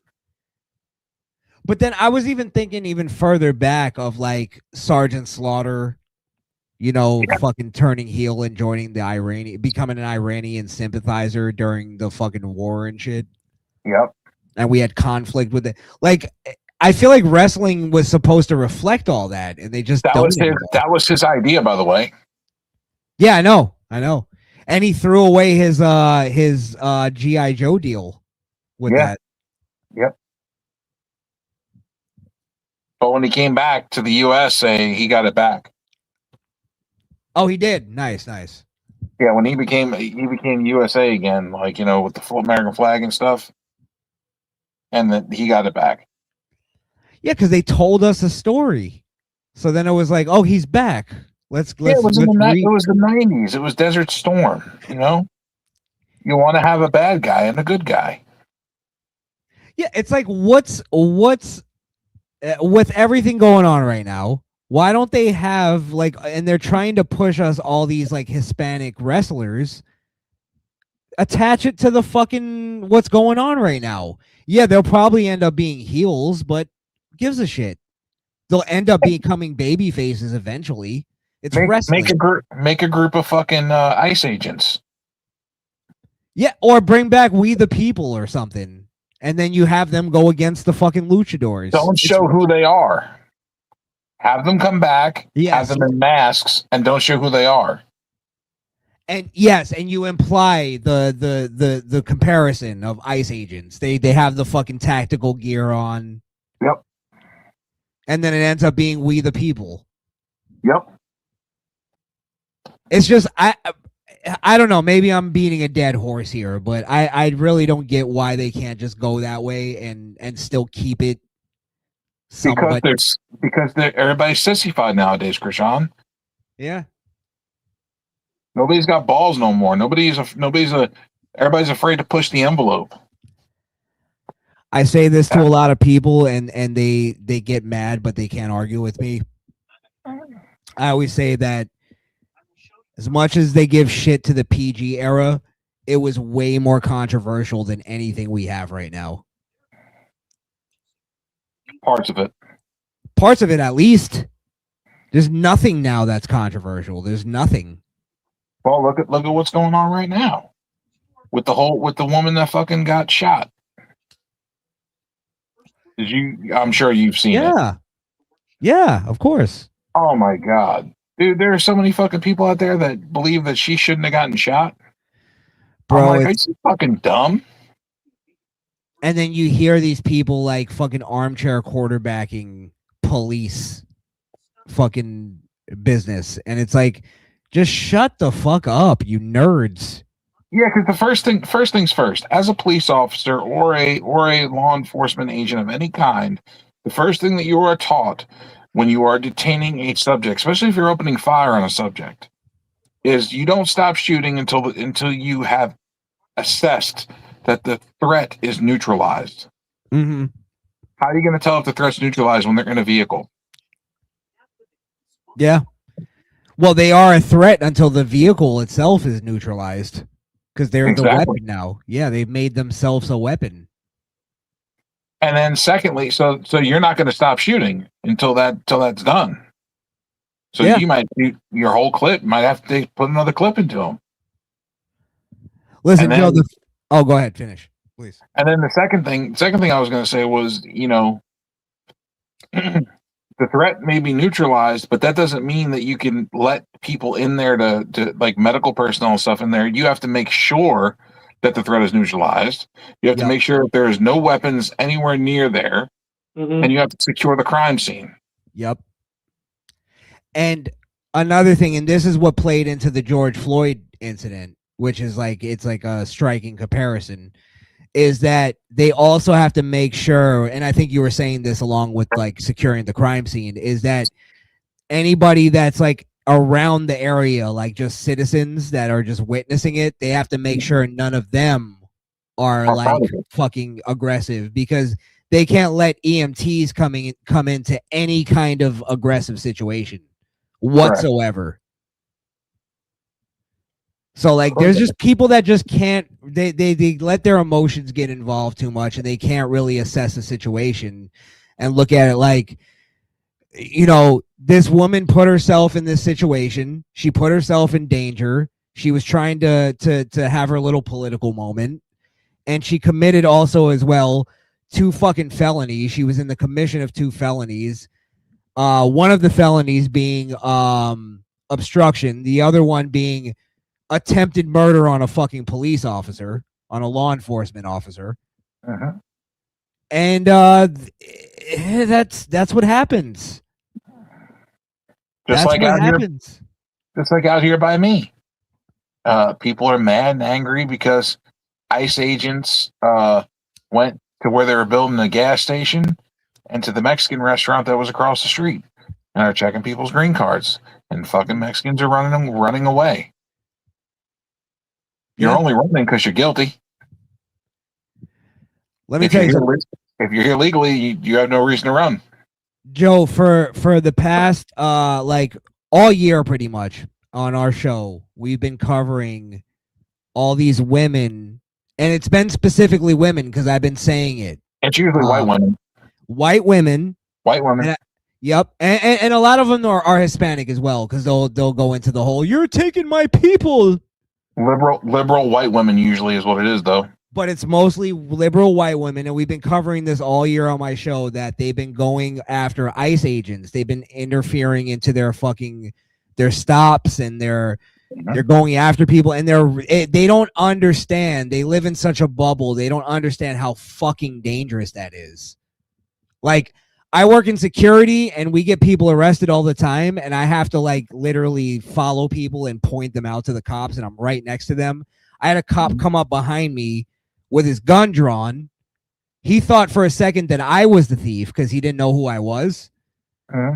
And he had his gun drawn, and I'm like, no, it's this guy.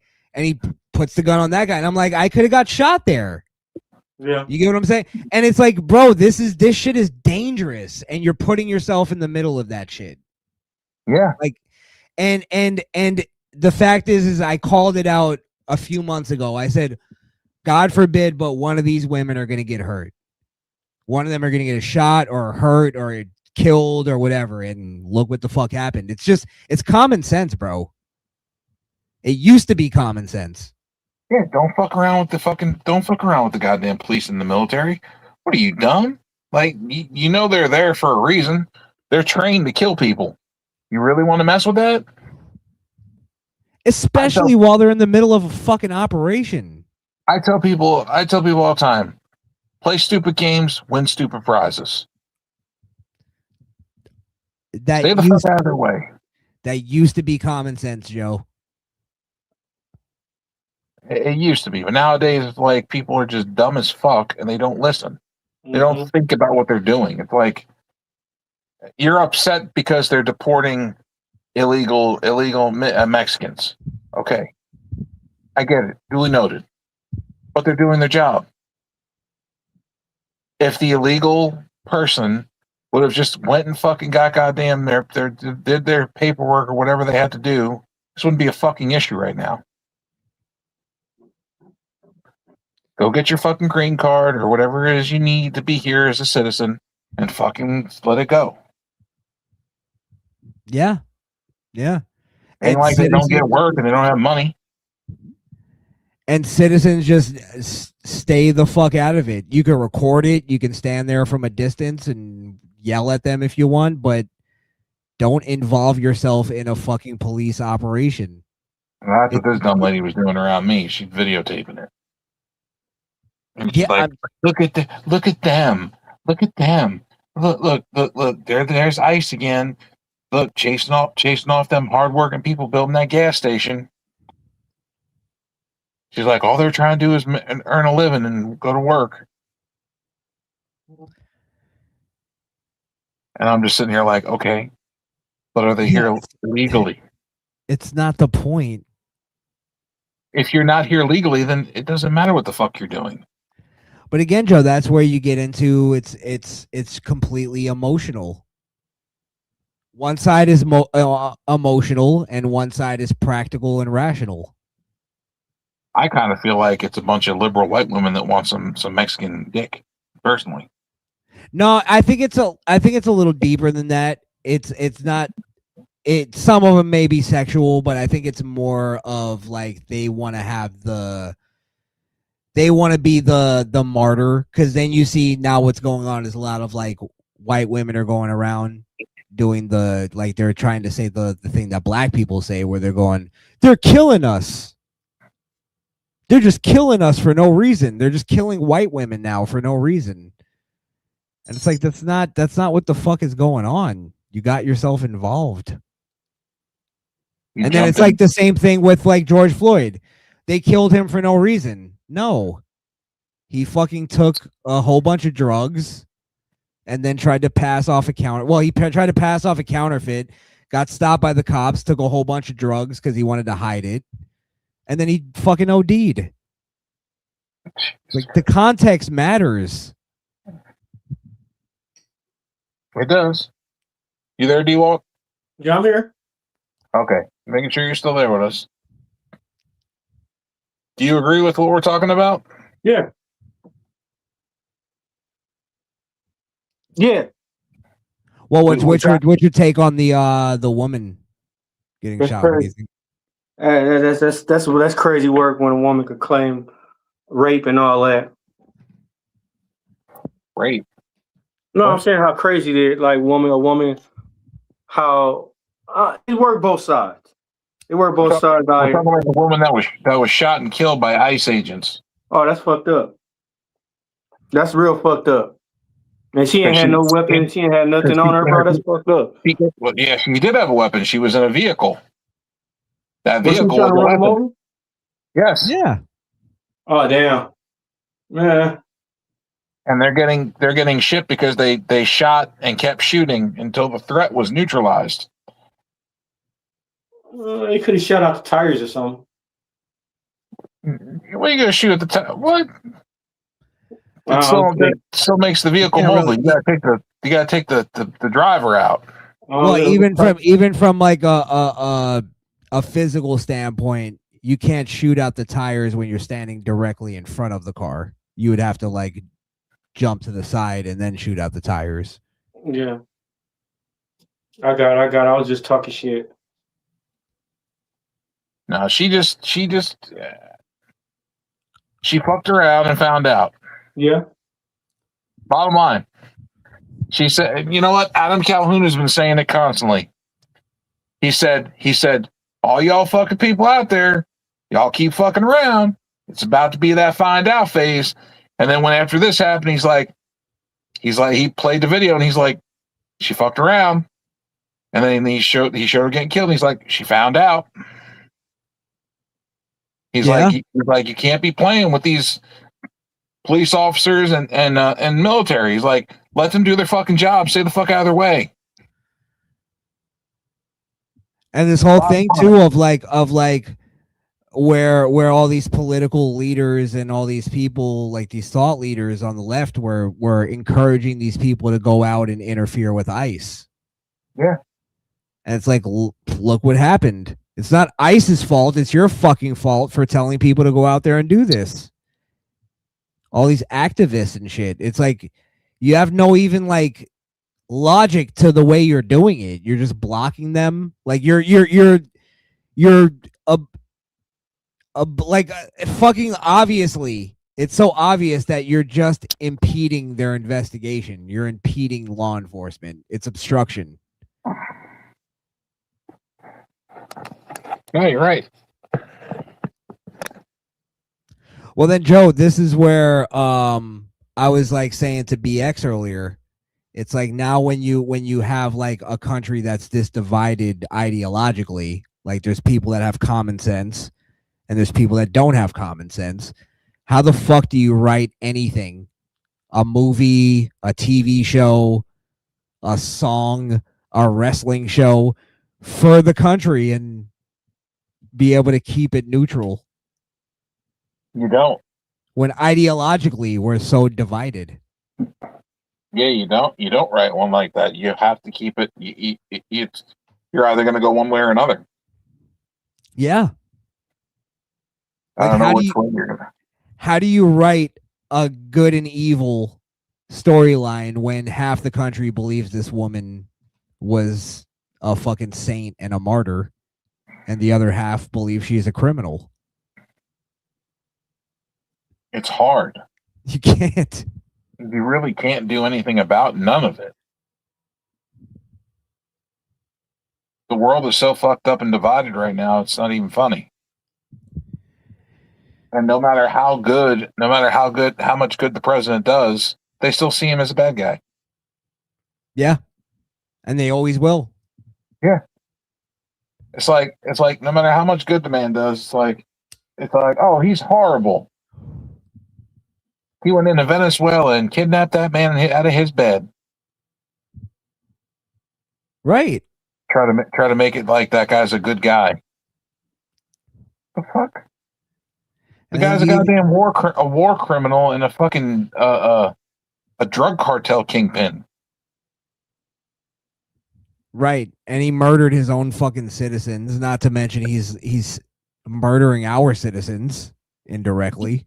Right. And the people of Venezuela were fucking ecstatic when we got him out of there. And let's be real too. The fact that they were working with our enemies and giving them all their oil. Mm-hmm. Well, it's not their oil no more. It's ours. Absolutely. And that's where I'm like, I have no problem with it, because even a lot of people on the right wing are bitching about that. We're like, oh, we just went over there for the oil. And I'm like, I think we went over there for other things. But yeah, the oil was part of it. I have no problem admitting that. We went over there for a few reasons. One of them was he told our president, you don't got the balls to come over here and come get me. Right. Let's start with that. Do not challenge the president. Not Donald Trump, at least. Do not. That is the worst thing you can do, is challenge the president. Because if you fuck around and challenge the president, you definitely going to find out, because he's going to come over there and fucking get your ass. Right. Because the day after he fucking did that, that motherfucker woke up with all of our fucking military in his face with guns drawn. Time to go. Yeah, and we took him from his military base.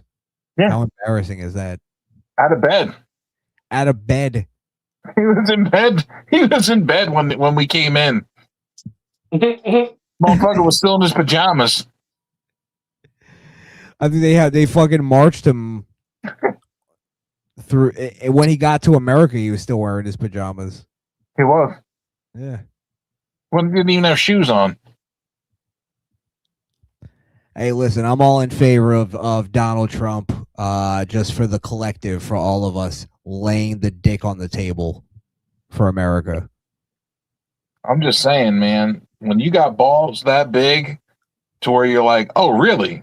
You don't think I got the balls to do that? Okay, cool. You keep thinking that. Have a good night. This man's up at 3 a.m. sending tweets. How you gonna fuck with a president that's up at 3 o'clock in the morning sending tweets? He's signing treaties and shit and war movements where everybody else is asleep. Well, it's like people. I have no problem with this, and it's the fact that a lot of people get uncomfortable that, like, the gangster of Donald Trump, and it's like, you know, the story of, I forget which leader. It was like an ISIS leader, and he went and met the leader, and he let the leader talk and say all his bullshit, and then Trump pulled out a picture of his fucking house, put it on the table. I remember that. Put it on the table and was like, all right, this is the deal. We'll kill you and your entire family, and like just laid it out. And the motherfucker was terrified, and I think Trump ended up doing it, if I remember correctly. But I'm just saying, like, that's the thing that a lot of people like on the left really hate, and a lot of people on the right hate it now too because they're a bunch of bitches. I don't hate. I love that shit. I love it. It makes me more patriotic. I love that shit. I'm like, yes. Finally, we got a fucking president that's got fucking balls. That's not afraid of shit. That's like, okay, oh really? Oh, you want to? You think you're gonna challenge me? Okay, here, look, here's a picture. Go ahead and look at that real quick. You recognize that? You recognize that? Who's that? That's your house, right? That's your son's room right there, isn't it? And that's where you and your wife sleep. Huh? Looks like Your parents stay in the back there in the guest house. Yeah. Yeah, we'll end Go all. ahead and say what you got to say again, because if I push this button, we can go ahead and end that right now. Hey, ain't that you eating a sandwich right now? Yeah, I just push this button and your whole family goes away. And that's what I'm saying. My thing is this: I'm not in favor of killing people or killing anybody, but it's what Joe said. The fuck around and find out. We don't want to do this. I don't believe Trump wants to kill anybody. I think he wants to talk. But no, he did, because he went over to there and talked to Kim Jong-un. Yes. He went over there and talked to Putin. Mm-hmm. All in his first term. I think he had like even fucking like some what was it? Some people from the Middle East come over to the White House. Like he talked to ISIS. Talk to ISIS, yeah. And he actually and the people from the Middle East, he actually got people from the Middle East to sign a check over to the United States for reparance for the damages that were caused during like 9/11 and shit. And here's another thing too. There's a lot of people who like will go, "Oh, well, Trump is just he's just Israel's bitch," and blah blah blah. Here's the thing. Do you remember when Trump had Netanyahu in the Oval Office and they made it a public meeting? Yeah. And he basically bitched out Netanyahu in that whole thing. He was like, yeah, they have this really great deal. They got way too much money from us. I don't know how they got it, but that's not happening anymore. And Netanyahu is even like kind of like, oh yeah. But he's even giving the respect though. This is what I like about Trump is he goes, if I could have got that deal, I would have took it too. And it's like he understands the reality of it. Yeah, if I could have fucked us over too, I would have. Like any other foreign leader would do that. It's just reality. But you're not going to do that anymore. No. That's all I'm looking for. You're not going to do that shit anymore. It's over. Same thing with the tariffs. Yeah. And you see, he's talking about because we made so much money from the terrorists, he's working on getting income tax removed. Yep. He's also planning on giving stimulus checks to the entire United States. Yeah, as like almost like a fucking, what do they call it? A return of investment kind of thing for us paying all that money all those years. Yeah, well, it's coming off of the tariffs. Tariffs, yeah. Yeah, $2,000 a piece per person. Now, I just heard too that they're talking about that. Elon said this, and I don't, take that with whatever you want it, but Elon supposedly said that they've uncovered close to $900 billion in fraud. Now, they're saying that that's so much money that it's literally they could eliminate income tax and just live off of the recuperation of not having that fraud anymore. Like, America should be, like, we should be so much more rich than we are as Americans.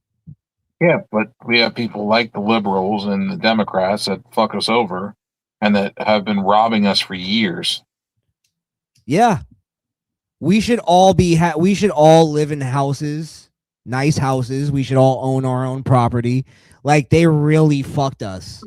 And that's why I support Trump, because he's the first president that I've ever seen that actually is, one, exposing all of that, and two, making an effort. Whether or not you believe he's going to get rid of income tax, I'm with you. We could debate that all day. I don't know if it's realistic, but he's actually making it a realistic fucking argument, a real debate. He said he wants to go. He said he wants it to go. I mean, that was something that came out of his own mouth. He said that by the end of his term, he wants income taxes gone. He wants there to be no more income tax at all. Could you imagine? Just your paycheck having tax completely wiped out altogether. Yeah. No tax at all on anything. Bro, I was looking at my paycheck. I pay pretty much a quarter of my paycheck, probably a little bit more on just income tax. Yeah. Like this fucking ridiculous. Are you kidding me? Federal income tax, state income tax, sometimes city income tax. Then you got to pay. Then you got to pay for your Medicaid and your Social Security and fucking all your medical bill, all your medical benefits. All that comes out of your check. Yep. Yeah, and then imagine just having a quarter of that, if not more. Just here, have that. Just another thing I think needs to be reevaluated is the way that they do public assistance. Oh, absolutely. Yeah. Which they already are. Yeah, but they look at your check before taxes, like before all your deductions come out. That's not what you should be looking at. You should be looking at what I take home. You understand what I'm saying? Yeah. I see what you're saying. Yeah. They look at the money. They look at how much money you get before all that shit comes out. They're not looking at the after. But they should be looking at the after, because the after is what matters. But Joe, that's where I think we get into the whole thing of where Trump was adding regulations to the disability thing, in that it's going to cut down the fraud on the disability. So theoretically, it's giving more assistance to the people that actually need it rather than the people that are frauding the system. Right. And I agree with that. Yeah, so like for instance, like let's say, you were in the hospital and you're sick or whatever, you can't get back to work. Government assistance will actually be there to provide you a little bit more, because they're not fucking, paying for little Ray Ray and his whole family because he's too lazy to go now they Ray Ray. I don't know, D-Walk was gonna say so. Or Juanito. Little Jimmy. Or little Jimmy. Yeah, Juanito Jimmy. A lazy fuck. I know little Jimmy. Little Jimmy, a lazy motherfucker. Yeah. I have good authority from R-Truth. He's a lazy bitch. Because I had a friend who's on disability and he was all like panicking and shit. And he's like legitimately like he could not have a job. He's severely autistic. And I'm like trying to explain to him, like, bro, you're gonna be fine. Trust me. You're gonna be fine because you cannot have a job. Like they wanted me to get on disability, and and that's fine. Like I didn't have a problem with that, but I wouldn't have been able to survive on what they would give you, what they would provide you. How am I going to survive off what are they going to give me? Like $1,000 a month, $1,200 a month? Right. Well, my mortgage is more than that. My mortgage is like $800. But see, now this is where I think it gets to, and I know you probably don't want to hear this because I understand it's a thing of like, there's almost like an order to it. They have to get rid of all the fraud and crack down on that first before it can get to like people like you who need it, legitimately. So I know that's because I know how that sounds because I'm saying it from a place of I'm not in your position. I had to force myself to go back to work. That's what I'm saying. I know it's like, it sounds like it's almost like I'm just telling you, hey Joe, just be patient. That's not how I want this to. Yeah, that's not how I want this to sound. Like this is what I'm just saying. I believe. Calm down there. You'll get yours. Hey Joe, hold your horses, huh? Cool your jet. So yeah, that's what I'm trying to say. I'm not trying to come from that perspective, but I'm just saying this is the idea. I think that's it's supposed to be how it's No, I supposed get to that. work. I Yeah. get that. I just feel like disability and stuff is not enough to sustain a living. No. Right. You know, I'm used to making like right now. I make. I mean, if I have to guess, I'm probably making anywhere from $3 to $5 grand a month. That's take home. Well, regardless of even the money, I think the idea is, and tell me if I'm wrong, you can be honest. I feel like you're a guy that would rather be out there doing your job, Something. doing something, yeah, than like just getting disability, not doing anything. So I think that's the thing that I have True. more empathy for, like a guy like you than somebody who's just living off of the fucking government.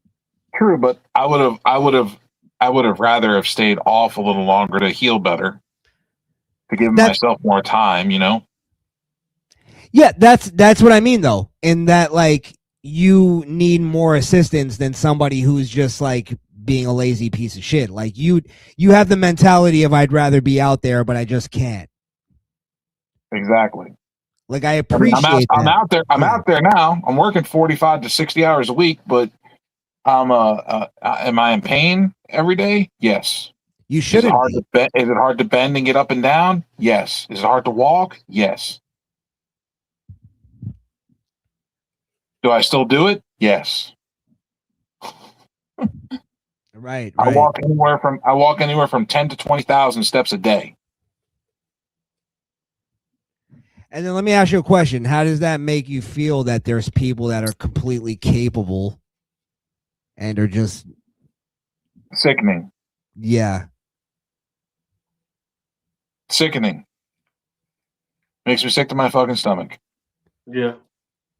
Because there are people out there that could be working, and they're lazy as fuck and just don't want to work. Mm-hmm.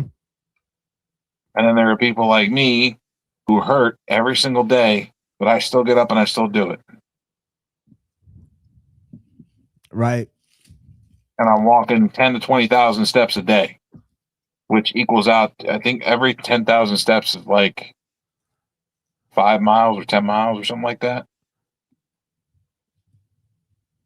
What the brother said was he doing 20,000 steps a day.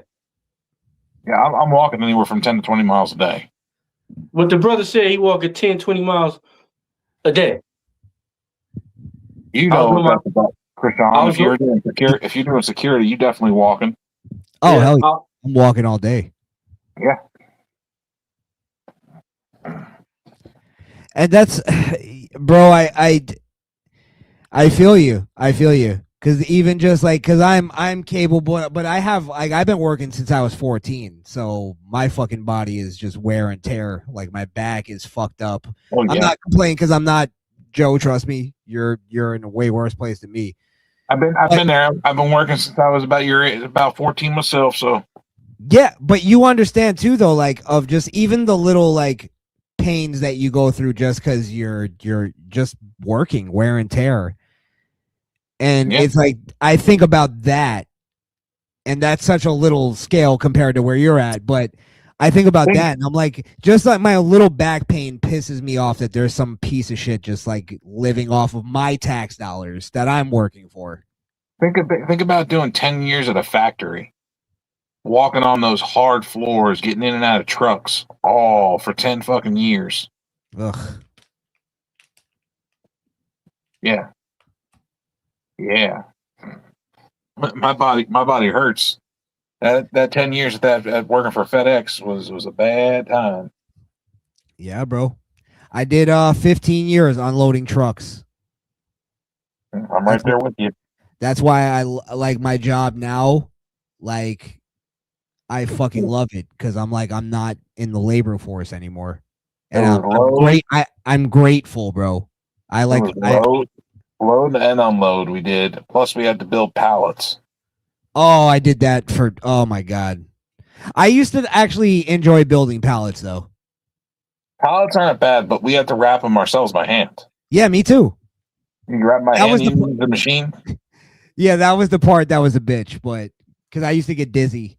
The dizziness didn't get me. It was the bending over that hurt. That too. It's bending over and being dizzy at the same time. It's a bitch. Get you. And then at the end of the day, having to flag everything and get it all loaded onto a truck because you had to coordinate with the drivers and have them load everything. Yeah. So you were doing the opposite end of what I was doing. I was unloading the trucks. I did that sometimes, but usually I was the one building the pallets, and I did a lot of loading trucks where we had to build the wall. I'm sorry. I mean that you were doing the loading the trucks to come deliver to I was doing retail. Oh. So the trucks would come to me and then I would unload the truck that you probably fucking packed. Let's not say Joe and Sherlock Holmes used to hang out together. Joe and who? Sherlock Holmes.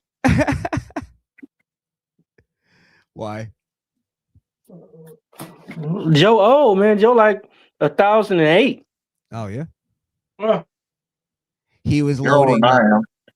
He was loading horse carts. And shit. He walks over man. How old Satan? Hey, Joe rode the pirate ships with Blackbeard. Okay, D walks the first angel that fell from heaven. Damn. Joe was loading the ships that crossed the Mediterranean. Christopher Columbus said, "Hello, bitches." Joe was with him. Christopher Columbus was like, "Joe, wrap that pallet. It's perfect." Hey, Joe was with him.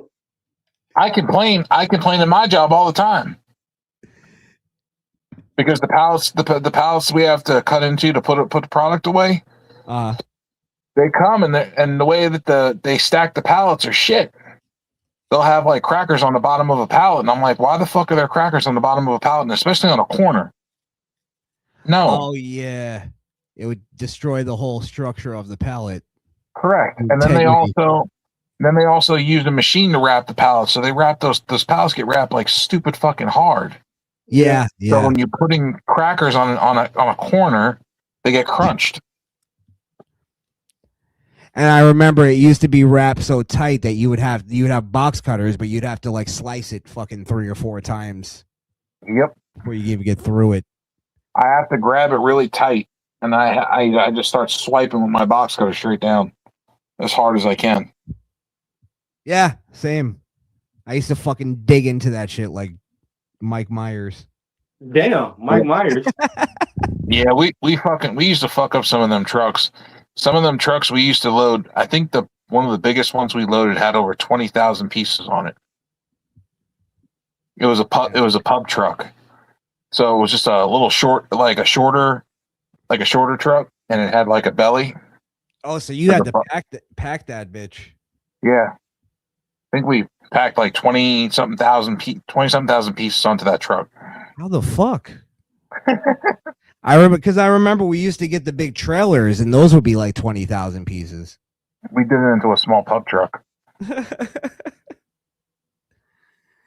Filled the belly up and everything. They were like widgets. How the fuck did you get that many pieces on the truck? What was the merchandise though? Was it like small stuff? It was a mixture of shit, but there was a lot of these little like envelopes that were like bubble mailers. Like flat bubble mailers.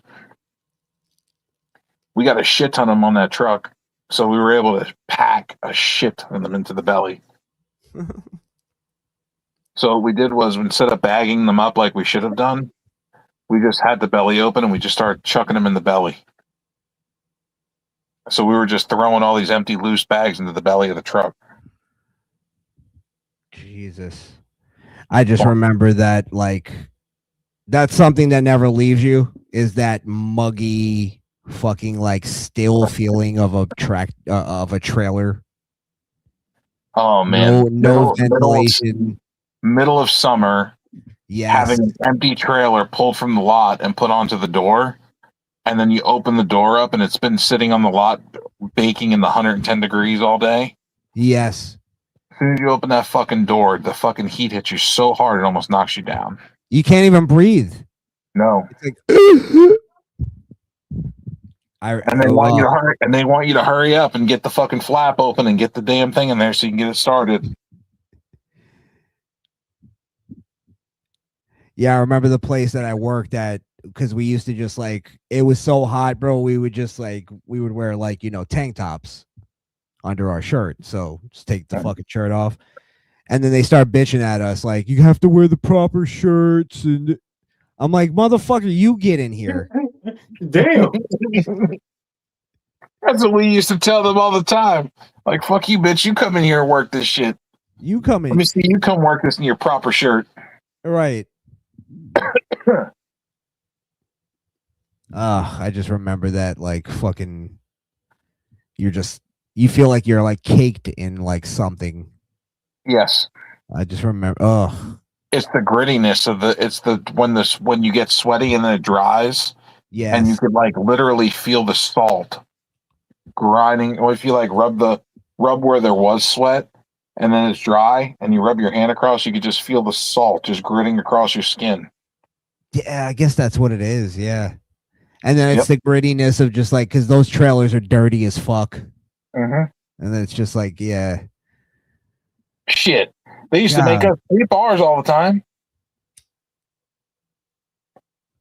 We had to sweep our trailers out. Oh, yeah. We used to take turns, though. We were like, so that it wasn't just one person doing it every time. Some of those doors would get so goddamn busy. We would sometimes you have to close out 2 and 3 trailers off the one door because they were so busy.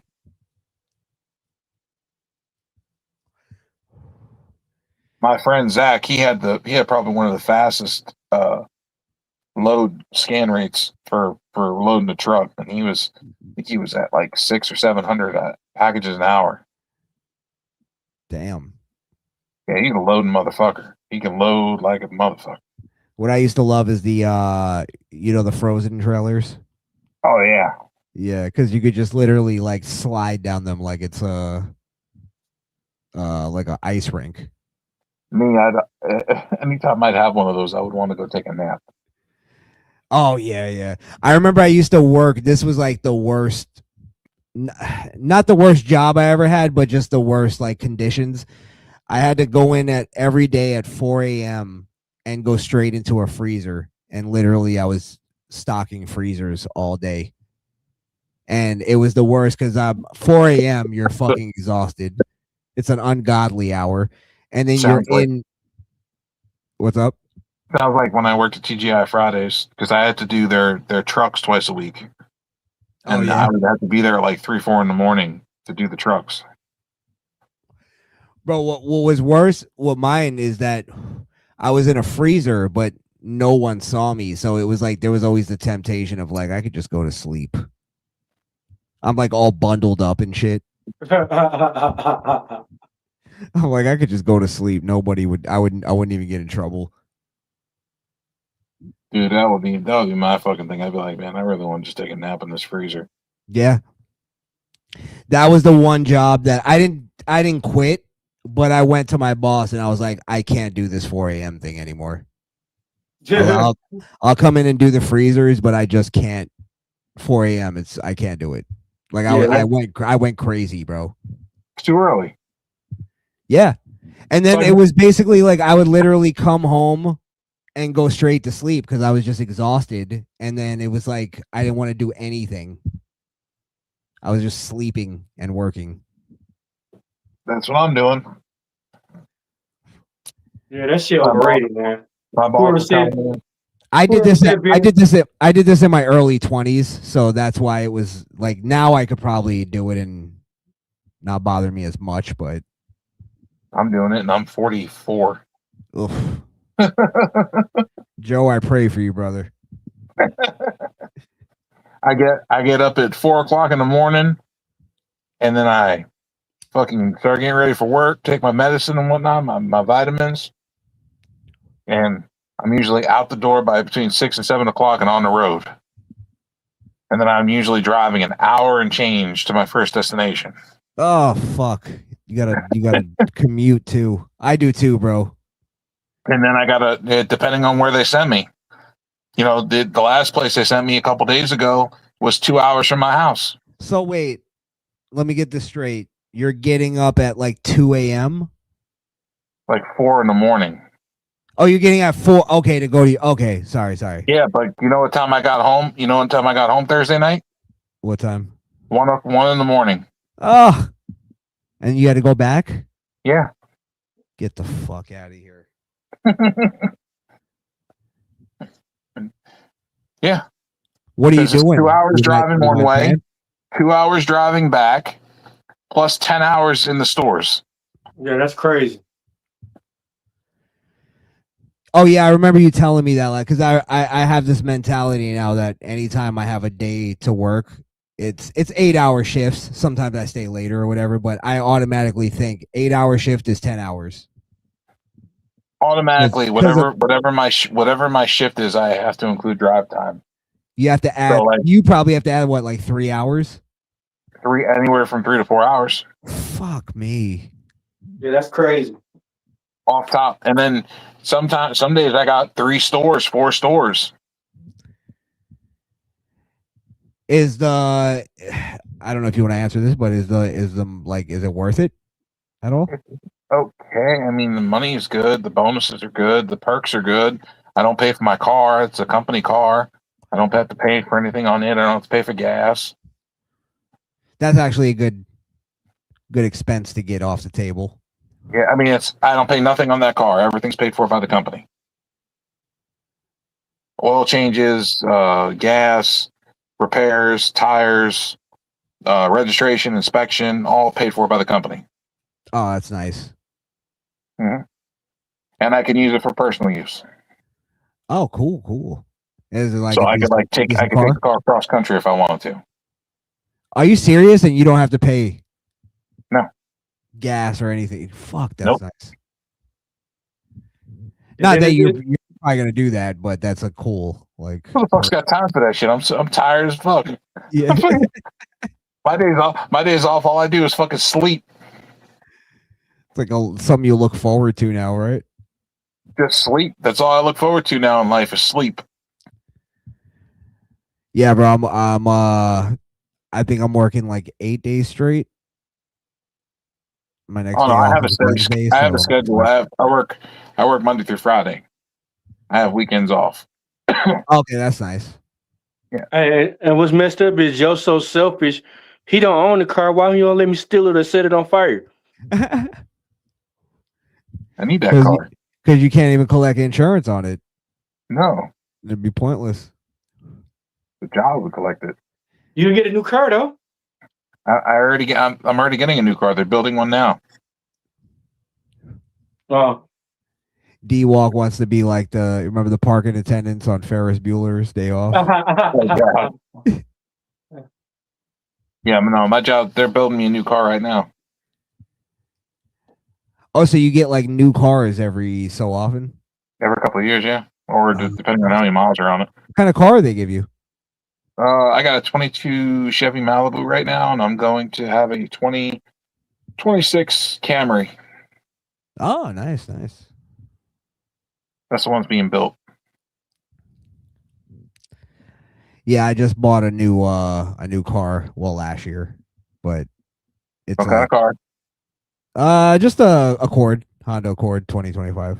Okay, good. You bought a Honda. You're safe. Yeah. I went with like a safe choice. I got a Honda Odyssey in my driveway. It's a 2000. Nice. It's got like 250,000 miles on it. It still runs like a champ. The Japs make good shit. You can't deny it. Them Hondas, man. Them Hondas and Toyotas are fucking great cars. Bro, I'm not gonna lie. I wanted to go American, and then every car like that's American, they're like, yeah, it's a great car until you hit about 20,000 or 200,000 miles, and then it falls apart. I'm like, all right, that's not a good sell. I went in all patriotic, D-Walk, and they fucked me over. This Malibu, the Chevy Malibu I have isn't too bad. I mean, it's got like, I think I got like 70 or 80,000 miles on it now. Yeah, they say good. Chevys, they say once they hit 200,000, it's pretty much like just a fucking pet at that point. You have to just maintain. Like a lot of the cars too, they would go, yeah, it's a good car as long as you don't really like have to drive far. I'm like, what? That's the fucking point of a car. It's to drive far. Yeah. And then I'm like, I have a long commute every day. So I was just like, let me just go with the slants on this one. I'm always half tempted to want to try to get a Tesla because I just don't want to drive. I just want to push the button and go to sleep. You know what I'm talking about, right? But that's practical for like a guy like you, because yeah, considering the fact that I get tired all the time. You could catch up while you get your commute. You have a long commute. Yeah. You should ask them. Yeah, for real, you should ask them. I don't know if it'll be beneficial. I think they work with contracts with these companies, because I was told that the car dealerships don't make that much off the cars anyway. They're only making like a couple $100. Oh, it's a contract kind of thing. Yeah. They only make a couple $100 off each car. Really? I wonder what their incentive is then. There ain't none. They're like, hurry up and get this shit off my lot. They don't want it there. Oh, I see.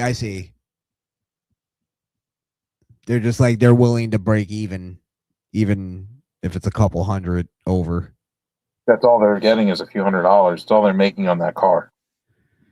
Interesting. So happens when you're with a big company.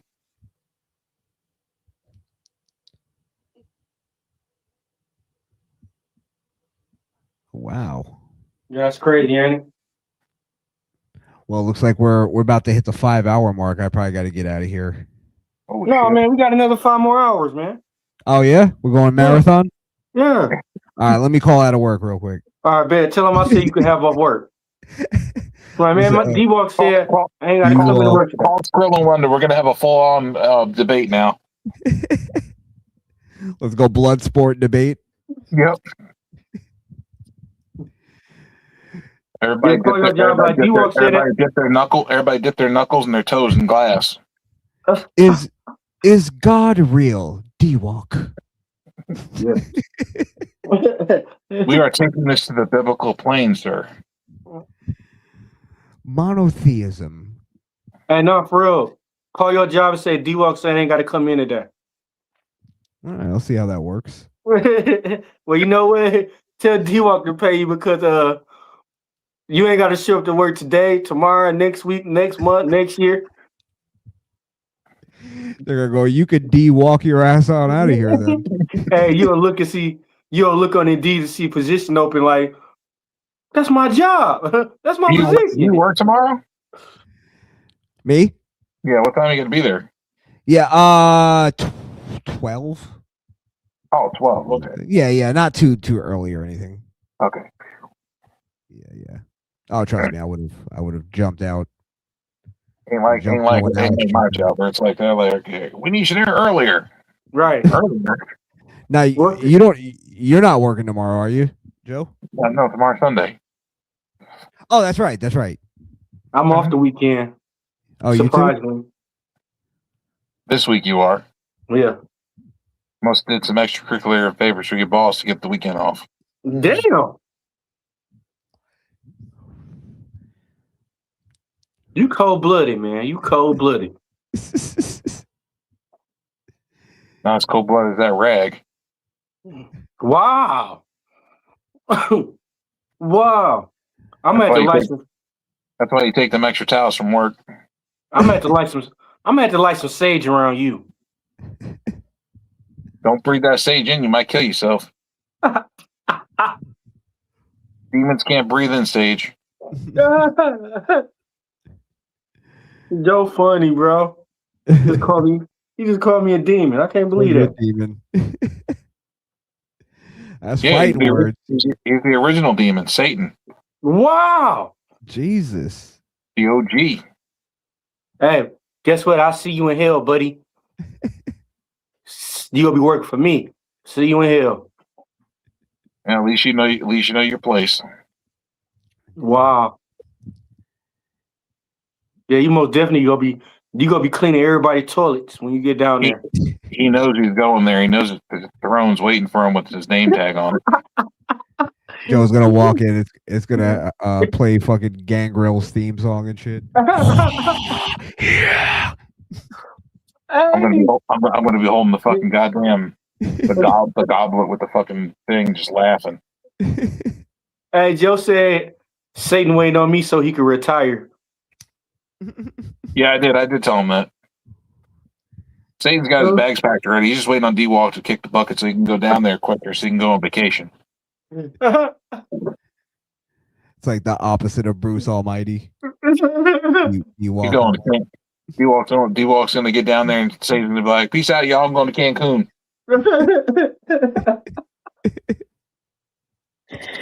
Joe funny. D-Walk's gonna be like, "Wait, I want to go too." No, you got to watch the throne, man. I need someone strong enough to sit there and take this shit. All right, that's all right. I'm gonna make sure I put you and Hitler in the same room. Damn. That's all right. So make sure there's no pineapple in there. All right, guys. Let me get out of here. All right, bro, man. Thank you for coming on, man. Pleasure having you on. Look forward to always having you on. I came on to fight for Alex, P.U.W.F, Joe BNCO, and D-Walk. You know I'm here for you guys. You know I love you guys. Yes, sir. I'm out of here. Follow me, the Misfit Nation podcast. I got you. Yeah. Yes, sir. Follow Misfit Nation. They're a great group. Thank you. All right, guys. I'll talk to you soon. All right, brother. Talk to you soon, buddy. Peace. Damn, Joe. All right. Let's lock it up. That's a long game. Alex gonna be like, "What the fuck?" Lock it up. You got to hit the button and all that jazz. You can find me, Joe BNCO, at Linktree. All my socials are there.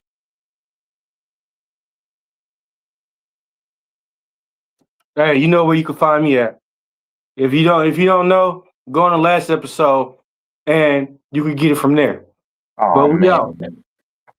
We out. Have a good night. You still didn't make a Linktree, lazy bastard. All right. I'll work on that. But we out. This is P.U.W.F on a Saturday. Shout out to everybody who came on. Let's get this network. BX Sports, thank you for showing up, sir. Misfit Nation, for Sean the Don. Yep. Visible Man, Invisible Woman. Yep. Mr. Flint, 810, D-Walk. Yeah. And myself, Joe BNCO. Yeah. We out. Hey. Huh? Let's not forget our other Black Couch booking. Yep. And for one Terrell and CJ Wolfen.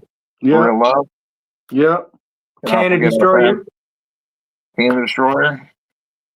You could follow him. He's doing a lot of stuff on TikTok. If y'all go on TikTok, check him out. Cannon Destroyer is doing a lot of stuff on TikTok. He's been playing a lot of Call of Duty Mobile. Yeah. So if you want to go check him out, see some awesome gaming.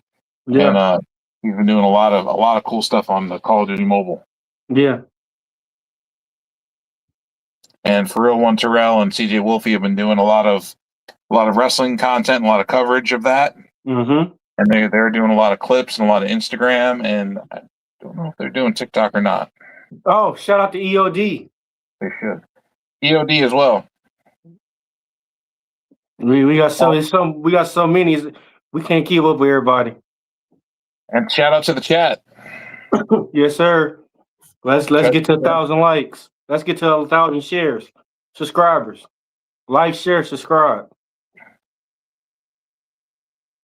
And remember, everybody, try to keep everything peace, love, and try to make everything right. And we just want to build and make content and just be at peace. Yeah. And have a good time. Yeah, let's build. We building together, not against each other. Right. Field dreams, man. If you build it, they will come. Yeah. And when in doubt, don't pull out. Good night, y'all.